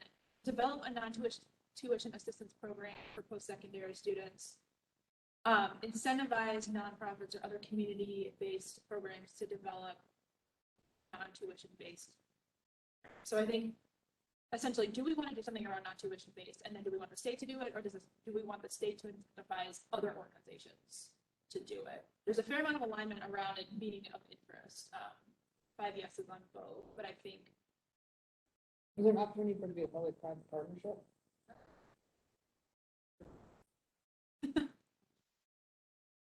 The state's already paying for tuition for 2 years. Although, who are we talking, Dr. Bill? Getting's last name. Fox, thank you. We're talking about how it's one of the biggest hindrances of students completing. Right. And it can often be a fairly low cost problem, like a medical issue. And not Fox Promise is covering that. Nashville grad is covering it, but those are the state level, and those Well, are very small. taking the next step towards statewide implementation, just passed a, technically onboarding pilot program within the Tennessee Promise program. There's about 2,800 students statewide, called the Strategic Coaching Initiative. And these are high advising recipients and taking completion grants and kind of doing that for them. It's basically Knox Promise, Nashville grad, but more of a statewide application, which gets to things like the flat tire, the medical emergency, things like that. When I look at that recommendation, I tend to think more of the Tennessee Reconnect students than the traditional students, because chunks would know this. Sometimes it's lunch money. Just is. Sometimes it's, I don't have daycare this week. My babysitter had to pick up a second shift. I have to drop out. Because if I miss a week, I'm behind. If I'm behind, left behind. And so I need to stop out. And if they stop out, they're not going to come back. And so you have literally, I couldn't afford daycare. I can't then earn a living wage. And so, Especially in this time, we had a lot of students that struggle.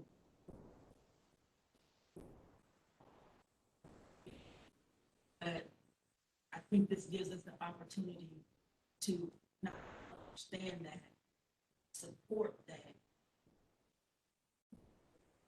We're seeing things take granted. Student in my age back off to school every day, but he walks every day. So types of things to support every student. So the Tennessee Promise, the Nashville grad or other programs like that, or even the paid grants, they don't support Reconnect students? not yet. It seems like it's So- student time, they should. Well, but, Tennessee Reconnect is a separate population of students who actually have more unique, a lot of the same problems, and sometimes exacerbated because our Tennessee Reconnect population, these are largely single working moms. And so the wraparound services there are more daycare, but also, I mean, in some cases, it's just about understanding, navigating financial aid, navigating these other things. You know, I mean, we have Tennessee Reconnect navigators, and you know, I hear it all the time. I used to, you know, things being thrown against the wall because the problems these students are facing are not things that we as the state are set up right now. You know. And I told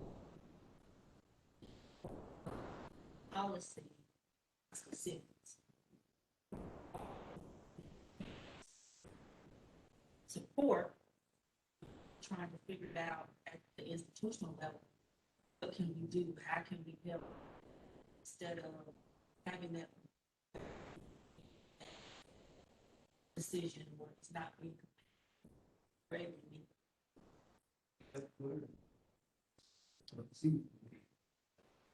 Buildings are getting all these change. So it seems like they need to be better.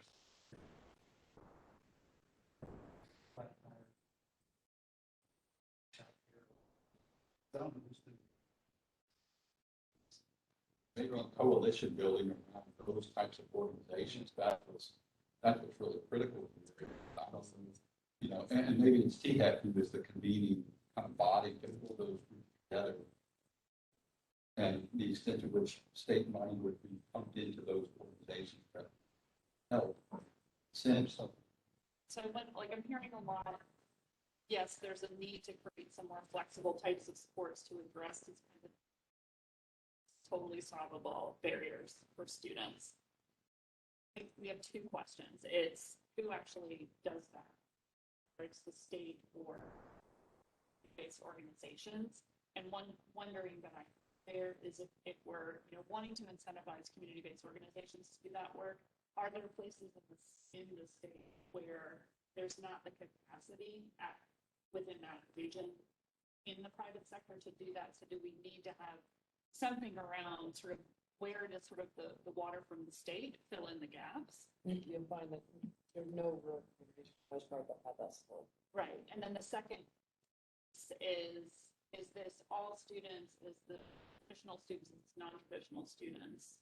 And do folks have opinions about that? I think we've heard a little bit about non-traditional students being more focused here, but just want to make sure we have clarity on that. There's another recommendation further down that's a different flavor of the same thing. It's more specific around the types of supports. What I think I'm hearing is we want flexibility, not like, it's hard if it says, okay, this is for childcare and flat tires and dental service. And then that doesn't allow Dr. Jones to solve the problem that walked through her office door last Tuesday. So want flexibility, maybe not the prescriptiveness there, but we need a few parameters around who's doing the work and who is it for. I think Tennessee has a perfect funding source almost in place. And our work, all that, when we're looking at the high school redesign, we talked about this at lunch a little bit. We have a lot of kids that are going to college the first semester because they don't really know what else to do, and they're dropping out. So if we can do a better job of getting transition from 12 to work or the secondary, whatever that happens to be, if we can keep those kids from dropping out, the money that will be saved, that alone calls from Tennessee Promise. I just think that there's funding to figure out how to get kids where they need to be. MTSU has a set aside food and it's just whoever comes. It's not non-traditional category student. It's just anybody who comes with a need. Somebody is going to a site and the food that they have is all donated. I don't to say institutions are authorized to provide this service, or whatever, because they're doing it. And MTSU is doing it, and it's a model. So I think you get into trouble when you start saying the state money is going to go for this, that people's money and it's audited and accountable. Flexible. People donate at MTSU, I'm sure it's out the word, we need food donations for our students. The community responds to that. As they do to most nonprofits that are, I guess, talk about Fayette County, Fayette Cares doesn't. So you need to have a policy that is just authorizing our education institutions to respond to the needs they can create them. Tie them down for government is not necessary. Oh, but one of the other, pieces that was talked about earlier was, how do we pair up some of the needs in education with some of the other agencies? Bigger picture programs like TANF and SNAP and, work being done in DHS and things like that. Those are agencies who, by their nature, are designed to address issues like this for people generally. How do we marry up specific needs and identifying populations and putting them in position? So what that is a communication across interagency communication need. And your folks have assistance. Each of the universities can be a source or a piece of it. All they have to do is have it on hand. It's kind of push to tell the students that assistance should you need it. So I can tell you, as intuitive as that might seem, it's not. In fact, I mean, just because of COVID, we sat down with labor and were like, you have all these unemployed people. In any other circumstance, like a recession, all of those people would be coming to college.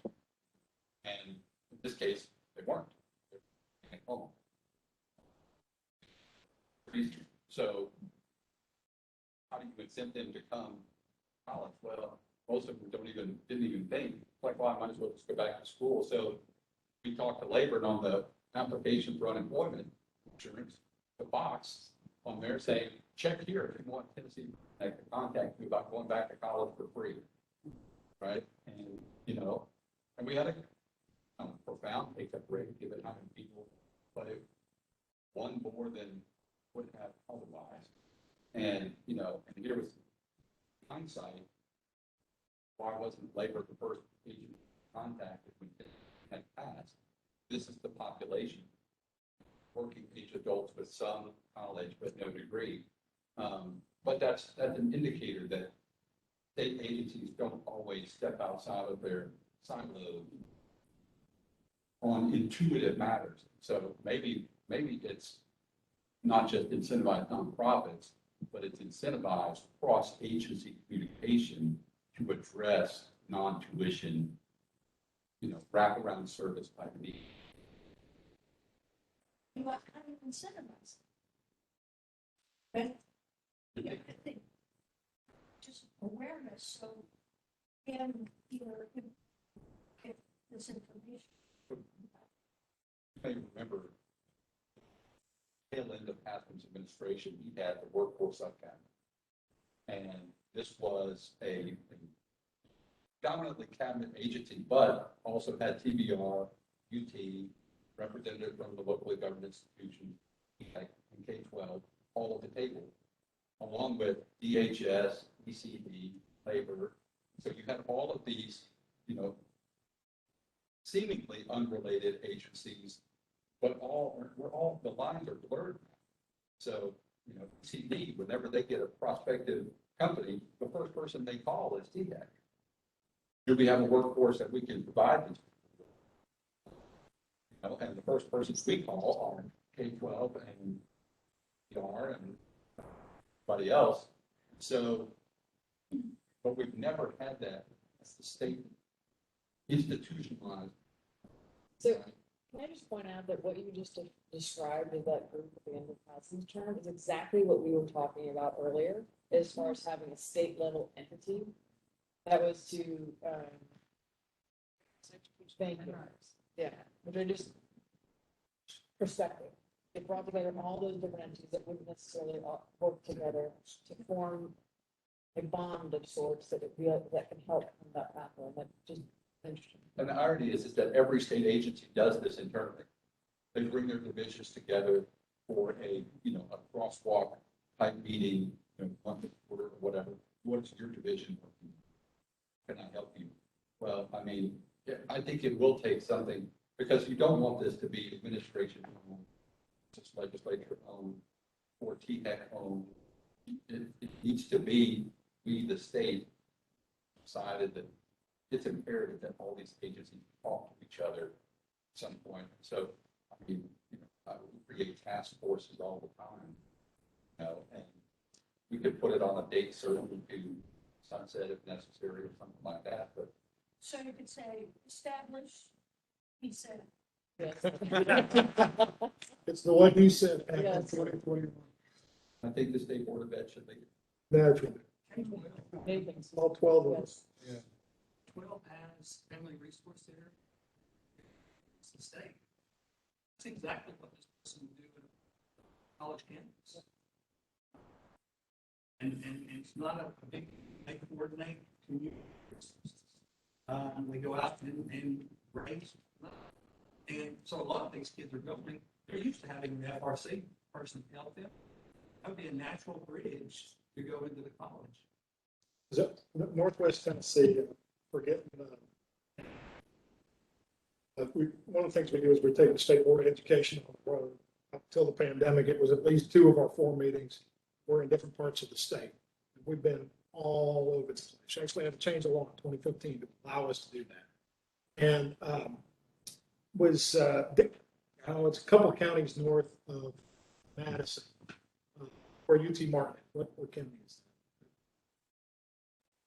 that? Yep, weekly. It's weekly county. And they have exactly the sort of program that you all are talking about on the college campus. And it's coordinated. They have one person on staff that coordinates all of these different nonprofits and the churches and charities. And I mean, so many kids go home with sacks full of groceries through this same process. And I bet we would find that this is done in a lot of places around the state at universities. It's just not collected. So you could say, establish family resource center model.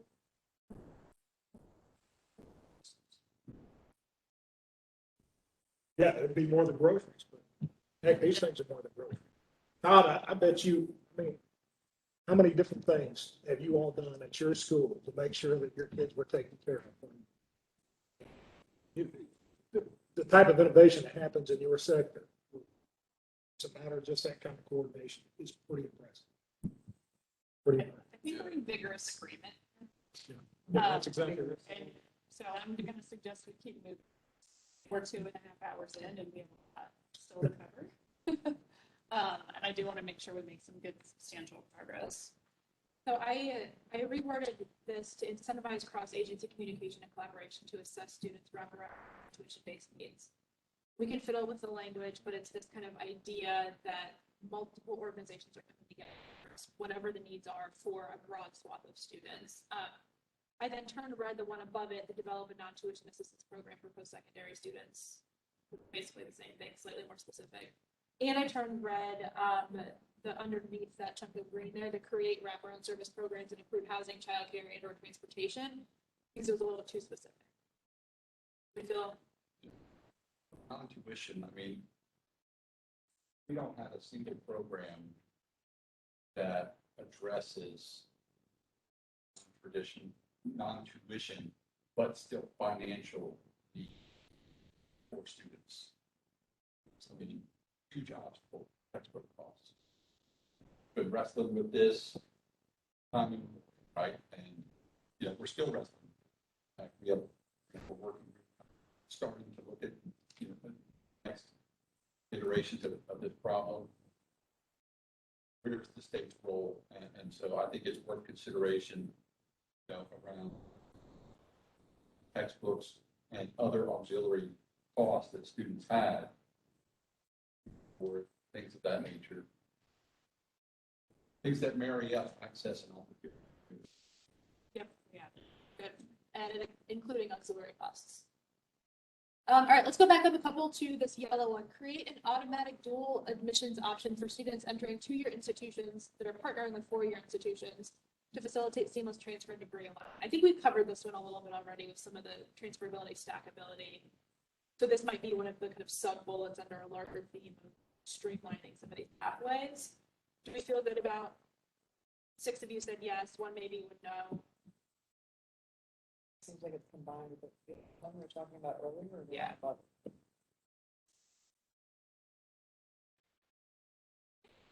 Strongly disagree.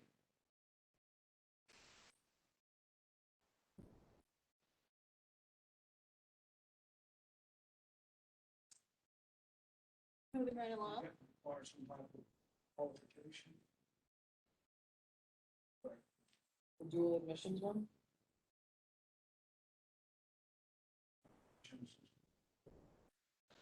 Is that all? Which one? The one we turned red that I think it's says, been merged with the. It's been merged with the one below it. Yeah. I think this one is also related to some of the streamlining since the post-secondary. This next yellow one, develop a common application for admissions across public higher education, including a one-stop module for students to access financial aid admissions. Is that another sub bullet of the kind of streamlining? just think that's just logical. It just seems like, why not make it as easy as possible for Yeah. students? I wonder what the two people. It's a good question. I wish I had names so I could call on them. Does anyone have some- Anyone feel strongly that this doesn't make sense? Seems like. So, Would anyone like to speak up and say either maybe or no?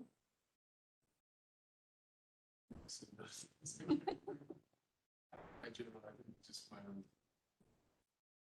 Trying to do this project, was trying to be really keen and say that's the most important thing to do. Because we can't do it all, so. So. Really what's the bell? Yeah, Right, right. Let's do it. Go it's not that, on. I think it makes. It's where the menu comes in, right? Like, we're gonna have like a main bullet, and then we're gonna have suggestions, sub-bulleted, so it's not going to be like 60 things. Well, it is. They'll be organized. I do think there's space here for dual enrollment. Because one thing we don't do well is leverage students who do dual enrollment or any other curriculums as admissions. You know, and I've spoken to college presidents about this all the time, you know, to do dual enrollment in the city, to apply to for the purpose of that college level coursework. If you're the post-secondary, it's a no-brainer for business model to make that person a student. And then as they, because you know, talking about juniors and seniors, why are they not leveraging that admission for dual enrollment into a, you know, and by the way, unless you say no, you're admitting, right? You avoid the early college issue, but not all districts support college fairly, but you do incent the institutions to not just take a kid's money for enrollment. Say student access to the campus resources, access to the things. So what am I gonna do? It's a good question. Largely because the post-secondary institution is mostly about an application process that It's two separate applications. Because they are school students, so they see them not. I know, but my question is, look, my son did that, and now why do I have to go back to university then? question. Why not make It them- makes sense to do student that keep pressure. One is dual. One is. I got you, so why can't they take the duly enrolled next file too? Is it, That what it has to be like? A different funding source. Oh, okay. Regular students. And, you know, pay.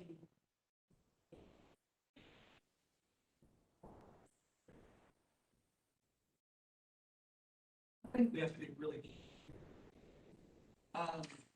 because we're looking at higher education, a lot of higher education, they, private. So the admissions process, the application process, that's important to the university. That's also important to kids. So if me applying to University of Tennessee in Knoxville looks the exact same as applying to wherever I went. Does that take some of the, when you get that letter of acceptance to university admits? Is it, I don't know, there are just some things I think we don't need to touch. That's not gonna change the method. Right. Memphis is that same reception. Say is not to not hear, not the same things. That stigma.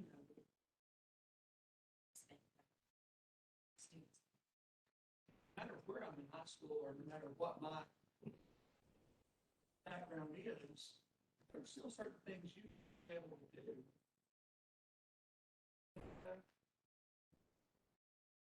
Are there Well, additional like, look at- requirements? Or is it all basically the same? Well, it's not to put, well, there is, to be clear, Knoxville, it's kind of understood that they have a different competitive criteria. But that's an enrollment issue on their part. The rest are, you know, if you meet the minimum criteria for acceptance, you're in. However, real nuance is in the colleges within the school. Because that's where I did, you know, you can get in Knoxville. That does not in any way imply you're going to get into the global supply chain management. The Haslam School of Business or, you know, the school. Yeah, and the same thing is said of Memphis or Tennessee Tech. I mean, you can get into Tennessee Tech. Why? Because they're an access institution. That does not mean you're going to get into. Right. Exactly. And so I think, you know, in terms of a common application site, there's huge benefits to this.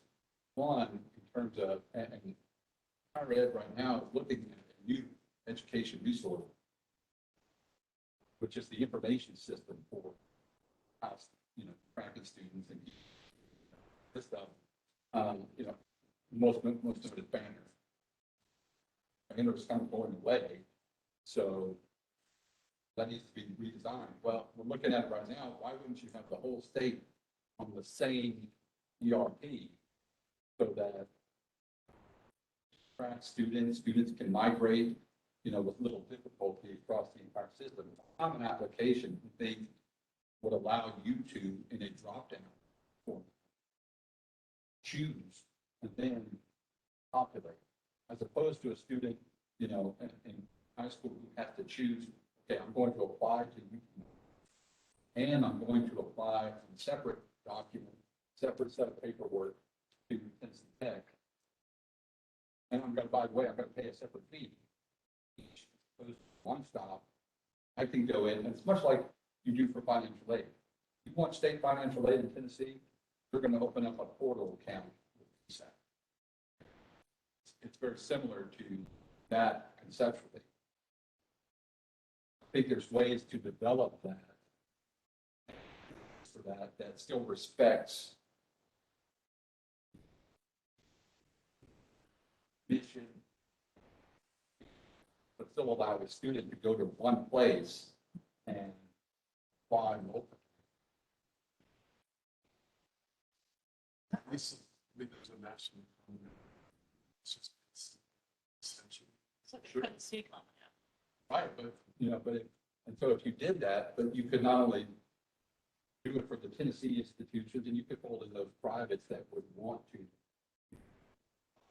participate, but you pair it up, or you put at least put, you know, entry point into the financial aid. So it's a true one-stop shop. The students have to go here anyway.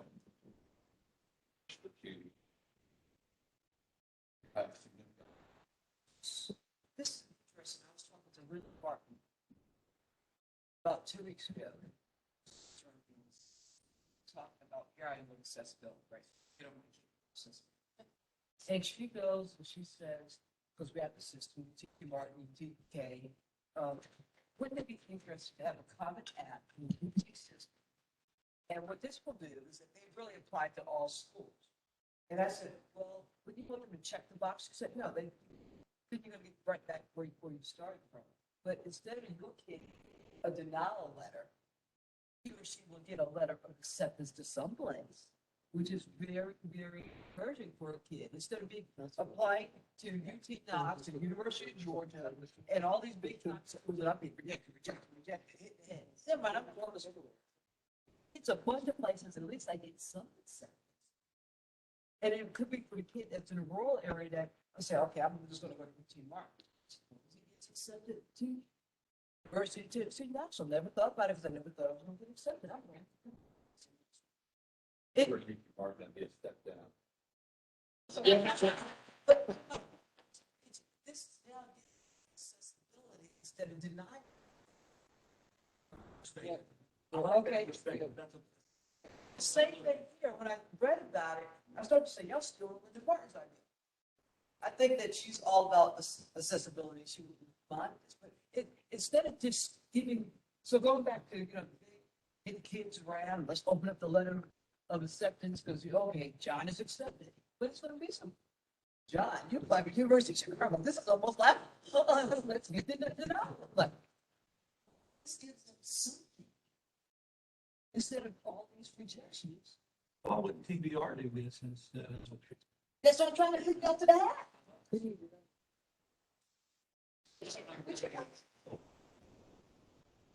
No, but and maybe that's a legitimate. Is, the community college system is supposed to be a system.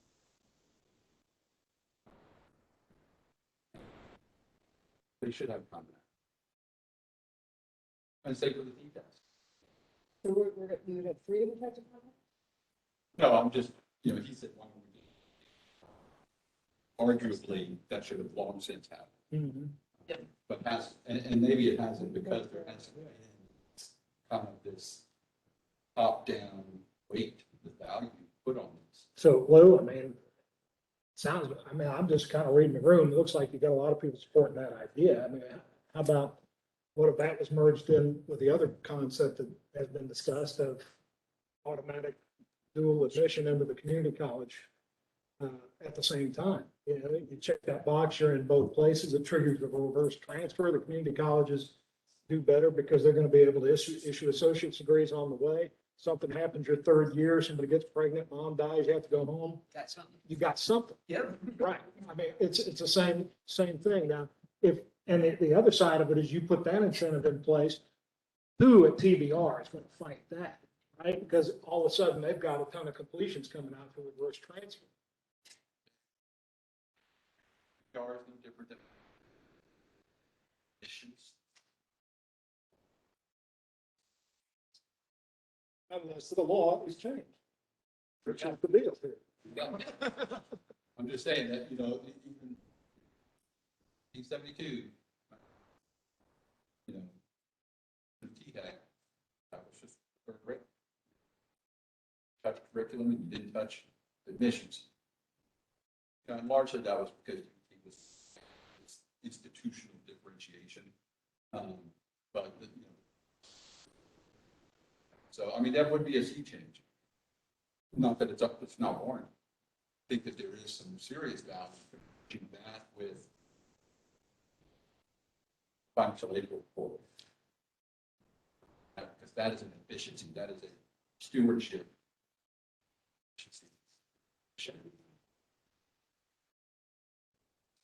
As we're going through this, are you making note of some of these?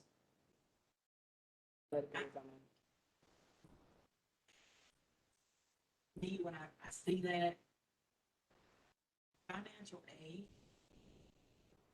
to what institution of choice will receive that. Not that other schools are not there. Receive. To me, it may become complicated. Several schools checking boxes with intent or no intent, giving that falsehood to those institutions, thinking that we're really interested because you only attend one. And then the aid of that financial package. This is just my thought. There could be, even though it's so positive, we need to think fully about being able to check, not because I want to go, but Maybe that we marry it up to something similar. I don't know this. We marry it up in principle to what we do with this. Choose your institution of destination, but that doesn't mean you can't have multiple choices. Because to be clear, if you're a student in Lake County, you're not looking at TCAT and something like that. And same thing for community college. No, I mean, if you're in Cleveland County, you're gonna go to Ireland. You're not gonna go to Nashville State, you're not going to Portland State. So some of those decisions will be intuitive. When it comes to the universities, Common App, I'm a bit more legitimate in that they all have some stuff. So, you know, some of it might take care of itself, but some of it you might just give the student the opportunity to choose an array of institutions if the acceptance or denials.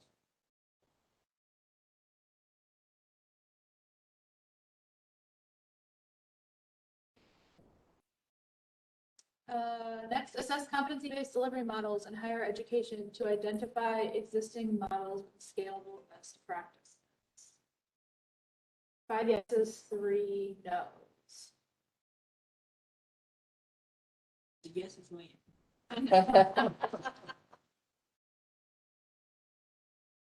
So, A pro. Start with no.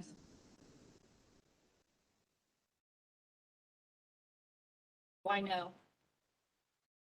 I say yes. okay. Well, then why yes? I say yes because I do feel that the competency-based delivery models in higher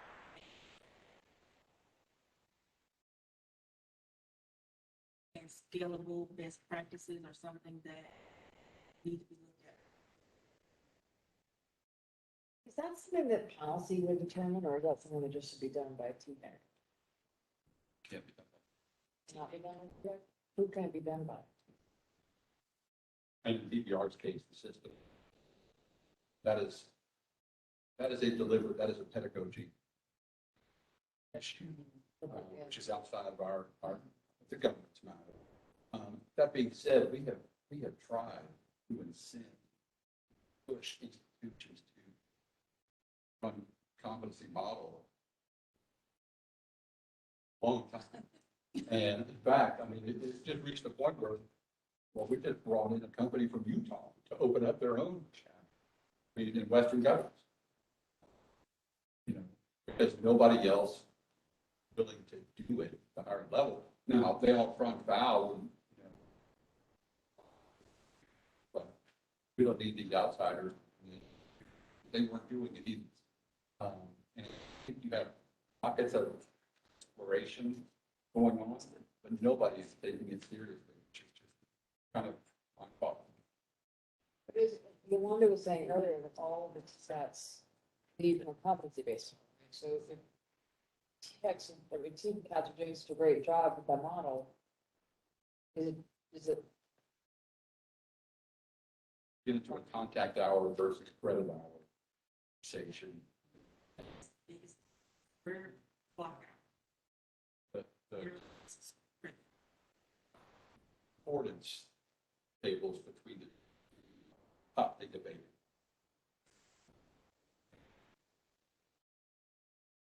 Free tabling sometimes. It's a great recommendation. But, you know, because we it's important. All of our institute types meets the need of certain types of students. Students that absolutely will succeed in that struggle in because the competency base is about mastery at your own pace. You know, and some of our students will benefit in 3 years. Just 4, 5, 6, or 7. strikes me that we're having such great success with graduation rate and job placement and TCATs, that we should, and that's what we want to learn from.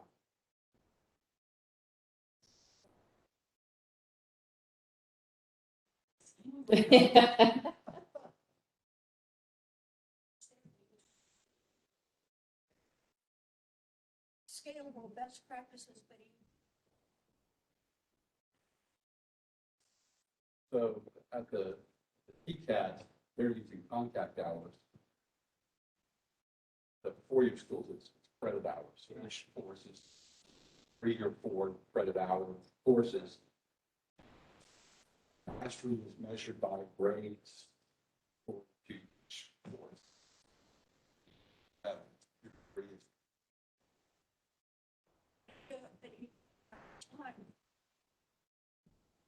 restriction. You don't, and nor do you at the TCAT technical, you do because the programs are cohort-based. Just to give you an idea, equivalent program, Rockstar, you say, I'm ready to go to work. Once you hit every criteria, you can finish that program in 9 months. With the complete credentials. Somebody else may take 13 months, but Still get the credit. you get your credential and you're off to work. Credit hours different, where 3 credit hours is a semester. Semester, you get those 3, 4, 6, 9. So it's hard for you to move forward. You have to follow schedule. But you might not be competent in that skill at the end of that semester. Well, the way Whatever. credit hours work, competency, you would have to determine. But that's why you brought up the one program is doing that now. You can test out. Well, we're gonna assess a competency-based delivery model in higher ed. Can we also do that in high school? That's what we're doing. I know we're talking about that. They didn't get the green light. We need to do more. There's also pretty serious funding models, patients for competency based. So I was thinking, I'm costing somebody something. So Well, I mean, if you look at the WGU model, I mean, it's basically per term, it's an all-you-can-eat buffet. I mean, so As you're gonna pay, you pay your $3,000 for a term. You could work 12 hours a day, not degree. And I will share with you, I have several instructors right now that is not under, we don't fund them. They're taking those courses because they see if I work hard, I'm able to finish sooner, pay less, it's worth real cost. Having a lot of no's. I don't know where the 3 no's on this one Okay. came from. If somebody is strongly opposed, speak now or we're going green. Well, no, so that Lou, so you're saying that you like the word explore as opposed to assess? I think assess is stronger I'm not sure there's anything to assess just yet. I think it, for our institutions. You don't. I think you can assess competency-based models generally, but I think our institutions in exploring. What about what Yolanda just said, make us do something? I mean, how do you translate that? Is that a Senate joint resolution that requests you all to find this information out? Is that a thing that actually? You would want to, because you would want GHAC. Explore. well, we need outside entity. So what If is, I were writing a bill, I would tell what somebody. do we to do not something. know that we'd like to know to explore? So part of it is a value proposition. They're very comfortable with their business model. So we kind of have to move them off of that route. Second part of it is, how do we incent, how do we address competency-based within the funding formula? Education. In terms of benchmarking progress. We have 2 different models today.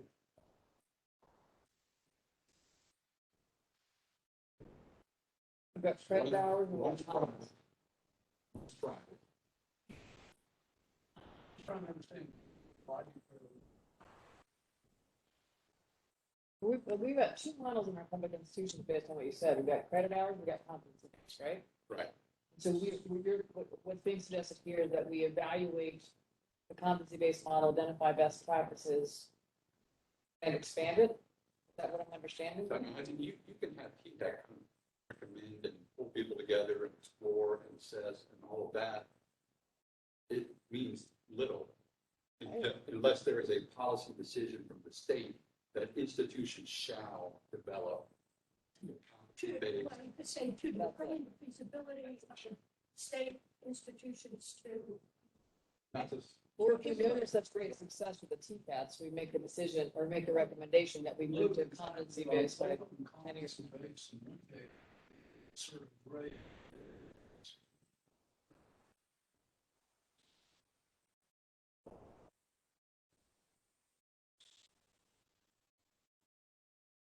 It's a semantic argument, but in terms of the college jargon, it's based.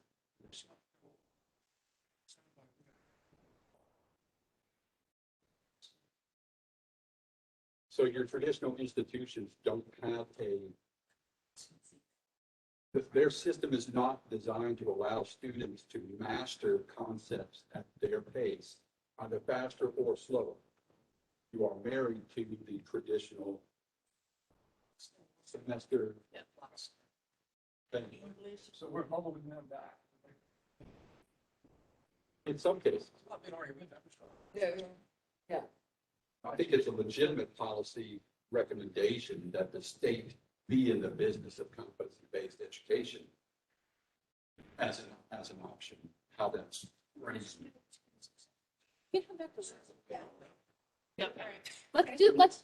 Let's keep moving. We'll put green for now. We can come back to the wordsmithing. I do want to suggest that we include high school. Yeah, we can announce it. Yeah. One thing to remember on higher ed stuff is you have to get the altruism going at the same rate of speed down the highway as the fiscal policy, and the same thing at the high school level. If you want to take a great idea and turn that into what actually governs a state, it means you have to get those two things going down the highway in the same direction at the same pace, so that those who rely on the angel on this shoulder and those who rely on the devil on this shoulder are both going in the same direction, and that direction is excellence for our kids. I think we also have to remember that we're talking about, now until 10 years down. All right, let's keep moving through these post-secondary ones. We've got a handful of yellows left, then we'll take a break. Back together. So expand reverse articulation to include alternative credential pathways. I think this fits with some that we've already talked about. Yeah.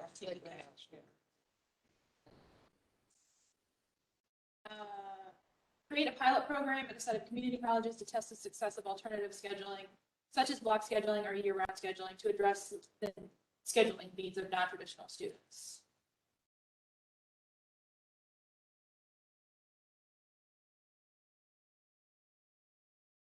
How about if we just repeat the last phrase to address the needs of non-traditional any student? I would agree. Take the alternative schedule. Each student. Anyone strongly opposed to that? I don't think you restrict it just to non-traditional.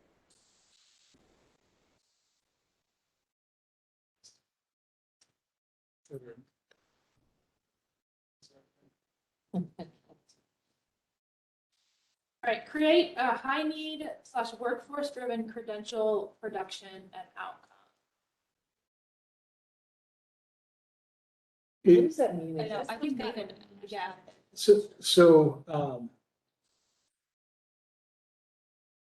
I think what he's trying to get at here, and he had to step out on a call, and I'm avoiding the call so I can stay here in his absence, is that the one problem, and Senator Gresham, you'll remember this, when we put together the outcomes-based funding formula for higher education, that we couldn't get enough incentivization around, I guess, or agreement on, was to make sure that you are rewarding an institution, not just for degree production, but for degrees whereby the individual who possesses it can make a living, right? So in other words, how do you incentivize an institution not to give someone a degree in collegiate happiness, but a degree in something that leads to their ability to pay their own bills and to be a productive citizen in this republic? And I think that's kind of what they're getting at. So how do you put that in the outcomes-based funding formula? So we don't have a bunch of people who are walking around with master's degrees who then come see Dr. Jones to get their TCAT credential to be able to find a job.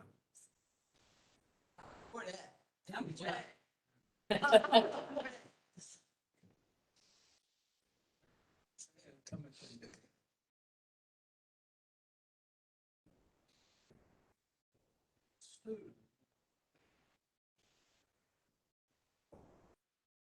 Assessment. Skill that I have. Yes.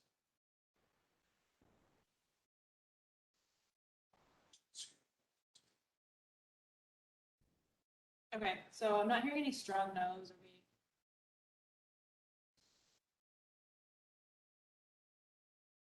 This one for now. Create latitude within institutions to address individual student remediation needs. Give more context on that one if that was not right. Doesn't that already exist? Well, see, some of that was taken away. Remember, the remediation piece was given strictly to the community colleges. Now, if you take that piece and you also put in automatic admission to the local community college when you enter a university, it's not a problem under the current structure, which also, by the way, triggers the availability of that reverse transfer, where the associate degree comes on the way, right? So it's just those things that have to be intermarried.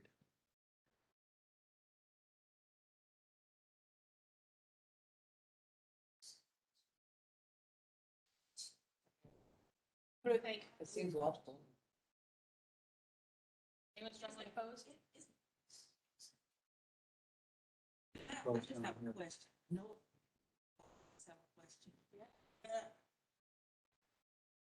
There, where there's, the remediation is that I would like to discuss, add, because there's students graduating that are told they're doing very well. Then they go to college and then they're told, take the remediation. Can we somehow close that gap where they're not going to college to remediate? Yeah. Is there a way that we can close that gap or explain to the high school, colleges talk to the high schools and say, this is what they need to know, because there's a gap there. So to me, that's bigger than just creating institutions that address individual. School district that graduates that youngster pay for the remediation. Remediation is based on the ACT, which isn't necessarily a true predictor of a student's ability to be successful at completion. Colleges are doing. So, that's Much more fair. See, it changed.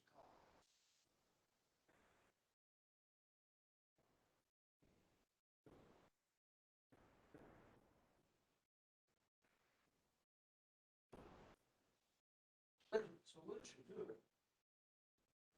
Regardless of the- Bridge is a good program. That's for high school seniors. If there's still kids that say getting junior college, have to go in for remedial based on their ACT. Wanda? I would say this, TCATs have, all you have to have is a high school diploma. And then we work with every student. What he's saying is ACT requirement to predict success. Maybe we need to look at what do we determine as success? Maybe that's the gap. What is success? Where do you have to be in order to succeed, either community college, university, or TCAP level? And those students are able to. So when so many students Without go, calling it remediation. when so many students go into the community college and they have to go into remediation classes, how are they determining whether, what students need to go to the remediation? Is it just based on ACT, like if you made a 15 on the ACT, you automatically go into remediation? So is there, a way to work with or encourage high schools earlier in the high school career, making up like sophomore year, say, are these students ready or not, and have them go through remediation when they're already in school, which seems illogical, but See, I love, you referenced sales, which I love. Is there, and I don't know, is there a sales ELA program?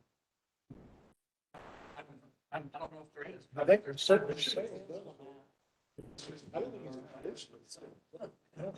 I don't think sales is exclusively. It's not familiar with an ELA But modules. I'm very familiar with it.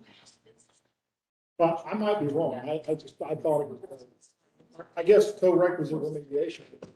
Yes, have one conversation. Okay, 3 conversations on it.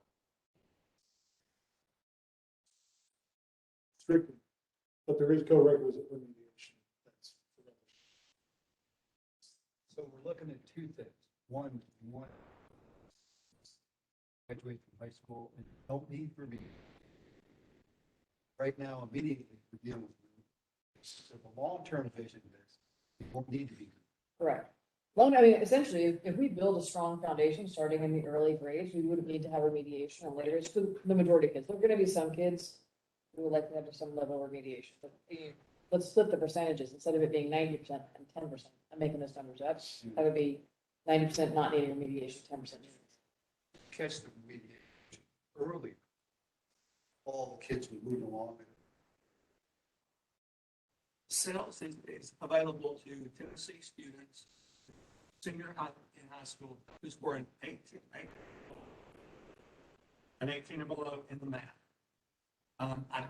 It doesn't reference ELA. No, it doesn't. I was mistaken. I was just thinking co-requisite remediation, but you're absolutely right. That's sales specifically is math. Glenn, did you want to say something? There's courses. That's right. So when kids go into, well, when kids go into community college, actually the state pays for it, but that covers, you only get so many credits for Tennessee Promise. And if you spend all or most of those credits taking remedial courses, then you don't have time to get a.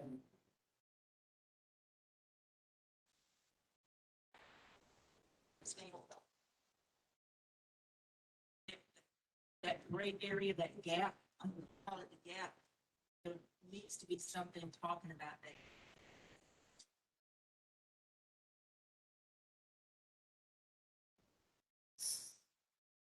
So you want.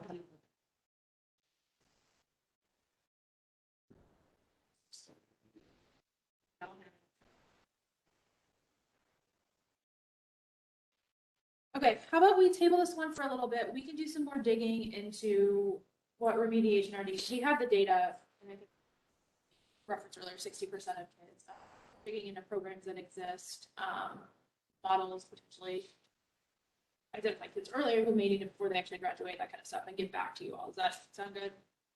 Yeah. The next one, develop a comprehensive advising / mentoring initiative that is not tied explicitly to subpopulations of financial aid recipients. So a broader mentoring initiative for post-secondary students, for any post-secondary student, not just TN Promise. So just a side note, we've had a lot of conversations about mentoring and advising in all of our meetings. I identified at least 4 under kind of advising across all of the 70 policies. One of them is this one. Another one is support or incentivize the expansion of existing mentoring programs, create a widespread individualized learning plan, and developing a communications plan to ensure young people and adults understand existing credit transferability. We've already addressed that. So just food for thought as we talk about this.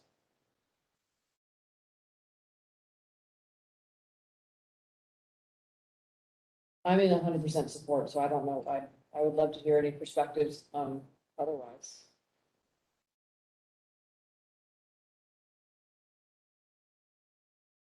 Okay. Yes, we Great. talked at lunch. Everybody needs a life Yeah. coach. Full assessment of the Tennessee financial aid portfolio for alignment with the state higher ed master plan, on-time completion priorities, workforce needs, and across all sectors of higher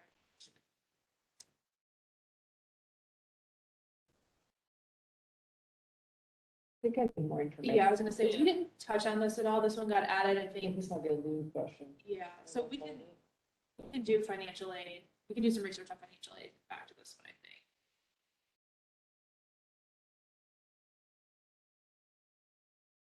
Expand existing models of on-time completion. Yeah, so what that one is that's basically 15 to finish. All the UT systems have incentives in place to make it clear that when you're coming to college, if you take 15 semester hours per semester, you will graduate in 4 years. If you just go full-time according to the federal government, you're only taking 12 hours, you will not graduate in 4 years. So that's what the on-time completion models are. The whole state of Hawaii, for instance, requires students to take 15 hours at a time so they don't fall behind. The way UT system does it is you are charged for 15 hours. You choose to take 12, you're simply leaving money on the table by doing so. And as a result, they've gotten that 4-year degree to take 4 years instead of 6. It's kind of low hanging fruit. So.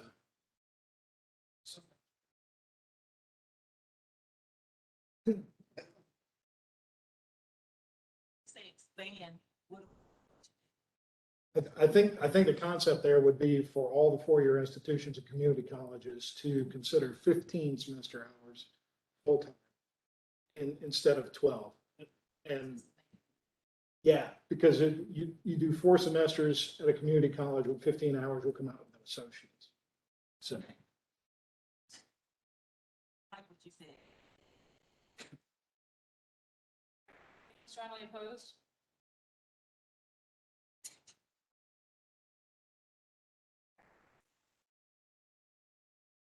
Change, these last couple had fewer yeses, more people kind of either no or maybe, but change how funds are distributed for the Tennessee Student Assistance Award. They're currently distributed on a first come, first served basis, so could potentially change that up. I mean, it could be a set deadline and then there's some sort of criteria for giving it just to make it a little bit more equitable rather than the first person who hands in their application.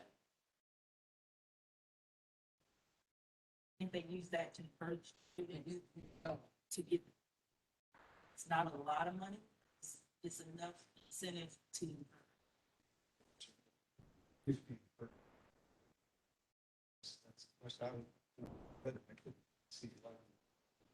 It could, I mean, potentially non-traditional students who are coming back later and we're making decisions later on. If once the money's gone, they're just deciding they want to go. I mean, this kind of comes back to the concept of advising and like, if you are not familiar with how systems work and you don't.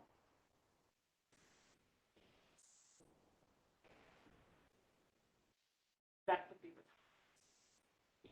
How changes. need-based, It'd be a set deadline. like all the applications are considered. At the same time.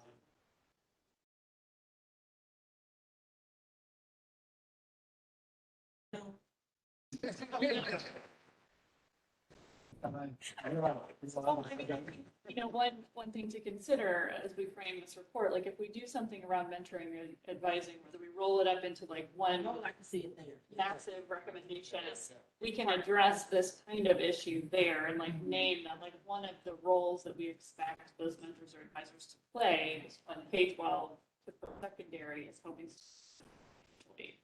Yes.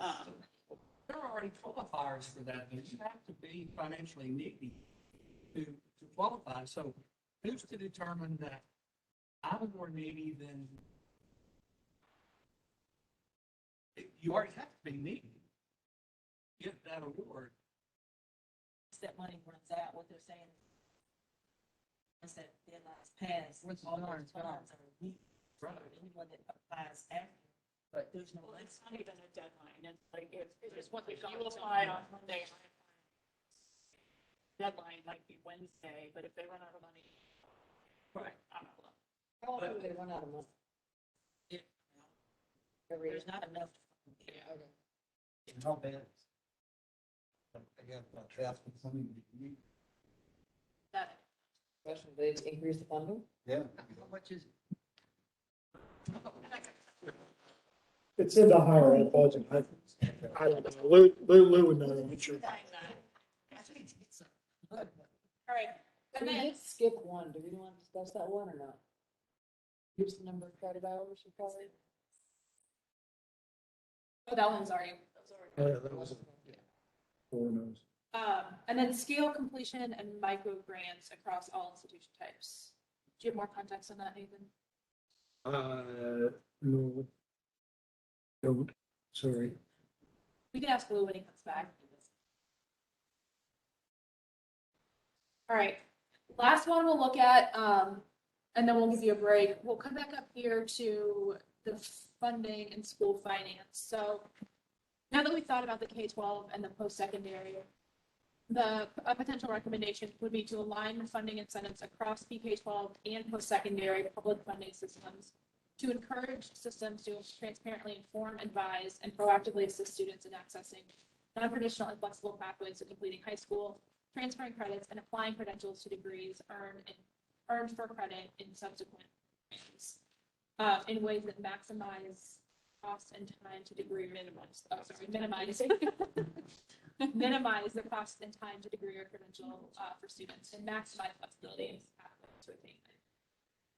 So this is kind of what Nathan was talking about when he's talking about getting the money and the angel and the devil going down the highway at the same speed, is setting up the funding so that the incentives are, so that a high school doesn't have an incentive to not tell a kid they can graduate, or a 4-year has an incentive to accept a 2-year transfer student, even though they're not going to pay 4 years of tuition. Yes, yes. Your behavior is gonna dictate it by what Yeah. 2 notes. I don't understand all the words. What you follow behavior of. Too many words, we got lost. Well, you know, I'll say this, and Joey and Todd, I'm sure y'all would back me up. I mean, basically, any state you go to, if you want to take a look at their K-12 funding formula, there's about 25 people in the state who understand. It's different from state to state. We talk about, you know, many states have this kind of formula or that kind of formula. It's all based on their state constitution and the jurisprudence in that state. And one state is not another state. Now, that having been said, all of these things meet roadblocks where the institutional process that's in place disincentivizes what's best for kids. And to try to do any of the rest of these things without hitting this head on to say, at least we're going to recommend, because one thing that'll happen invariably in this state, in between now and 10 years from now, there will probably be 2 major attempts, either by the Supreme Court or by some administration, to change the BEP funding formula. When that conversation happens, to have this school finance discussion in front of them to say, okay, what are the things that are keeping our students from moving forward? What puts Joey in a rough place as a director of schools if it happens now? That stuff has to be in the mix. And this, you all aren't standing for election. And so to be able to come out in a public way and say, this has got to be a thing that everybody else keeps in mind. I agree with you. Behavior follows money.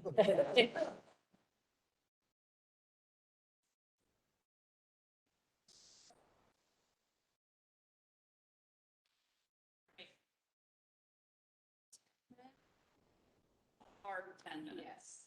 We've got a lot still to get through. We do, but we're making really good progress. Good.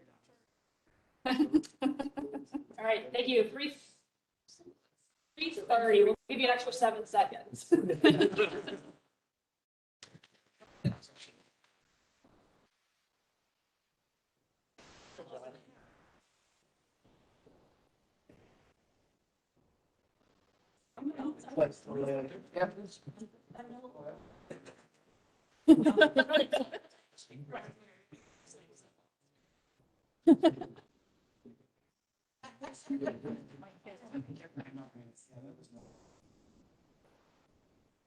My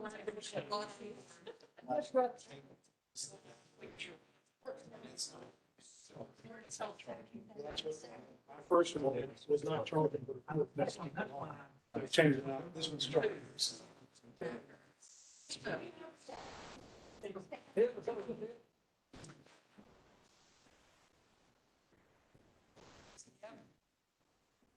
Keep going, Yeah. keep going.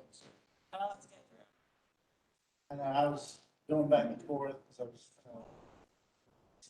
stuff trying to sure that everybody. Yeah. Going back and forth.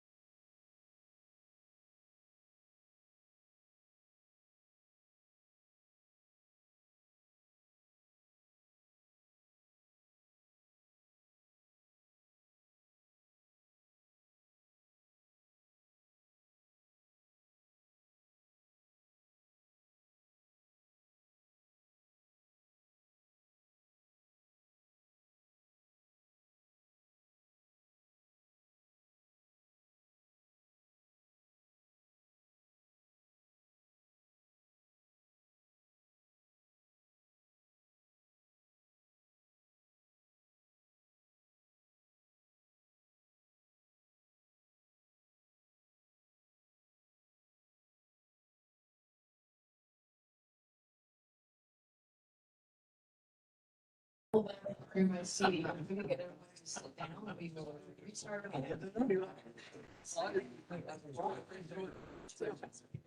Yeah.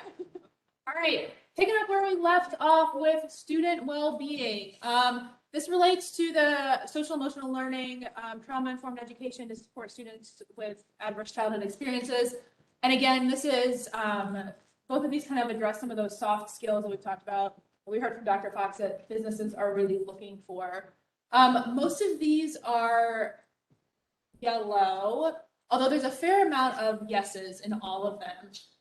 So we can just start at the top, go through. There may be opportunities to combine some of these or to pick one over a different one if they're kind of similar.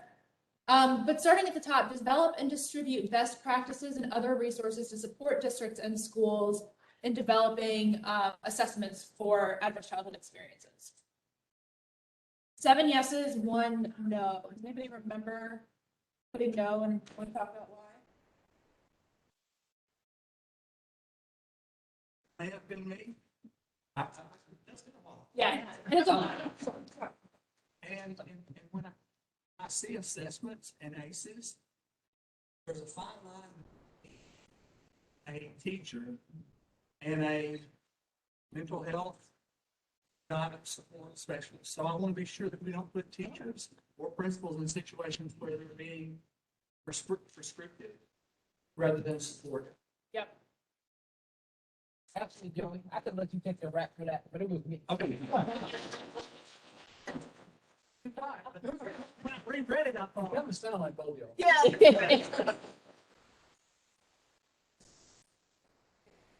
Sort of what he said, I don't know the qualification. So with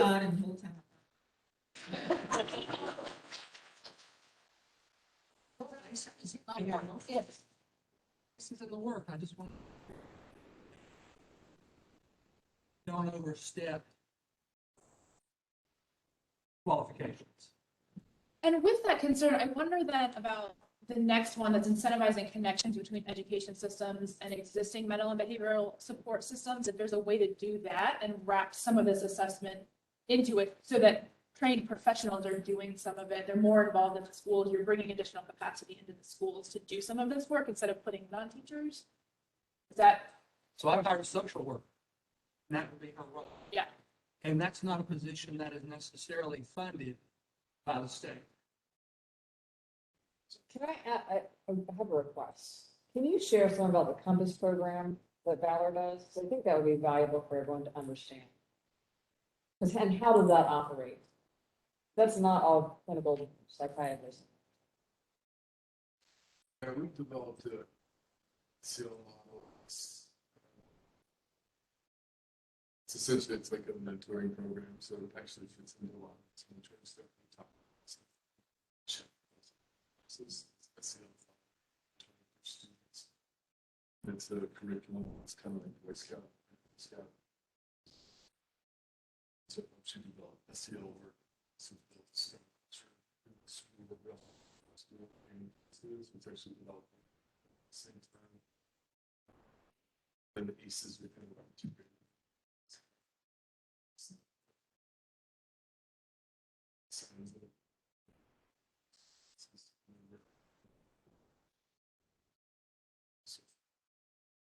It's the basics of it. So you don't, in that, with Compass, the teachers are trained to have the conversations where appropriate. They're not, you're not hiring a variety of social workers or clinical psychologists. Teachers are trained to do like up to a certain level, they're trained with extreme situations. So it's kind of, I think there can be some of the. It's within the expertise.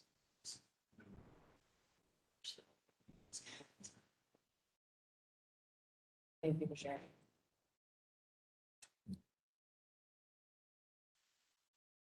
I think that one should be green. The top one? And we can finagle the language as we get to the writing to kind of address this concern about teachers. For a little context also, the administration in this year's budget did put $250 million in there. So maybe just sure that when this comes out in the end, what language it is not. We're also developing. Like a small wraparound service program this year. They should help. Schools that run things like this, and I think this, that. Tends to incentivize.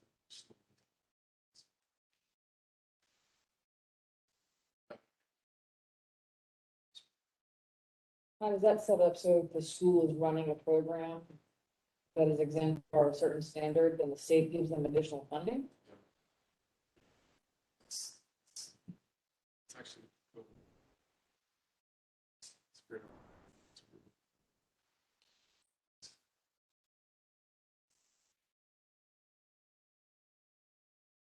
Pause a little bit, second one.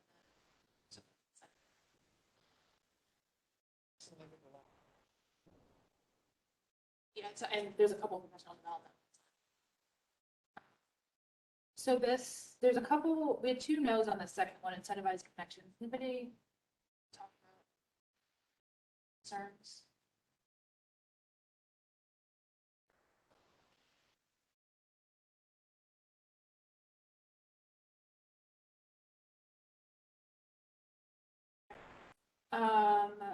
The next 2, strengthen the alignment of the state's character and PBS initiatives to its SEL efforts, just so there's not lots of discrete programs happening and all talking to each other. And then that kind of goes, I think, maybe with this one around strengthening the messaging around SEL and all of these pieces together. 5 yeses on both.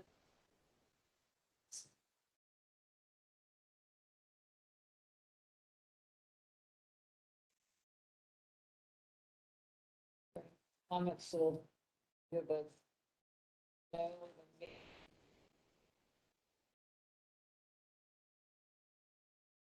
The only thing here is we went through a time 20 years where you had character education words of the month. And every school in the state was doing it. So we have to be careful. This is with CL and EIS, we've got character education. So we've also got to teach. So we've got to be careful not to throw too many things in there, or it's all just a box. Is there also along those lines, and Nelson's way of describing, the teachers can take it to a certain level, and there's the help button. I know we don't fully fund counselors at what they recommended is 250 to 1, I think is the national best practice. I think ours is up for like 600 to 1 or something like that. It just strikes me that if that could be managed, then that could be something to consider too, but that if the funding for that would be hefty. And also finding the talent, I think would be challenging. If that's something y'all want to explore, I mean, if you take a look at the BEP review committee last several years, they've had talking about counselors, social workers, nurses, from those at a level more in keeping with national best practices, then you would be joining a chorus of maybe the segregation center, pointing things in that direction. I'll tell you, this year, there was at least legislation around each of those things for the first time in my life. So you could accomplish some of this stuff while also sort of joining a train and say, it is our responsibility to be funding nurses and counselors, and social workers, and best practice, without necessarily getting into all the certain that you've got about. Here's 18 new gobbledygook things that school district does. It's, although I would propose that teachers are the front line, right? teachers are the ones that are engaging those students on a daily basis. There's gotta be some level of professional development to the point where, I mean, I've come this word because it's a national best practice from what I understand. I mean, that if teachers being able to take students through an understanding of what's going on with themselves, I think is a really valuable piece. And that, based on what I have seen at the school, I would say that it's really valuable not only for the students, but also for the teacher. I don't think it's a big additional ask. I think that, I apologize. I think that this particular bucket is probably going to have the large, as far as COVID, this bucket is one our students and staff more than anything else we deal with, at least for the next this part. But I don't think we understand yet the ramifications of what COVID aspect of the pandemic. Or Rated list, evidence-based list. Probably have the textbook, have the textbook commission. for that, because they, that's, instructional materials and textbook commission is made up knowledgeable folks. And then, of course, when the choice of textbooks and instructional materials, those decisions are finally made at the local level. So you'll have schools as a parent advisory group that makes those decisions on those choices for different curriculum. So you have a couple of levels of checking out this curriculum. So so what you can do is task textbook commission, for that curated evidence-based list. Now you got somebody who owns it. Yeah. Yeah, we made it in the. ownership's important. Joey, I want to go back to what you were saying, and also kind of what Todd was just describing about Compass.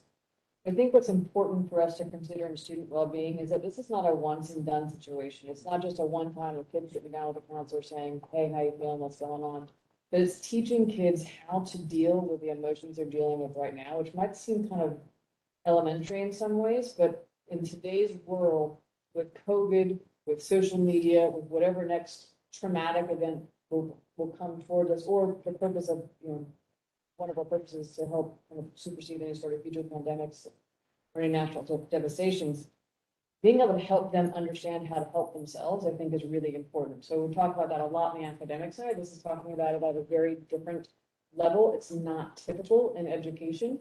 And it's certainly not typical that we have these conversations in many education groups. And so ensuring that not only teachers are getting that support and then how to manage it in the future, but that students can do it, not just for one grade, but for the rest of their life if it's appropriate. So similar to the way we're teaching literacy or numeracy or potentially in the future computer science or whatever else we're teaching, but teaching them how to be able to take care of themselves, I think I feel is a really, really important matter, not just right now, but for their future.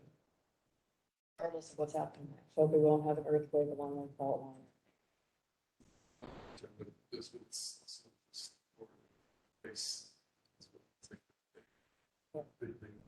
Successful, having strong social skills.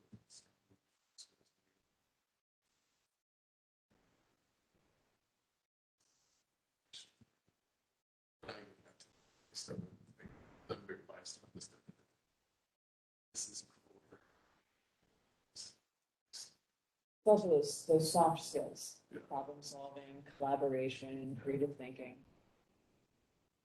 sometimes people just think that's the other thing. It's just kids. Correct. These are actually much broader social skills. I think one thing that could potentially be embedded how to actually incorporate it into all aspects of education, so it's not like this extra about SEL, and now we go back to math class, but like how is it integrated across the entire school day? through some of that question development. I'm not hearing any strong no's on it. I think I put some notes just on shoes that it's in, just on the sale. Okay. Shoes, but for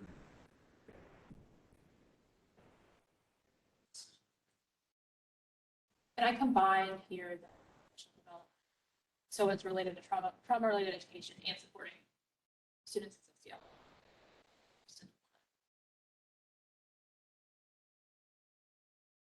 I'm gonna send a link to all of you with the BEP report from this year. Page 9 and 10 lists the nurses and counselor ratio, if that's of any help to anybody. It's just a paragraph or two on each.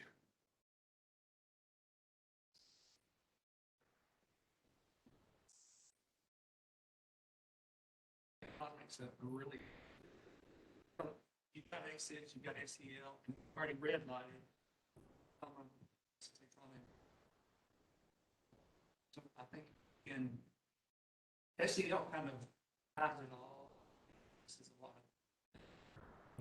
on a much less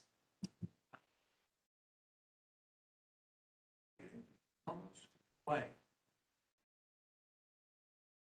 we view the FCL as like a.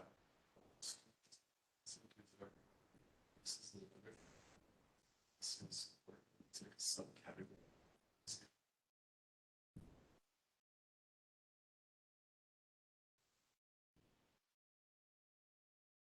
Some adults have higher resources. So I just revised. I love that. You mentioned textbook committee type. It needs to be a work of more than just one person at maybe the state pushing down what everybody should do in this work. But it's a lot bigger. So that one that says create curated evidence-based, well, I should say task the textbook commission with curating and.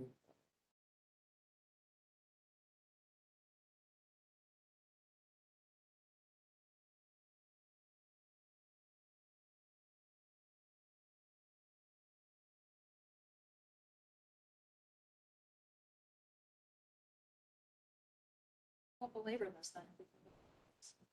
So I have a question, because now we've given ownership to at least one of these, of the 70. But that's an interesting concept as we think about these recommendations. Is this something that we should really be thinking about, like item by item, saying we would recommend you task so-and-so? I'd love to hear your thoughts on that. So we've given ownership to one of these. I'm sorry, what was that? We've given ownership to one of these, so we're tasking the textbook commission to curate this list of SEL books. Do you think there's value in us, as we go through these policy and the recommendations, that we actually proactively provide a recommendation of who should own it? Well, if you want the General Assembly to do something, it's like we were talking about the action word. Yeah. Give them something to do, whether it's to authorize or to task. Okay. So some sort of level of certainly action, for sure. For being able to provide some sort of assignment or ownership. That would be.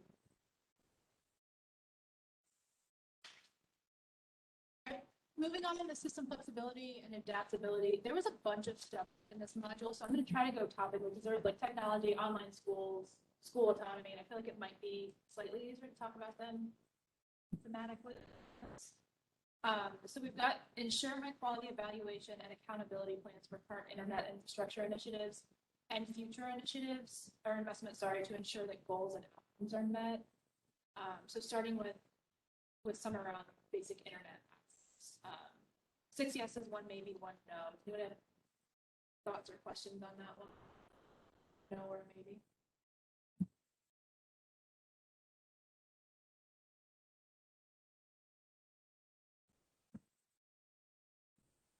Feel good about it?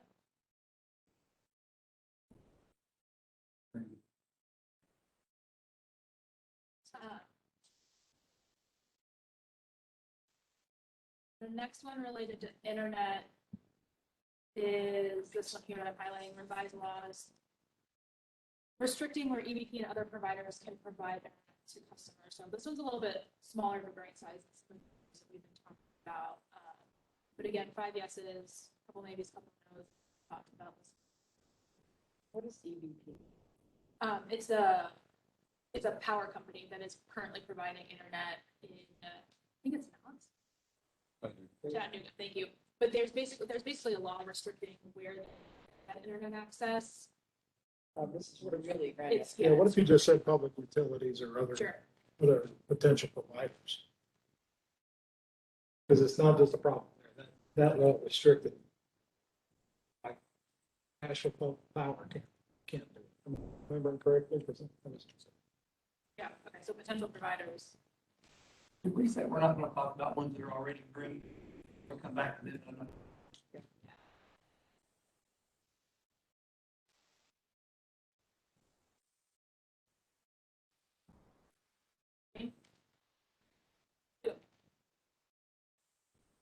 All right, all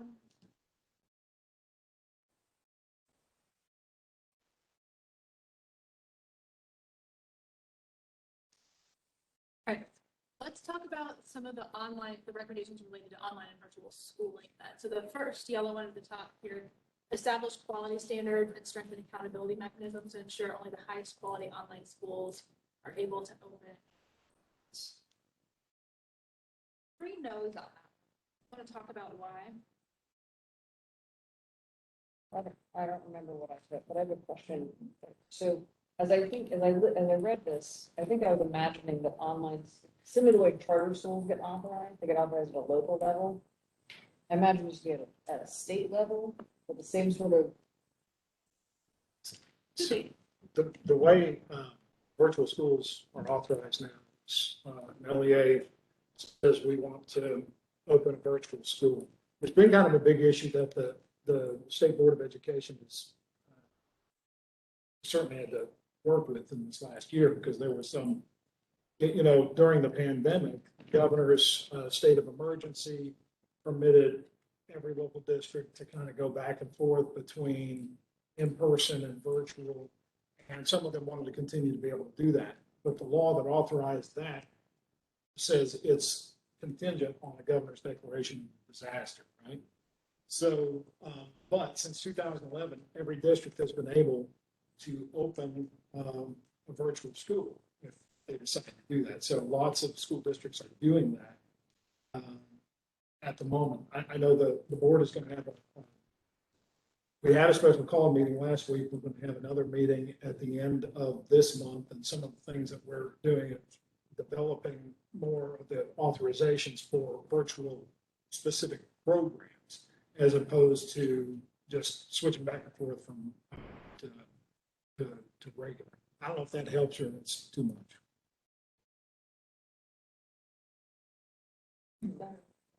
As a novice in this, 2 years of experience, change how the school teaches their classes. Well, It seemed like that would clean up so much money.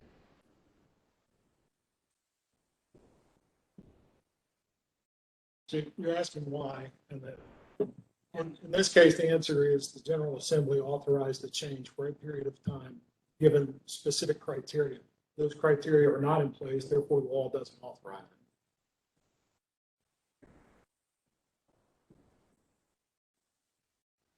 Absolutely, if you want to. Yeah. What do you think, Joe? I think there's a lot of work to be done in this area. And I think that anything that we read at this point is probably going to address simply state board by the Department of Ed. And it's going to change schools that had approved virtual schools are now applying and having a hard time getting approved. It's all over the place. Love it. say, for me, I'm only because what I saw on schools struggle with their outcomes. So I wanted to focus more on changes that how we can effectively reinvent what we're currently, not go into that. Even though I think a hybrid model that could be effective as schools use, but not just strictly. Just all the school stuff, just stay disciplined and focus on. One of the schools, switching, make somebody.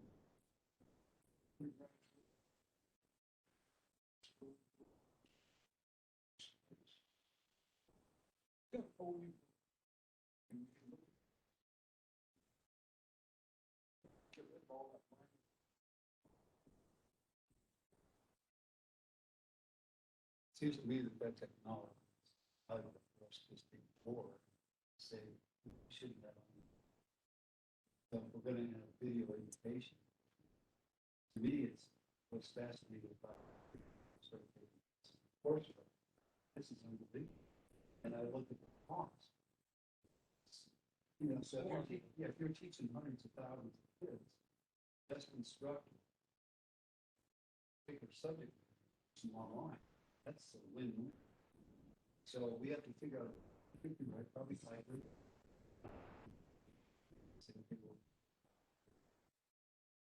But to me, trying to ensure that no child is left behind, all these kids that can't read, all these different, have to free the kids, they can almost teach themselves.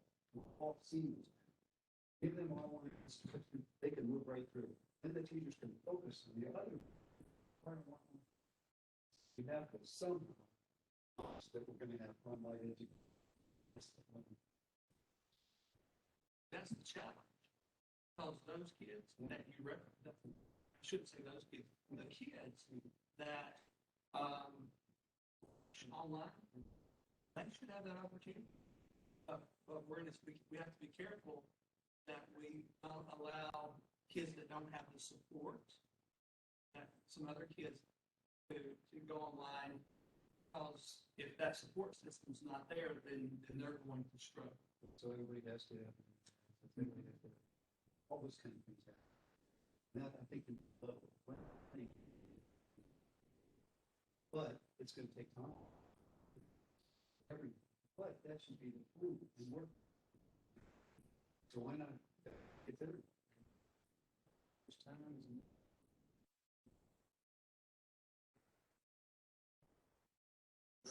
I worry that if we say, like, let's just build a more system, so like, it's like an app system, spend a bunch of energy, like, but stuff is not strong yet. Shoot yourself in the foot. Being this kind of like a straight no. I think it's interesting. I think hybrid stuff would be really. Ships kind of sinking and maybe fix that. I understand that.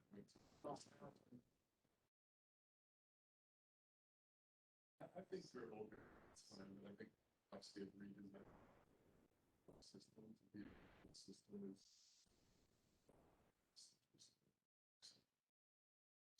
So I just want to clarify a few things, make sure that we're on the same page how we're defining hybrid versus virtual school versus synchronous learning versus asynchronous learning, because I find that sometimes these are different definitions. So I'll tell you how I typically define this and see if we're all wrong.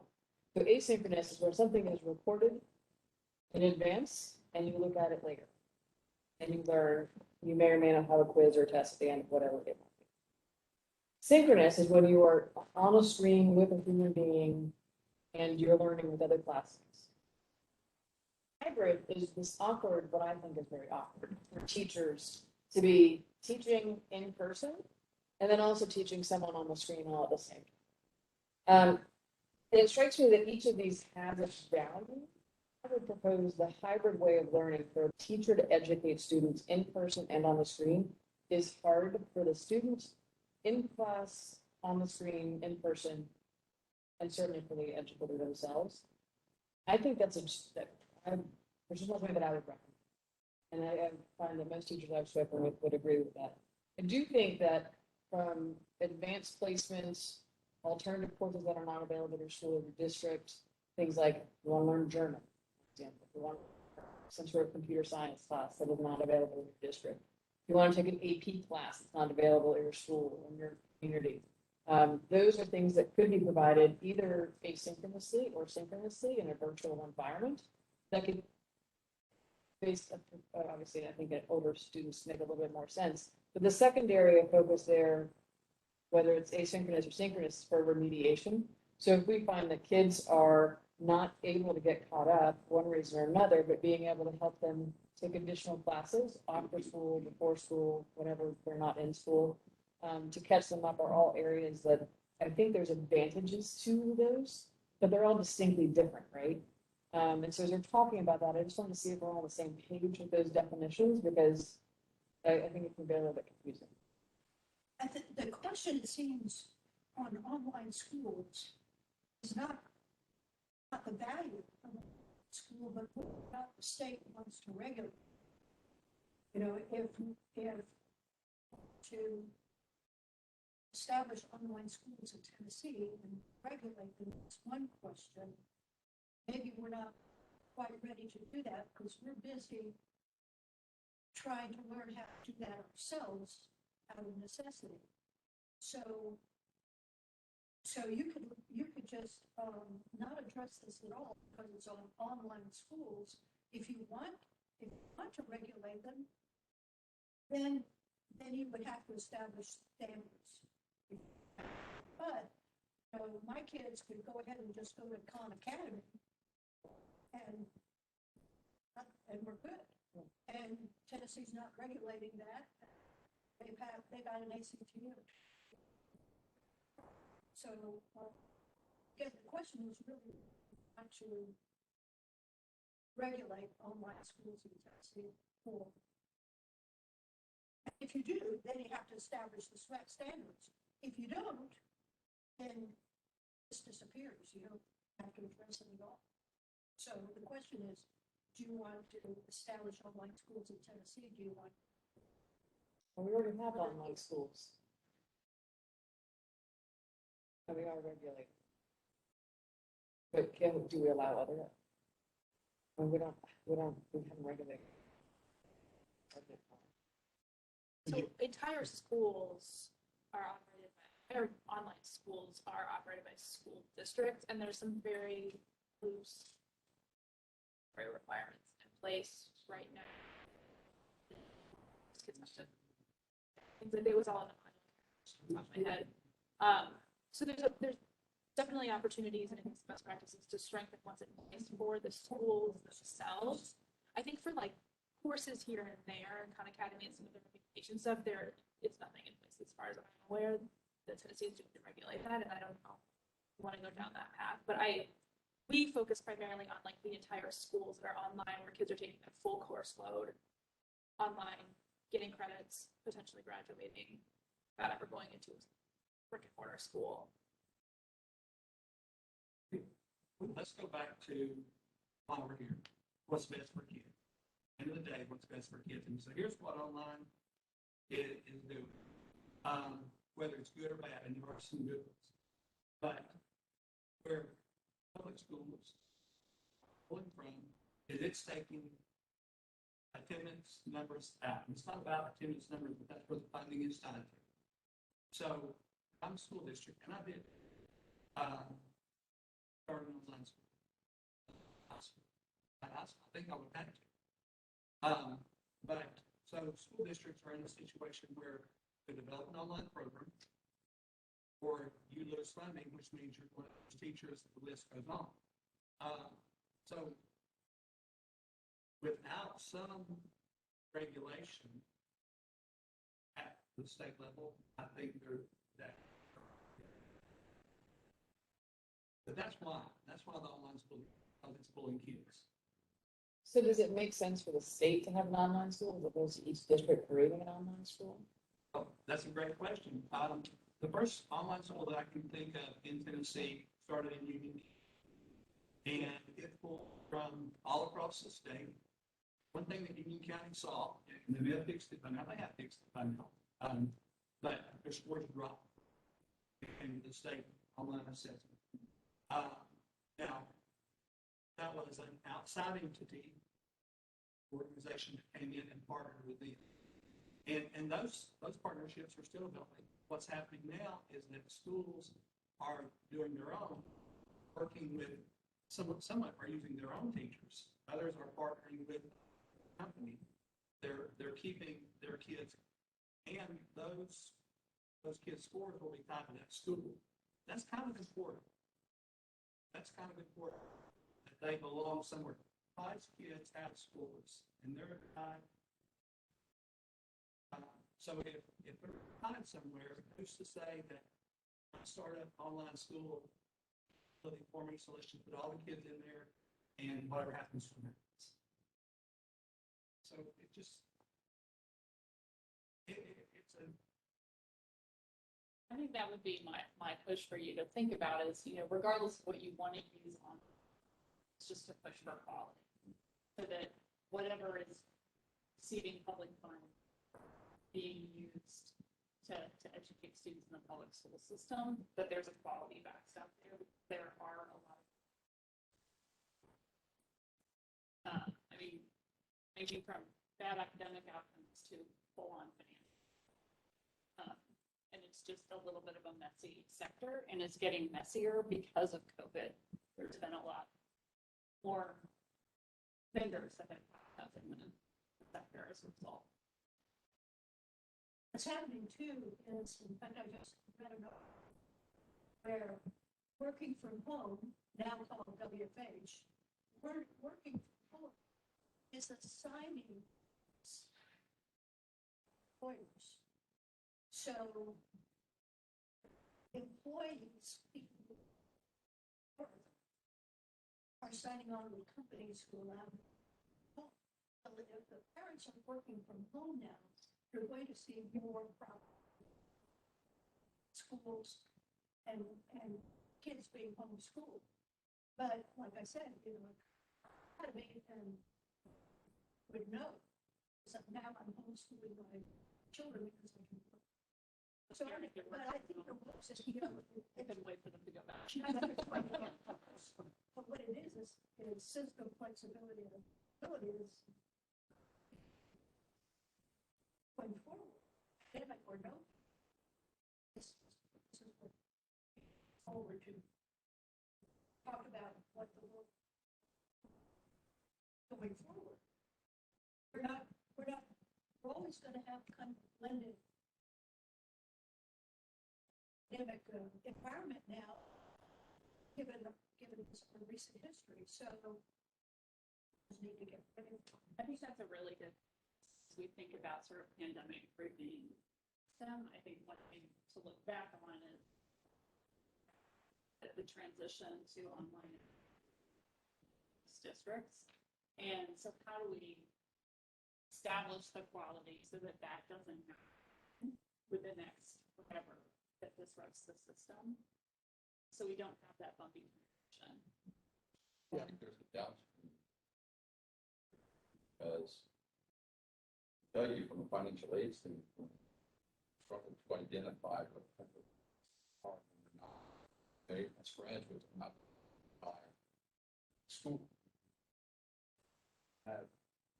So even prior to COVID, we see number of students pulling out of school districts, signing on with avenues, most of which are state. But they've talked to their local school district. The school district says, oh yeah, no, those credits are just the same as ours. They are credited by SAC, we're SACs. So, you're fine. You're still one of our students, even though you're not graduating. Find out, no, we actually treat that as all the school category of, they're out of state, but they're homeschooled. Tennessee resident, Tennessee students, they don't qualify for things like Promise or scholarship because they didn't graduate from an eligible Tennessee institution, even though technically they were, and a lot of this is they were bullied, so they pulled out. They're an athlete, so they're some type of thing. So having, as part of this discussion around that development of an institution name or designation would be really valuable.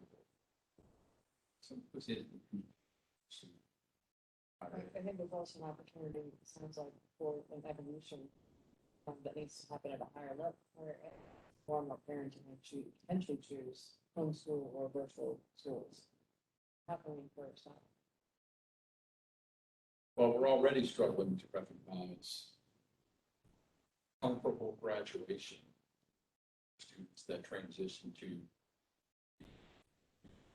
the kids ran the whole gamut. They fully online, asynchronous, and then they were hybrid transition on this. And if any of mine had actually graduated, we're struggling with the whole everybody that all fit in with GPAs and things like this. So we kind of head in sand waved everything, but to your point, that needs to be standardized, how we're going to treat those students,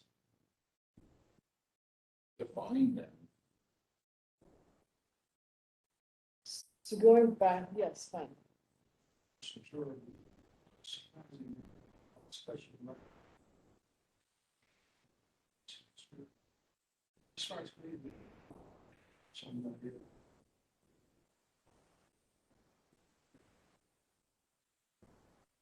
Students are getting skill level distinction.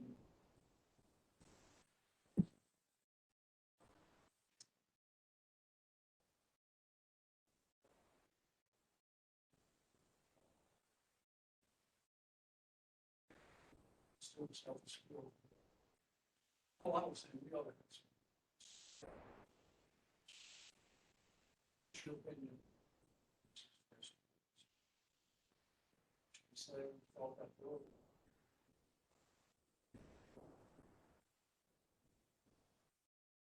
So I want to point out that I've sent out to each of you while we've been sitting here, the virtual schools online section from the Tennessee Department of Education sets out the statutes on it. Tennessee virtual schools are public schools. They are measured against the same academic standards as students going to traditional schools. And, you know, when to your point, I mean, I don't know how this commission doesn't address this issue because it's already determined by events over the last 2 years that this is going to be facing every single district in the state. That's like, you know, some of those things on there, like, you know, first law that I ever got to write as an employee of the Senate. I was 20 years old, and I wrote the earthquake drill. I tried to get it for just West Tennessee, not the rest of the state. So I apologize to everybody in East Tennessee. Okay? But that's not the way it came out. Now, that was because in 1813, the Mississippi River flows north, creates Reelfoot Lake, kills a bunch of people, 1813. Hadn't really happened since, okay? But we have a drill about it every single year. Now we know that whether we like online or we don't like them, you think it's great, you think it's terrible. It happened, and it happened in every district in this state. It didn't matter if people were happy with it or not. So when you have a commission like this that's sort of created with this idea of what's the state going to do to be prepared the next time, it's not only how do we innovate the whole system, but how do you be prepared for COVID-21 3 years from now, right? There are some measures to be taken, like, you know, this concept of a 2-week drill, where every year to demonstrate the flexibility of the system, they've got to go through that process at some point. You know, if you're used to doing it every year when you don't have to do it, you're going to be able to do it better when you do have to do It's the same concept why we do tornado. Not too many tornadoes going to hit Washington County, but you do tornado. I feel like there's three different topics here, right? So we've got one, ensuring that we've got standards for any sort of K-12 curriculum, virtual school that might come to Tennessee. Right? We've got, I would throw out a challenge with that is how do you inform every single parent that these are the required virtual schools that your child is allowed to use in order to get financial aid? That would baffle me. The other thing which you're describing is in a school system that's currently going in person, having a pandemic drill, that would require them to move to a virtual environment, which would not necessarily match up curriculum wise to the virtual school at a state level or at a local level. So then it brings up the question, do we then require any curriculum that's approved by the state to also have a virtual component? That's right. I think I think those two things are merit. I mean, because even if we pretend they're not, it just happened, and it just happened for 18 months. Because we hate it, we love it, it happened anyway. And so, And something could happen again, so it's. Exactly. So especially at the high school level, if when you're creating your curriculum at the local level, because we know there's a law there that says standards are at the state level, curriculums are local. If you're creating your curriculum, you got to think about it the whole time. How do you make that able to be taught online at the same time? Because COVID-21 could be next week. or at a state level, and they have to approve the curriculum, but They have to say, state doesn't approve it. they don't say here's your curriculum to choose from. Nope. Saying, but I don't tie what you're saying to that question. Yeah. It's different. It is. But I agree with what you're saying. We should be able to incorporate. I don't get that from. They're two different Yeah, things. they're two different things. It's one of the harder underlying issues. I think we have a process in place for homeschool. Any homeschool has to report to local education, say, I'm homeschooling, and you have to test at the end of the year. Why would we not have something like that with distance learning? Where if you are attending an online school, you report, and maybe you even have to show progress. Being ready at the end of the year. And if you are not making progress, the LEA removes the right to do that. As parents are required to get their kids to school. Does the LEA change the homeschooling? They have to report that they are homeschooled. It's fascinating, raising a difficult question. Have schools in Tennessee. Following how. Home, et cetera, their schools. I just think there's no time. Station. So.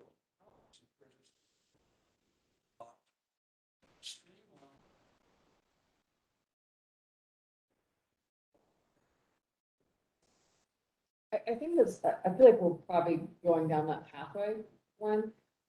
The question getting back to this particular one. And it sounds like this already exists. So homeschoolers have to come in at the end of the year and take a test. Sounds like we already have.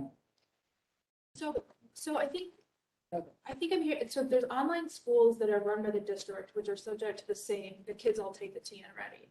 There are also like K-12 that is multiple states that I think kids can sign up for and take that course load. They are not taking the TN ready. Is that what I'm hearing? Unless they are, because an organization actually contacted me and wanted the Hilton High School for the, Okay, so unless they have a presence within the LEA already in Tennessee, if it's just like I signed my kid up because I'm homeschooling them, they're not actually taking the TN Ready, is what I think I'm hearing. Union County. Union County.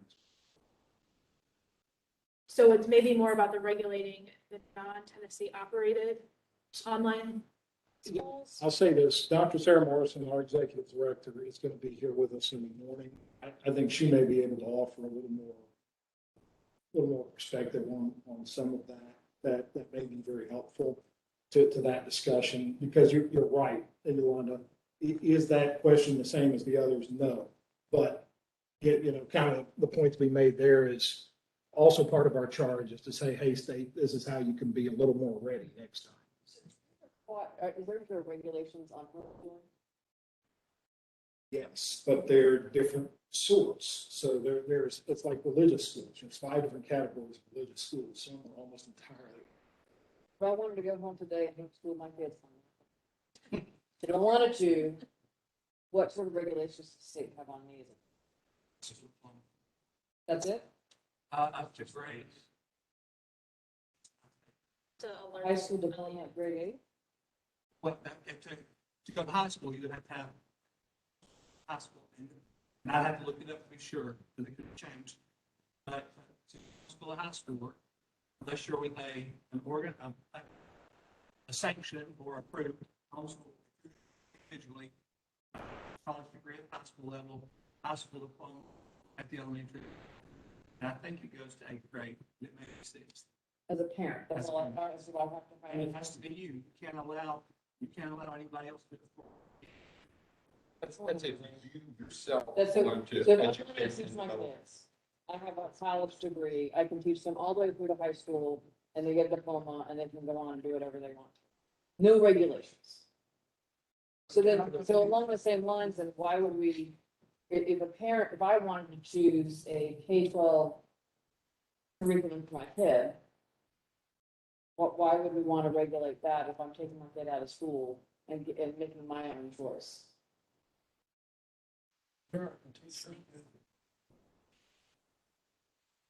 Friends. Okay, I'm not doing it. Okay, do we want to table this and move on? Or do you think we've come to a consensus? I think a consensus. Okay, so one of the other themes under the system flexibility and adaptability around school autonomy. So there are a couple on conduct additional research on the ASD and iZone initiatives to better understand the challenges those schools face using their autonomy and use those findings to strengthen existing autonomous school policies. Then this one right before the red here toward the bottom, expand eligibility for school level autonomy to schools outside of the ASD and iZone, such as middle or high schools or rural schools or what have you. So thoughts on essentially learning from it with the purpose of potentially expanding school level autonomy for school level decision making. Budget. These ones were pretty mixed.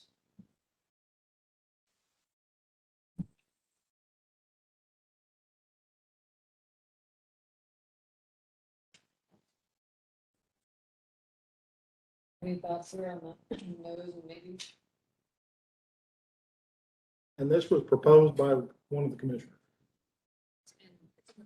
It's just a, It's a lever, it can be a lever for innovation. It has been a tool for innovation in lots of states to enable decision-making at the student level. so When you compare, for me, when you compare to the, and I don't know, I'm pretty sure I was a very yes, but when you compare to the ASD and the iZones, it falls flat with the AS, The research is like, Yeah, and I think there are examples in other places where it has been used effectively as a turnaround tool, but it has also been used ineffectively as a turnaround tool, hence the mixedness of the research base.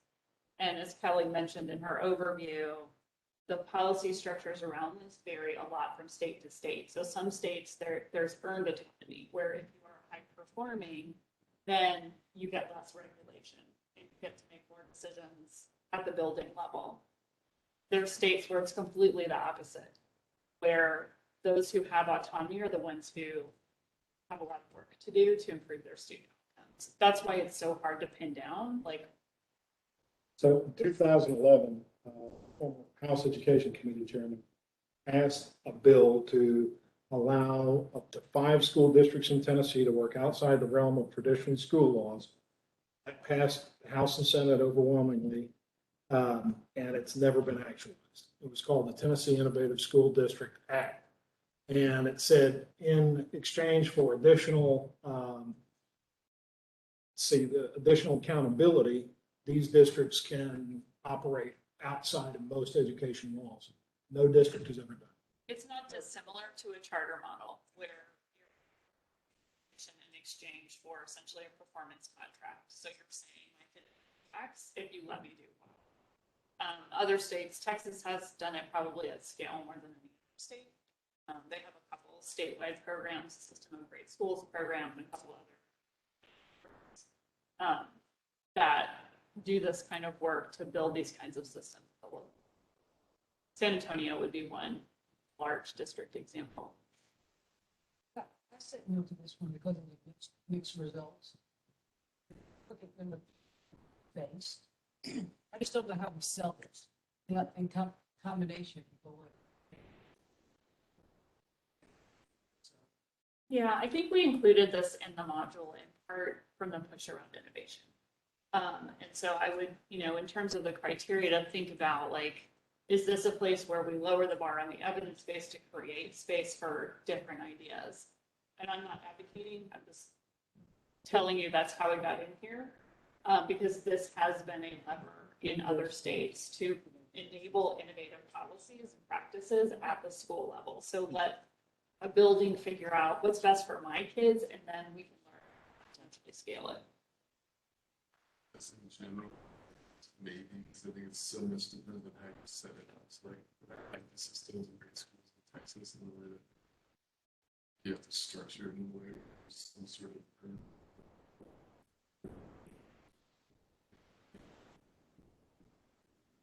it's a state, just something maybe schools or whatever decided it, but system set it by the schools. There's a lot of ways you can set it up, but there's a lot of ways you can set it up where it shouldn't. Well, and the SGS system also comes with a lot of technical systems. Yeah, so set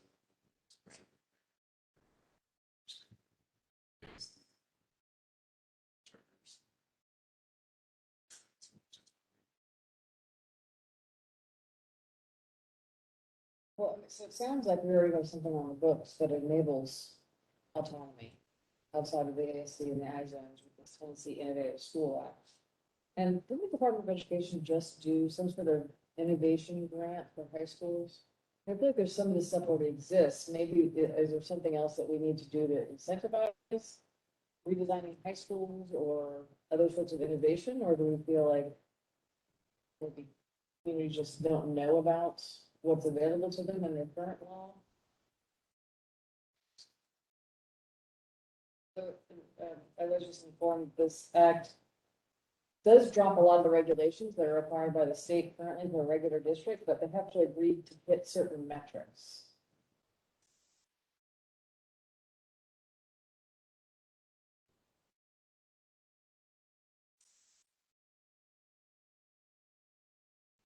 Excitement, but maybe unless it's something kind of very tailored or targeted, that there are certain types of flexibility that certain schools could apply.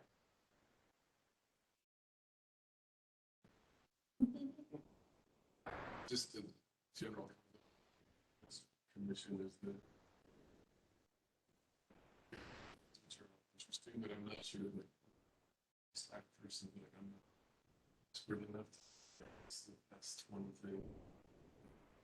Set the state board for the next 10 years. So you said, I don't know, somewhere they set up like system, like a system that's constantly has a learning agenda, continues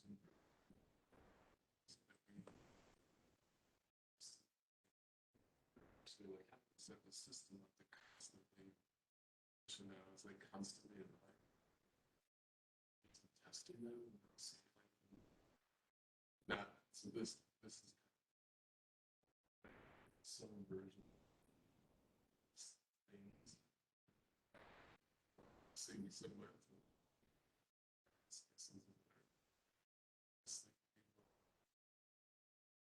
Just don't know how exactly to set that up. There's a lot of these things that, especially the innovation piece, that would fall under that sort of continuous learning, improvement, innovation, whatever you help a better name for it, but I think that concept would be very, very relevant for a lot of places. I picture some concept like that. Things are like, this is the most important piece that the state no longer.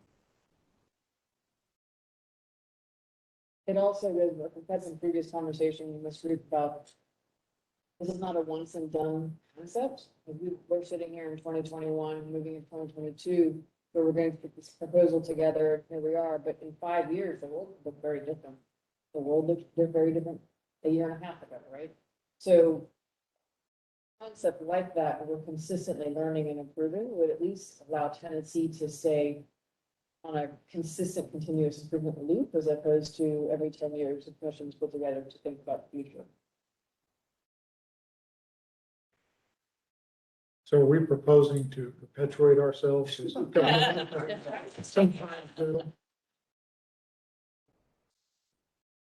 Say, hey, pick some other 9. Yes. So yes. potentially, this one is green, but with some language tweaking to make it broader than just school level. System flexibility.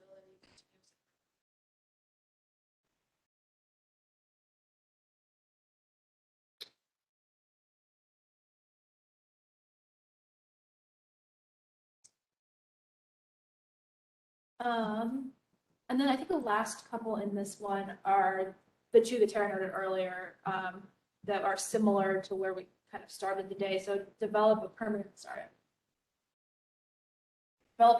comprehensive stakeholder advisory council. And then there's a similar one here, establish a new council and body to coordinate across the education and workforce systems. I don't think we need all 3 recommendations. I think the question is, do we want one of them or some combination of them? There was one earlier that was kind of more specifically related to some of the industry, work-based learning, partnerships. These ones are a little bit broader. One is a new council body to do all that coordination. One is advisory council made up of people from those various systems. Okay. Just as a piece of former expertise, workforce development already has these kind of advisory councils. But they're more piecemeal in throughout the local chambers. I would say that in some cases that creating a general council would be reinventing the. I don't know if that would be a great jump on or anything, but I just, in speaking from, I just wanted to throw that out there too, everyone, so that it's an understanding that these things, these workforce councils already exist. And there is a world in which these conversations are already happening. Why would you want to invest more time into basically holding the same conversations, getting the same input, the same answer? So they would be this K through, just at the work. Well, at the workforce level, they're done with the local administration, the local school system, the local boards. They're all funneling in information through the local chambers of commerce. And I cannot tell you those conversations I attended over the years where we would have the school superintendent up and we'd be talking about budgeting, but they would also be talking about what we see ourselves doing in the next 10 years. and where they would like to take the district, based on the projection. And then the inevitable question is, from a district leader, and I'm sure you can speak to this, having probably been part of many of those conversations, is the district leaders would go, all right, employers, what are your needs? You know, where do you need us to concentrate? What would help you? And that is the question that would happen. And inevitably, you know, the employers would roll back and say, okay, we need more industrialization training. We need people that understand robotics and IT and those things, and those are happening. I'm telling you, in West Tennessee, I know, because for months on end, we would have it all the time. Anytime we had a new, one of the first meetings that I would set up for them would be with the local education system. Because that's the stream of, yeah, sorry to take up some time. No worries, Casey. I think that's great input. Lou was also sharing another similar sort of task force at the state level that hasn't put in place right for this. I think this is the second time it's come up today. We've had 9 months conversation about the fact that we don't see this happening. And so if many of us are not seeing it happen, businesses are complaining about it not happening in the state, where is it actually happening? Because it's happening where you are, just in CPAP, right? You mentioned It's earlier. happening in our certain, I mean, Tennessee, it is happening. It is happening. in West Tennessee. So I'm sure So somewhere there's a communication breakdown. There's a, that's a killer partnership of counties. Best that have all gone in together and said, we're gonna make this happen. Well, we have all the table. bound with TBR, I'm not sure forming any type of board.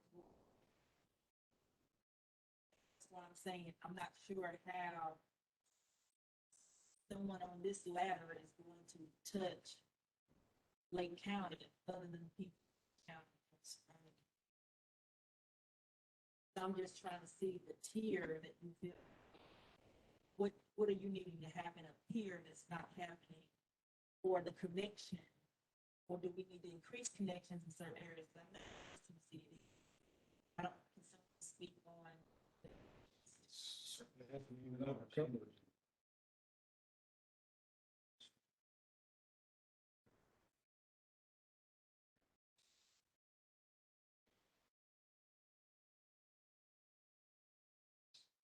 It's happening in faith.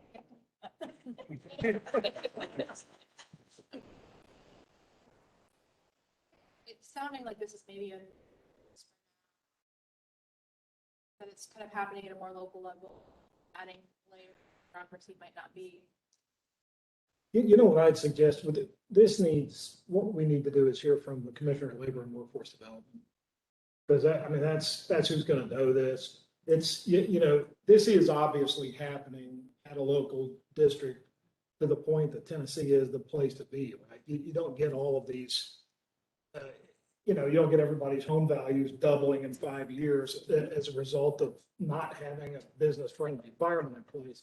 What may not be there is a clearinghouse at the state level that involves the appropriate principles, right? Where you have some of the largest of business folks represented, where you have the Commissioner of Labor and Workforce Development, Commissioner of Economic and Community Development, the governor's direct appointees, kind of together. Not that they can force something, but at least, hey, you know, all of the business community, the Chamber of Commerce, there is a place where you are monthly going to get the reports out from the locals where this is taking place. I mean, it's required under the Workforce Investment Act, so it's got to be happening.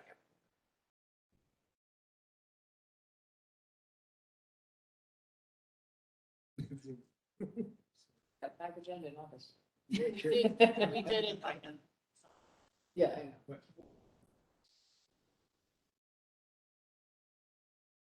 Away from this one, I gave some wrong information on a career.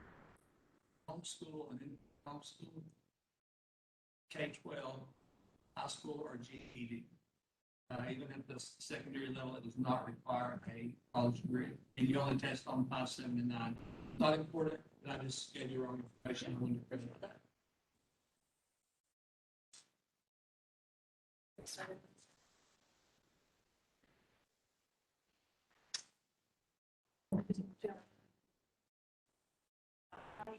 The last bit and then. Okay, so we've got one last page to power career. I have no idea how many green, reds, and yellows are in here. It's 4:45 or 15 minutes past our schedule. We average anywhere from 45 minutes or more after our schedules normally anyway. So are you guys still pushing on before we then go have some libations and eat? I'm sure there's more. No, no, no. I mean, there's a lot of drinking. Are you guys okay with that? Because if any city have to vote as.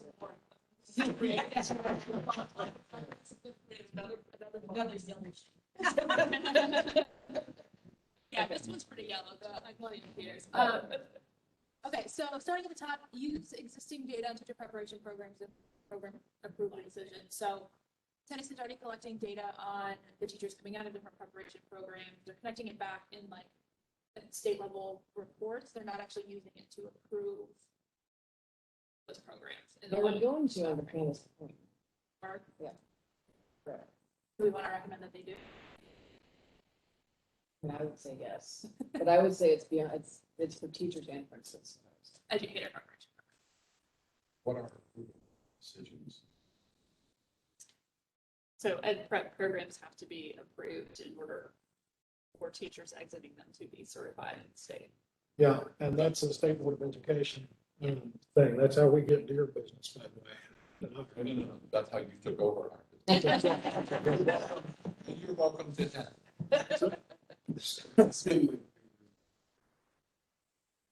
So many years. And there are existing data that are. So I would say again, Sarah's here in the morning. She can provide some real expertise on this. So I don't know. I think it's awesome. But the other thing to remember with principal preparation is that it's a little tougher to draw the direct correlation between the prep program and the principal and how they react. And part of that, sure, Joey may nod silently back there, but part of that is because of the consolidated retirement system in Tennessee has a rule that says that a teacher's retirement is based on their top 5 years of earning. And so what you would have is a lot of teachers that go through a principal prep program in the course of their MA degree or MED degree. They become a principal for 5 years, so they retire at principal's pay, and then they go back into the classroom. But they can go through a program well in advance of the time they actually get into the principalship. So it's a little disingenuous sometimes to take the same metrics that you use evaluating a teacher prep program when they go straight to the classroom that you would use for a principal program. Just a thing to keep in mind. Doesn't mean you shouldn't do it, but a little background.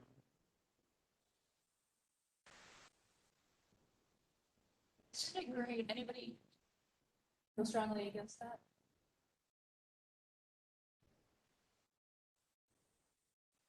All right, the next two on the list are related to the early literacy program, specifically the one that Tennessee has passed recently, and just kind of expressing your support, encouraging that the legislature to make sure that those programs maintain financial viability and that they're being evaluated on basis to ensure that they're actually doing what we're hoping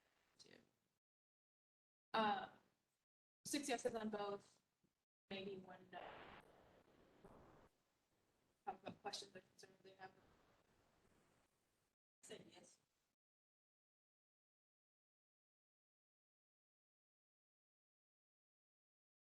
It's important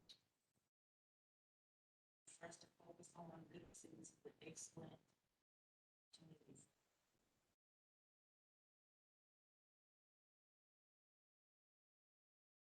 All right, the last set then. Can I just add,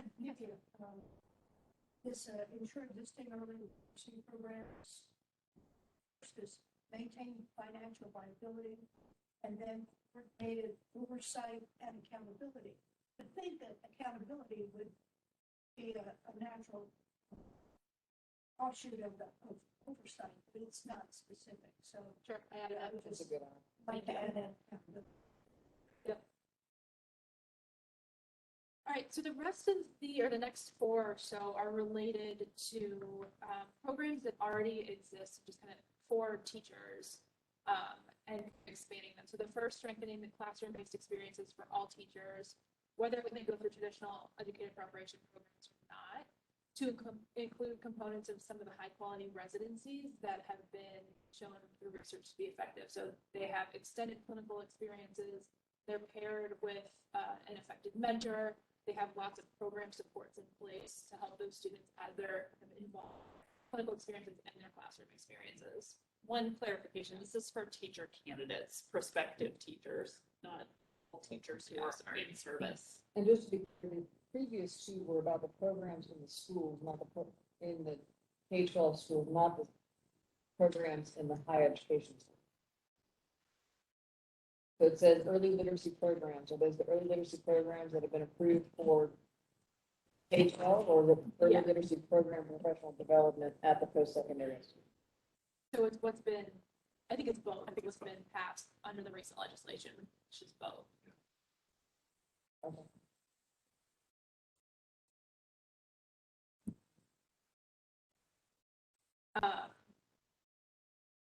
So this one, explain this to me a little bit.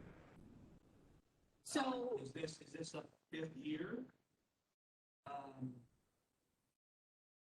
it's not necessarily a fifth year, it's kind of revamping the way it's structured. So they're in the, so that more of the educator preparation program is classroom practice based. So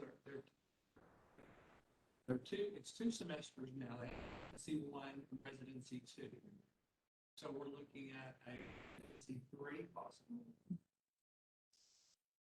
I'm not super familiar with the residency 1 and 2 and what happens in there. I think the point is just making sure that they're getting really high quality classroom experience, which is both an extended clinical experience, and maybe that's already been taken care of, but it's that they're with really highly effective mentors. They're getting an opportunity to get feedback on a regular basis from those people. Those teachers have been proven to be effective. And then there's other program supports, whether it's cohort-based model, whether they're getting played or other things to help them kind of support them through that. So it's kind of many things at Yeah, once. so I'm not saying what we're doing now. Yeah.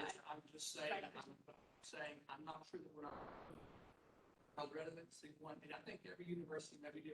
Sure, I know what NTSU does. Yeah. NTSU right now has residency 1, which is the university chooses a teacher within Rutherford County that has been proven highly effective, then you spend weeks there. And then you go and have classroom experiences once a week. Residency 2 is your traditional student teaching. You are paired with an effective teacher and you teach. So, I'm just not. It does vary by institution, so it's not a standard model. And the duration of that and what we're seeing in the research based around teacher prep is that extended clinical experience, preferably that extends across the whole academic year, is much more effective than additional coursework with a shortened clinical experience. And that high quality effective mentor is really critical. It doesn't always happen because sometimes it's just whoever raises their hand. Well, the high quality mentor is a teacher they're working with. Yes, right? it's the teacher of record who is their mentor. Does that person get a bonus or an incentive for doing such a program? I don't know, actually, that's a great question. In the strongest models nationally, they do get paid. That it's recognized as additional work. So they do here? Sure. Across all programs.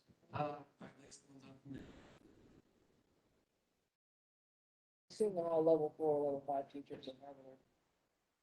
Actually, it's teaching experience. And I think that's part of it. And so it's more than just extending classroom time. It's that quality mentor piece that is coupled with more time in the classroom. More time in the classroom with an effective teacher.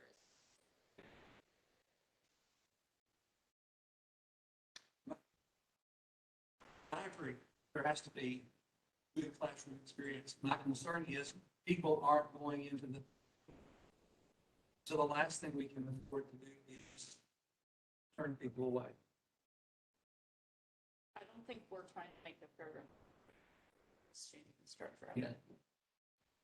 Yeah. I would recommend that y'all have some moments tomorrow with Dr. Morrison. She was in Teachers and Leaders. You know her very well. I mean, there are a few people who are more expert on the subject than she is. She will be with us.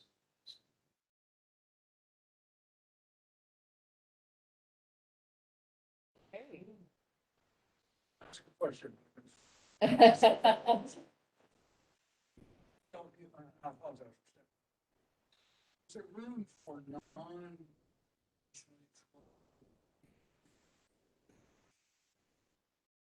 There are a couple of pathways, yeah, that don't require you to go back through yet. We're, yeah, we're not. Seem like we don't care.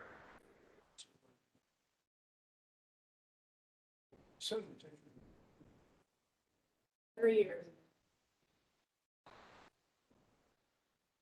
tenure, like, Cleveland does this. Tenure.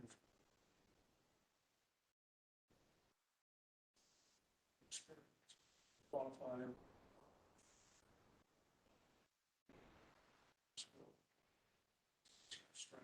I think, don't you have to go back and do the praxis exam or some sort of other exam? You in have to order go to- through an alternative. But you don't have to go through a full degree program. And there's a variety of structures for all prep. So it could be a very sort of truncated pedagogy, like a 6-week program where you're then essentially put in the classroom. Several years ago, when the East Tennessee teach physics in school.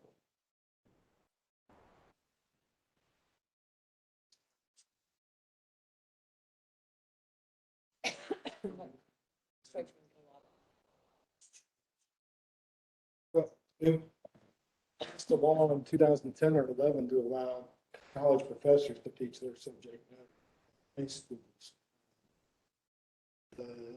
So, long history behind that.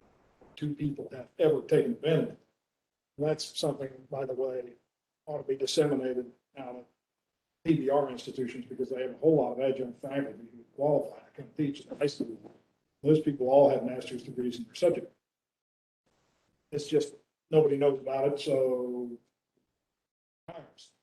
So, got to find a way to incentivize disseminating that information. A lot of progress has been made in this area in the last, as far as reciprocal agreements between states as well as other professions. So this is something that the state is working really hard to help people get certified to teach rather than keep them from teaching. It's a highly combative issue. Hot. Science.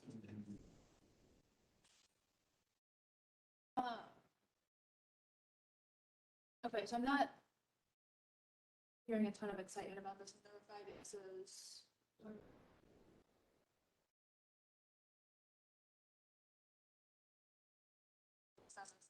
I think that being able to understand, I think, based on what I'm hearing, is that some schools have, it, some schools don't, but the level of. But what's being suggested here is that we create some sort of insurance, that we have some sort of high quality component, of it, right? Does everyone agree, disagree? Any other thoughts? Okay. I think to a large degree, what you would respond from the legislature last several years, because I think they've It must be a validating recommendation. been working And we could just say continue to before, by school.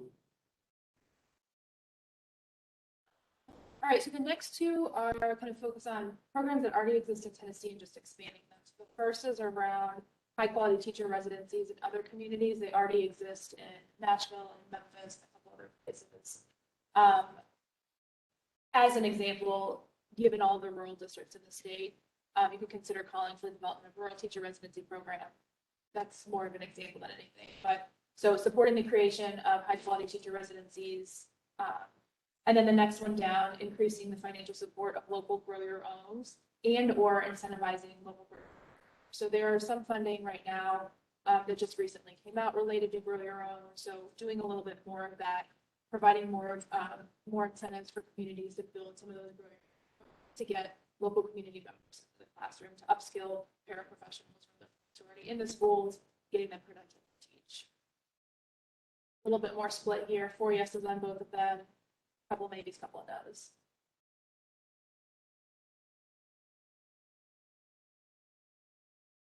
Any thoughts from the maybe or no side of things?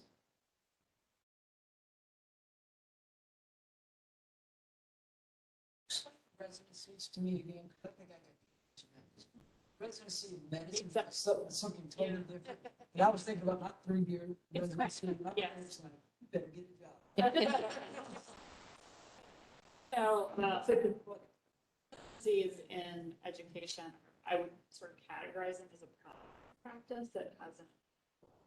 This is kind of more recent evolution of education. So this is after you like But medicine. most typically, it's somebody who already has a degree. Some of them are concurrent programs. So sometimes you'll have, say you have an education aide who has an associate's degree, but not. They may be concurrently finishing their bachelor's degree. See, but it's essentially a program that partners with a prep program, provides, both the sort of classroom or provides the pedagogy in the classroom, whatever the content training is for the teacher, simultaneously to them serving in the classroom with a high quality mentor. And the high quality, like the well-evaluated programs, have a few different characteristics. One is that highly effective. So you're only pairing teacher candidates with great teachers. They have a lot of program supports. They're typically a cohort-based model. So you have a group of teachers that you're moving through the program with who are also part of together with them. They typically provide financial support. So it's one of the opportunities that enables some of the changing that we were talking about before, because it's not somebody needing to step out of the workforce to get a credential. They're still in the workforce. So they may be paid as an educational aid or something else, but they have some kind of financial support. Okay, so they're not out there, they couldn't practice high level residents. Right, it enables them to get certified to be a teacher of record. I got you. So this is a help to the workforce, and that's adding an additional year of training on a workforce. And like medical residents. And another key piece to this, and Tennessee already does some of this, but residency programs are typically built in really strong partnership with districts. So what we often see in educator preparation programs is that they produce a lot of teachers that the market doesn't need. There's a flood of teachers that are certified in elementary. For example, there are not enough jobs for all of the graduates who come out elementary certified. While we have shortages in STEM and special education and bilingual, this in a residency program, they're only training you for jobs that are needed. So they would be working with Commissioner Vaughn. Commissioner Vaughn would be like, I'm going to need 3 ESL teachers. I need a physics teacher and a chemistry teacher. That residency program is only going to recruit and train teachers for those particular high need roles. So there's a lot of pieces and parts to it, but that's kind of where these programs have been well evaluated and shown good outcomes. Those are kind of the characteristics of them. Right, so we've got to distinguish here, because we're talking about two different things. So when I'm talking about residency, initially, I'm talking about undergraduates, juniors and seniors in college. Yep. And I think we just flipped to people who have degrees, probably going back to, I work residencies like this in Prevent. So I have people that they're going back to school to teach. So we've got to define that better. This section. It's gotten There's a very big tricky. difference. It's gotten very tricky because a lot of educator preparation programs have sort of borrowed the term residency from these very particular, started to advertise residencies that don't necessarily have the same statistics of high quality programs. Oh, really? The residencies here with people that already have degrees are as simple as going into a classroom and watching for a little while. And in some cases, there's more to some, but That's not what I'm. right. So, it's important because that's not student. How it is. So I was to know, because I thought it was adding another year. 4 years. No, it's a different type. So actually, what you're saying, we have too many over here. I need them over here.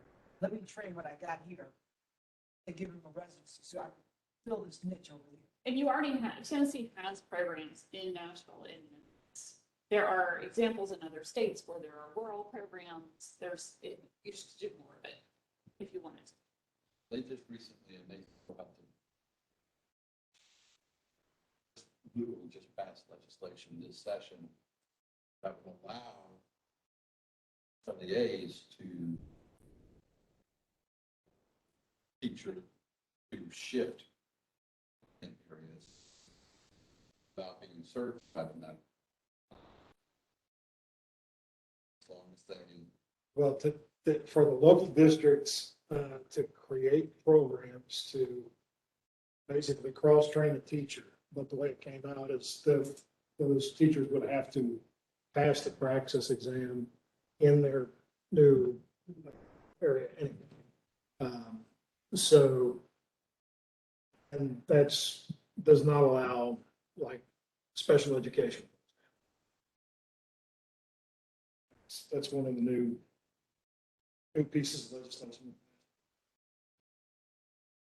But it's kind of tough. I mean, you think about that, that's not a small thing, right? I mean, you come in your elementary ed certified, you teach trigonometry. Yeah, that's, they're gonna have to be able to get them over the hump, passing that praxis exam, show that they know what they're talking about. Yeah, I don't think we're talking about converting elementary ed teachers into physics teachers. I think what we're saying is these programs recruit people who have a background in science, but don't want to be in whatever their chosen field is, and mix them into. Yeah, because you're right, it would be a big reason versus physics. So that. This is like one of the most helpful things.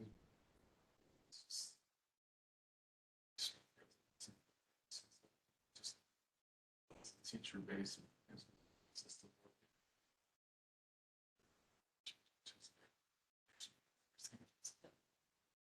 I think we'll get super clear on the language around maybe if we say residency versus student to choose.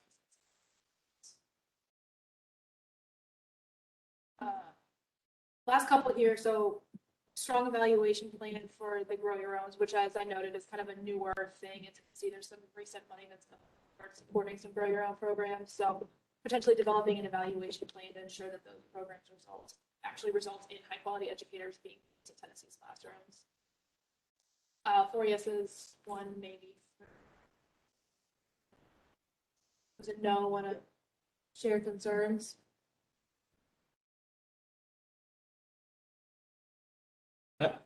I'll tell you, I mean, the State Board of Education is given rulemaking authority under that act, you know, as well as the other act that allows an LEA to be an education prep provider.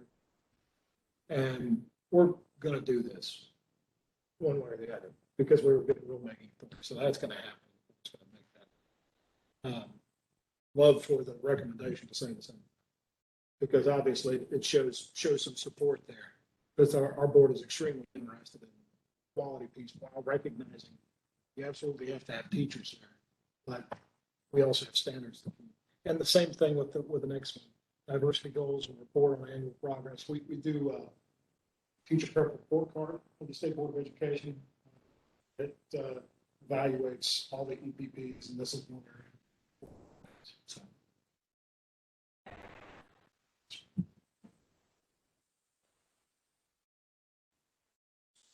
Last one.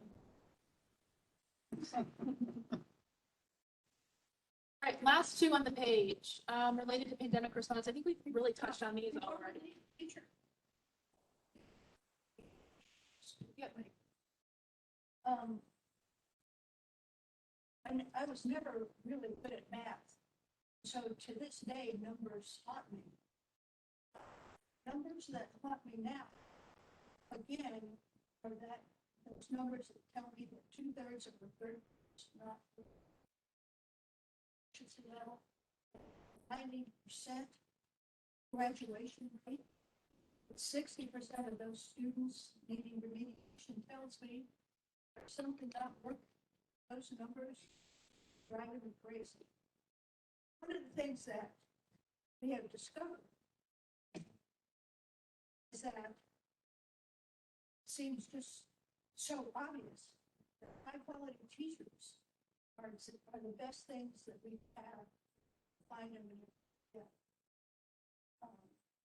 But even my husband, who says that he graduated from G. Martin Classic period, even then he told me that even in those days, to be a teacher was by default. So if you couldn't get into engineering, oh, well, I can always teach. Can't get into chemistry, can't be a doctor or a lawyer or something else. You can always teach. And it was always the default. And that was the last place to go, and just teach. Well, we have found out that teaching is probably the most important role we can have in this country. And certainly we want the best teachers in Tennessee.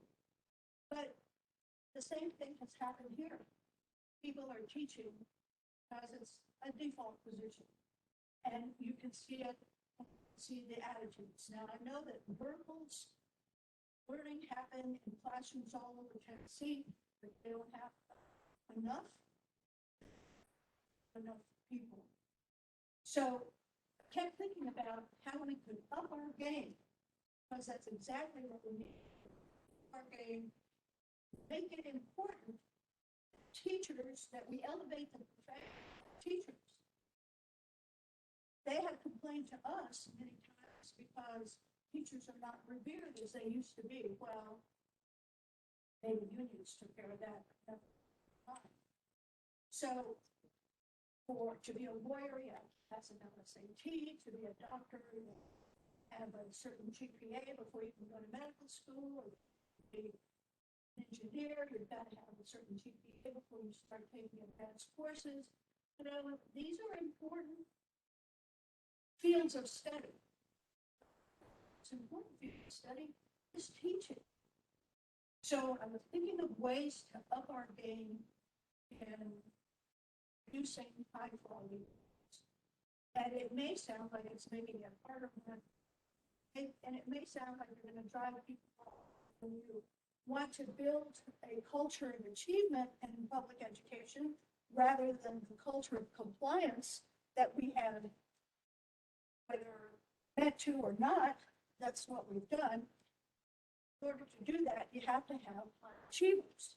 So some of the ideas I had were, do not recoil in horror, please.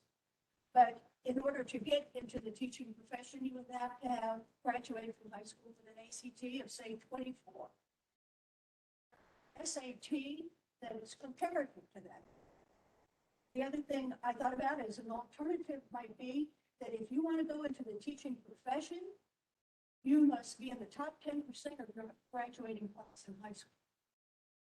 And to be fair, you tell tomorrow's or the fall cohort that 4 years from now, when they graduate as seniors, they will have to be in the top 10% of their class if they want to go into the teaching profession, or they have to have that ACT or some combination. Furthermore, what you could also, is after the gen ed courses that you complete, you have to have a 3.0 GPA advanced courses going further into the teaching profession so that you up the game and tell the people that teachers are important. And then we have to follow up in the General Assembly and pay them appropriately, especially if they get certain certifications or American history or world history or guess what? English composition. Know how to read and to know. So some of these things that I have been thinking about too is if once one person graduates college with a degree in education, whatever, you'd have to have a GRE score or something to get into a master's program. So that all along the way that you are creating this culture of achievement, which then translates when that person goes into a classroom that they will expect from their students achievement because they. So I just wanted to throw those out there, those ideas out there. Consider, because I would like to ask those same questions or ask about those same questions to the teachers who will visit with us tomorrow to see what they would think about. And then to ask them as well as why did they teach? Why do they teach? Why did they choose the teaching profession? We have tried for years to continue to elevate the teaching profession in some of the legislation that we passed, and still not quite there because we're graduating people.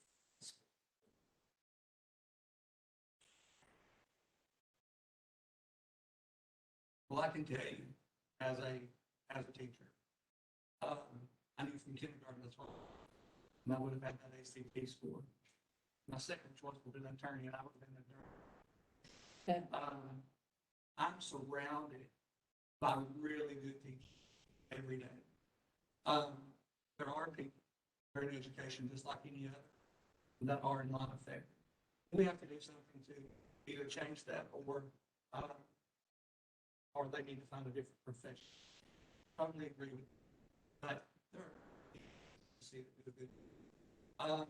Sometimes you have to look at a lot of things that go with what's happening today. You have to look at family systems. You have to look at where the actual curriculum. So there are a lot of things that go into it. Doesn't. I don't know that being the top 10%, I would have made that would be a qualifier to make a successful. It's like social, emotional, relational pieces for our kids.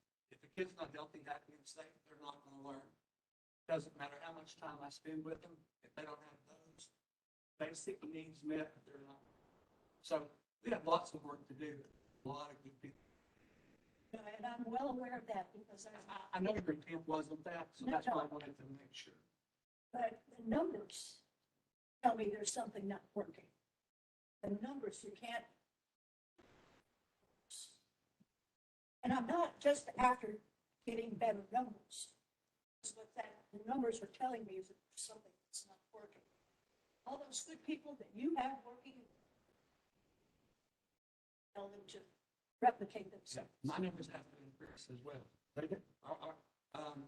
I love that Tennessee has a 100% year after next. So the money that's going in right now is across Tennessee is going into high dosage tutoring. I will tell you, I just got an email about Tennessee All-4, which is basically taking the 15% and pushing them to get to where they can. So there are a lot of things going on. So the next 2-3 years are real. But General Assembly is putting some money in. Seeing it's going to pay big. So just a comment. So Dolores, I'm very much aligned with the direction you're headed in this concept of we're raising the standards for educator prep programs.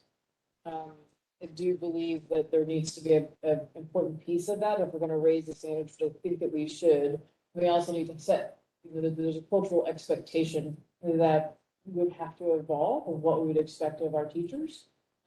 And also we would need to pay them.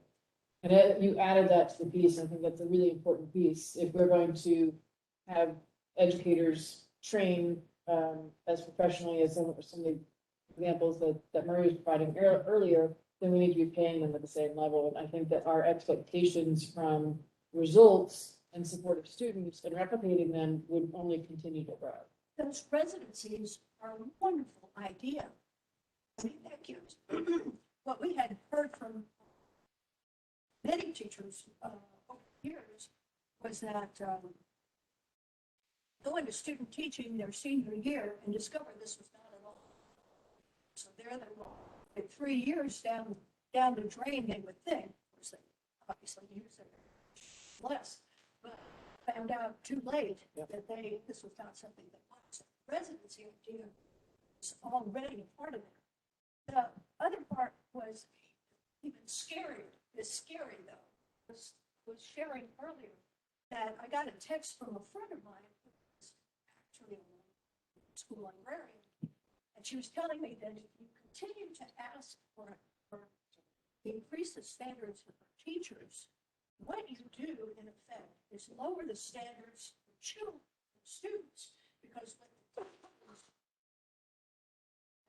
what teachers are doing is that they lower the standards for their students so that their evaluations could have been tried. But I understand that that's humanity, that's kind of what happens, I think, sometimes, but not if you have built this culture of achievement, the science that we have. Seems like a really good place to, and I think you said this, Dolores, get some feedback from the teacher panelists tomorrow and come back to whether we want to add a recommendation. I have a soapbox over here. What it do is we gotta be. Because there's no doubt. That these things are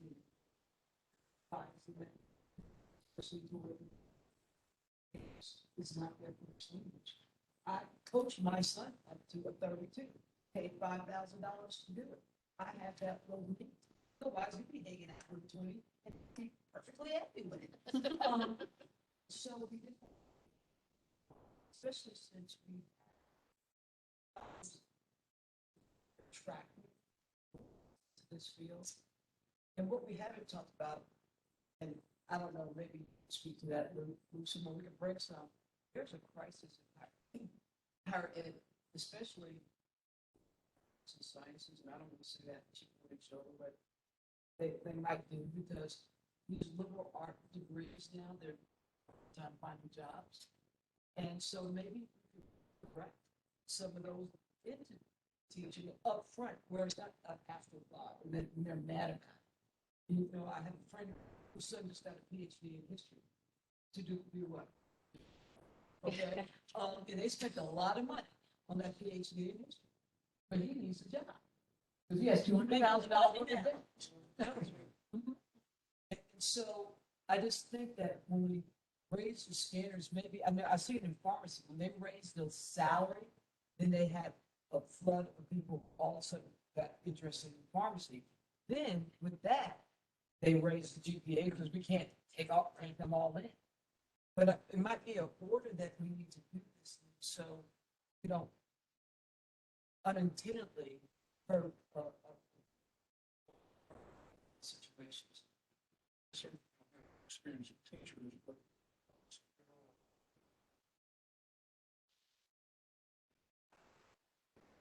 what we need to do.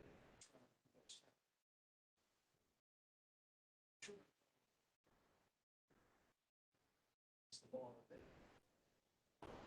So. Right.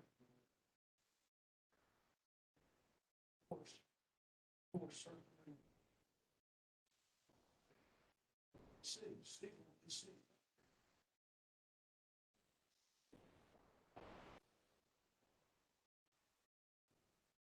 Spend our time understanding the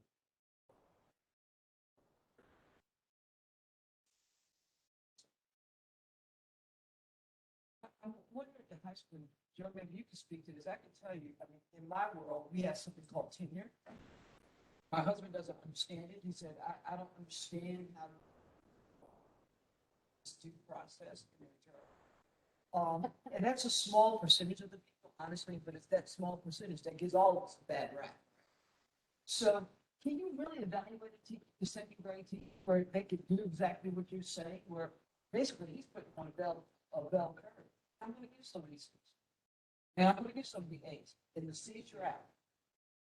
Actually, really helped with Tennessee. Sorry, you really helped with the tenure law in Tennessee, didn't you? Yeah. So tenure law in Tennessee really changed. 10 years ago-ish, not sure. But it was after 3 years automatic, and you had to do something basically illegal to keep your job. So that has changed now. And it is easier to not keep your job if you're not proficient. So the tenure is not what it used to be. So I'm going to hold the supervisors accountable to evaluate people for not doing their jobs. There's a question you brought up, I mean, like said, it's kind of a constant part of these conversations, which is this the teacher's evaluation tied to the student students. That's intuitive. Succeed, obviously, instruction. But there is a space where students not succeeding, sure, they succeed, and my evaluation will be commensurate with their success, whether it was earned or not. I mean, that's not universal by stretch, but it does occur because cases of lack of proficiency, all other indicators don't indicate a lack of proficiency. Teacher ratings are higher than the ultimate nation of proficiency would indicate. That also leads back over to the teacher preparation program, because they are also on the teacher proficiency ratings, which are based on the student proficiency ratings, which may or may not be accurate. So what the appropriate evaluation system is, I don't know that anybody really has figured that out, other than that there's right for misuse.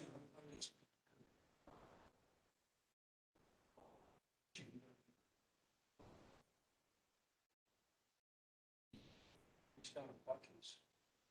Typically spend all your time. Don't do that. Say, that's one. Grades get a couple of them. Screw around. Spend time with local.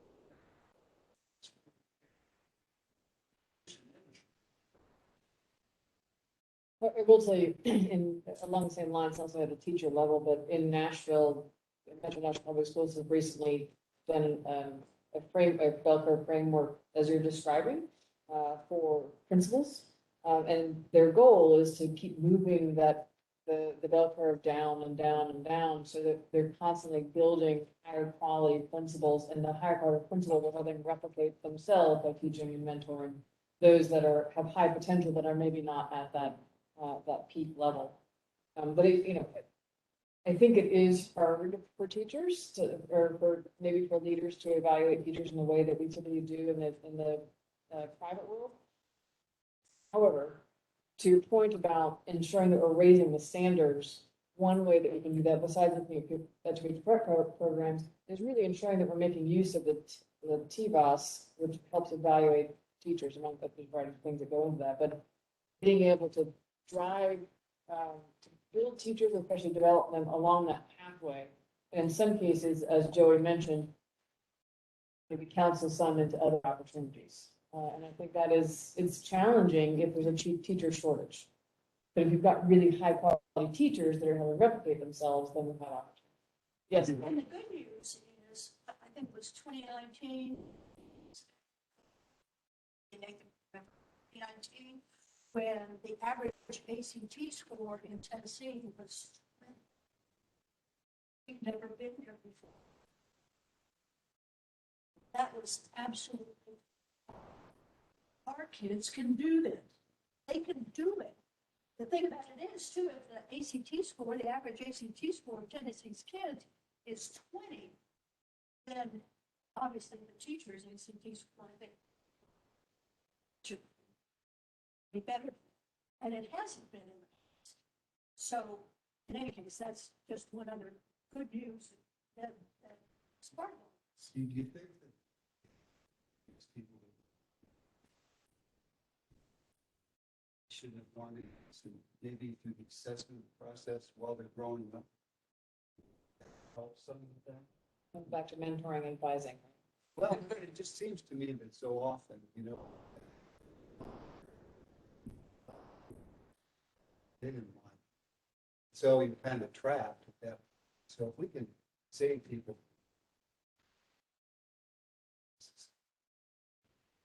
Such a thing. This is the game. Change. I know you've moved on to pandemic, but I want to, I don't know what it's considered high quality educators, but I do think there's two other elements that are important that we need to think about if we think about the next 10 years. We've got a really big legislation this year on literacy. We've got to have a conversation about numeracy. So looking at our numeracy numbers in 2018-19, in third grade, the average proficiency rate was 43.8%. In eighth grade, it was 31.3%. That's less than what third grade literacy is. Now that's eighth grade. It's not that different, right, in the broad spectrum thing. We need the state to lean in on numeracy as they have done on literacy.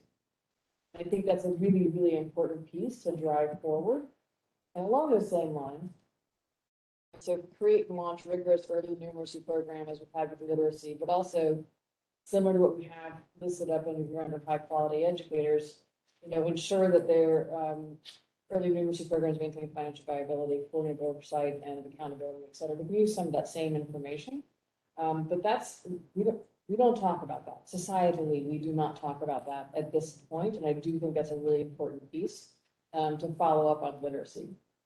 Hopefully, what we learned from the literacy policy, we'll be able to implement something relatively fast, and it won't be quite as a big lift.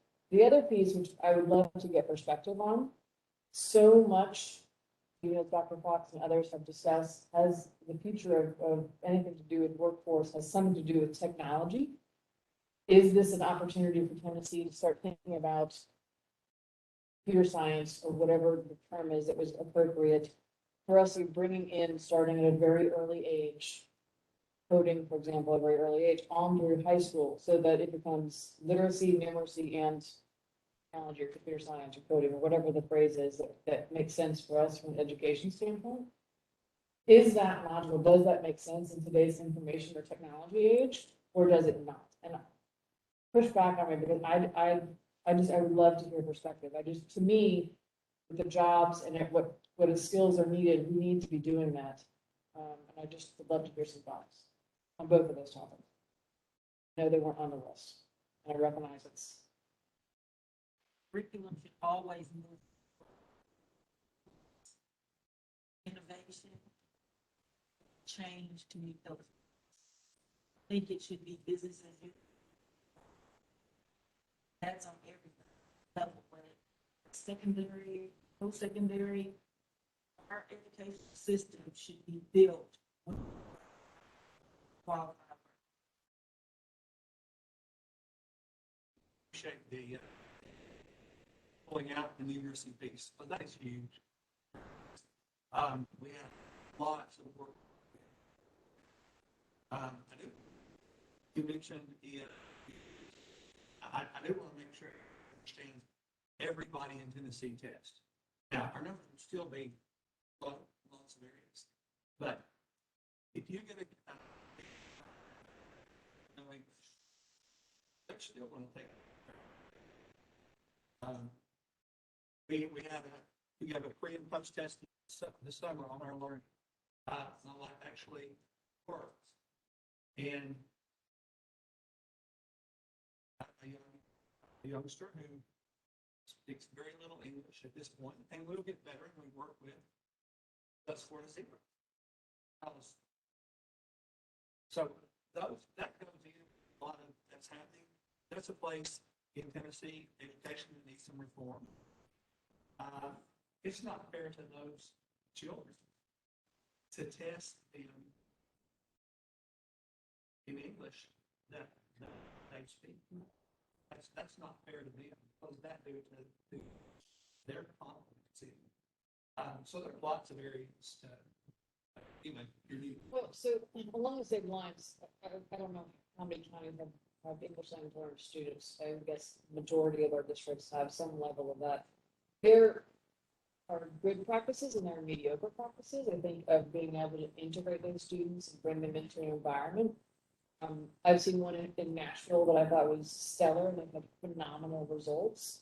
But is that something that we need to focus on as well? Is that something that we need to think about as more and more kids potentially are moving to Tennessee who are not speaking English as a first language? I would leave, I'd come in on you guys. I would think with the language, that there are ways they don't speak anything by utilizing. But the parameters shut that down. It would make sense. Now, I remember my kids, kindergarten, first in Tennessee, all these kids came in from all over the world and speak any English. Somehow figure out how to get through it. It's amazing. Yeah, party with all these kids and roller skates and get them out there, so it's fast. Our little swim.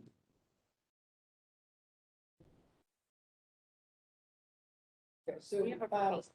okay, we are. Please, what is your proposal? So clearly some more talking to do. Which dovetails with the pandemic response section quite a bit.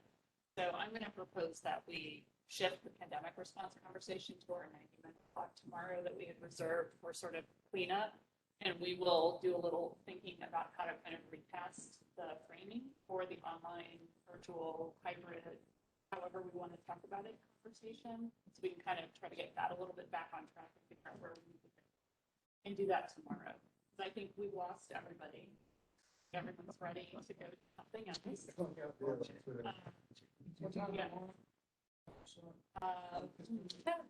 We're at 9:15. Tomorrow, isn't it? Cold or hot?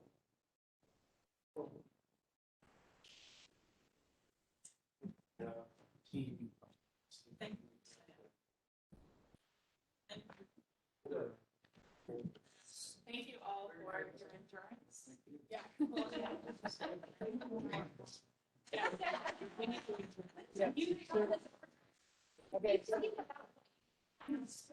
Our teacher panel, based on the conversations we had today, so if you come prepared with a couple of questions for both our teacher panels and our single panelists on the business front. A couple of questions that are kind of still marinating in your brains based on our conversation today. Okay, everyone. Otherwise, we can anecdotes. That's true.